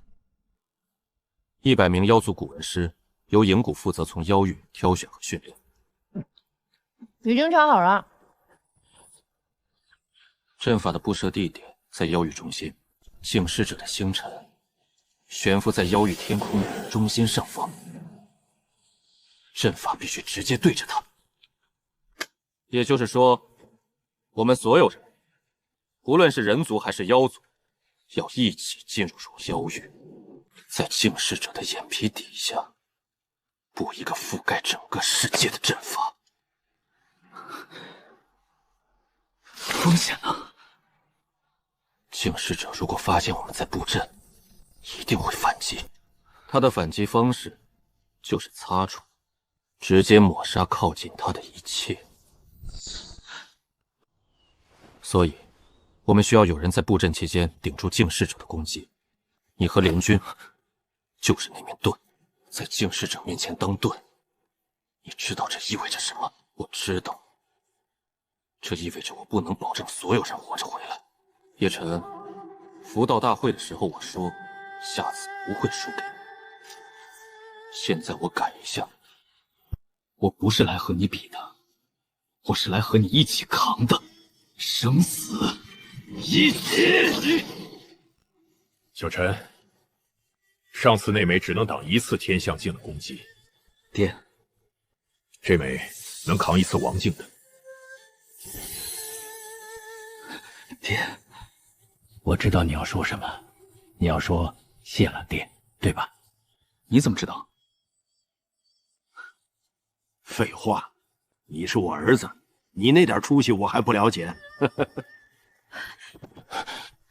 娘，你不许死！我说了，你不许死！这是娘说的，不听话打屁股。我都王境了还打屁股？你修为再高也是我儿子。我答应你，活着回来。3000年来，也许是有史以来的第一次，人族和妖族站在同一边。出发！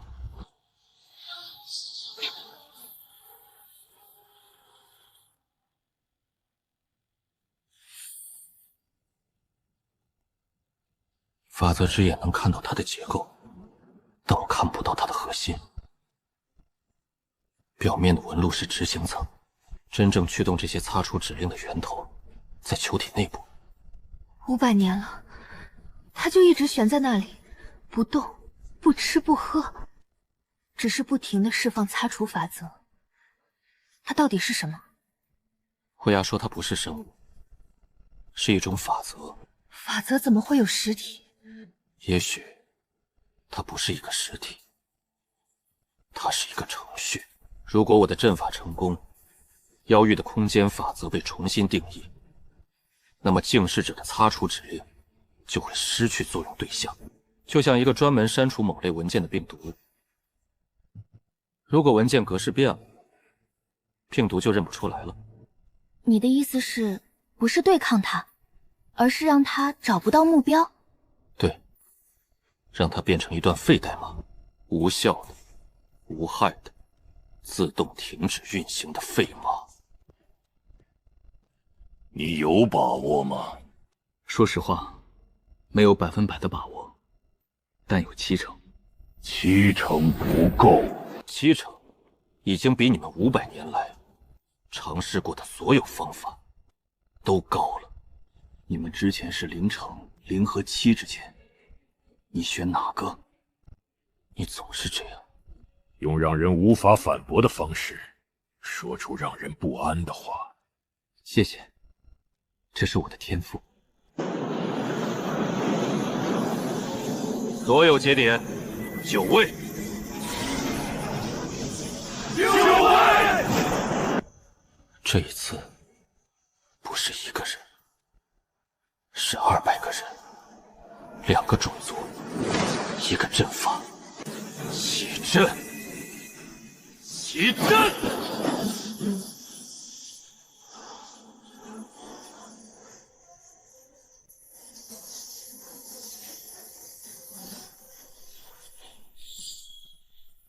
昨夜，所有人迎击！散开，不要密集站位。擦除光线是直线的，拉开距离，避免连锁擦除。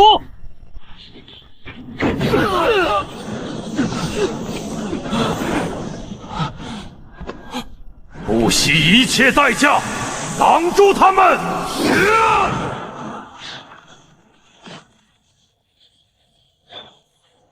不要害怕，擦除光线的功力会随距离衰减，离球体越远，光线越弱。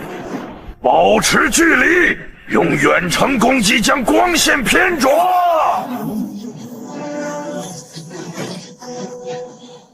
这种消耗撑不了太久，我帮你分担。雷域，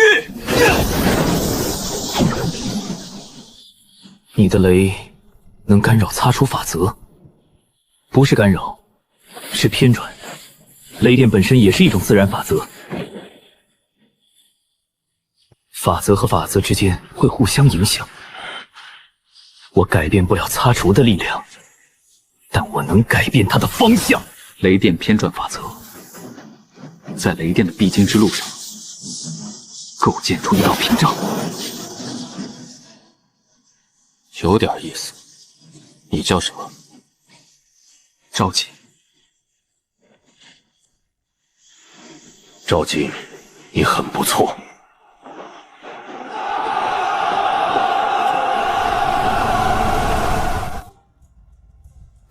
频率偏差在扩大，如果不调节，阵法会在3分钟内崩溃。我知道，不够，一个一个调太慢了，200个节点，每秒都在产生频率偏差。我调完这个那个又偏了。自动同步，2种不同的频率怎么自动同步？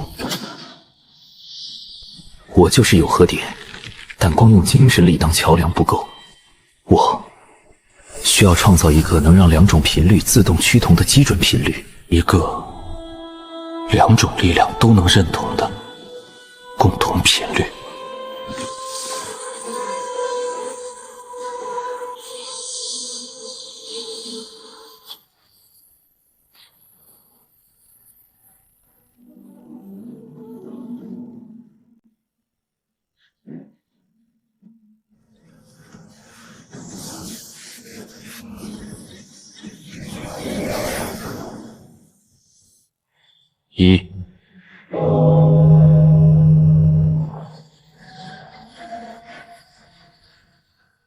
你做了什么？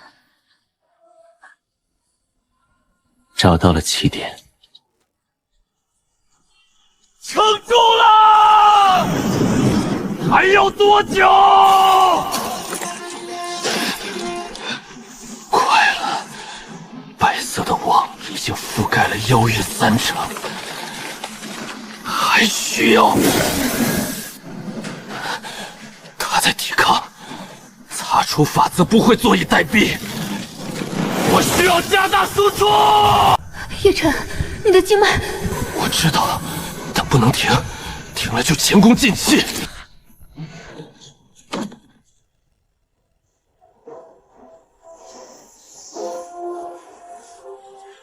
最后1成。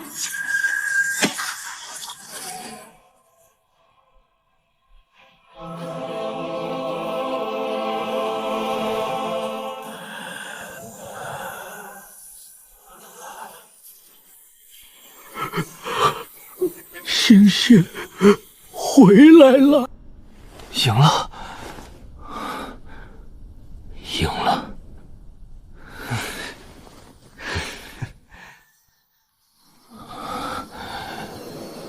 好看。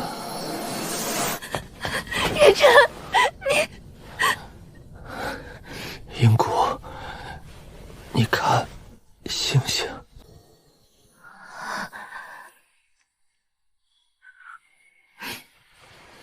好看吧？你又把自己用完了。师傅，这次应该算帅了吧？帅，我的徒弟最帅。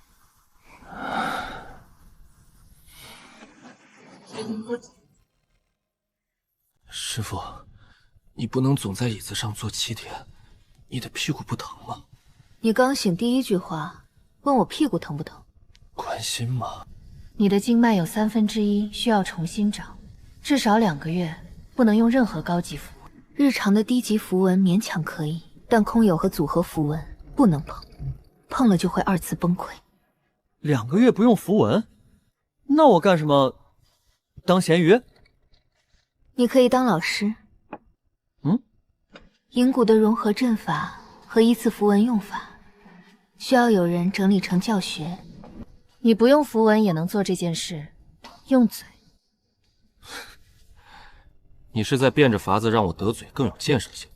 算你聪明。第一批修复小队已经恢复了30亩的崩闪区，效率比你单人作业高15倍。你是在嘲讽我一个人干的效率低？我在陈述事实，团队协作的效率远高于个人英雄主义。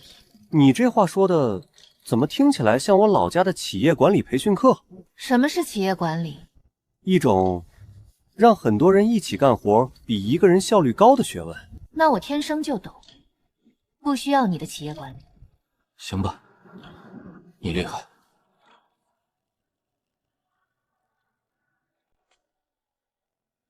想什么呢？想一件事。什么事？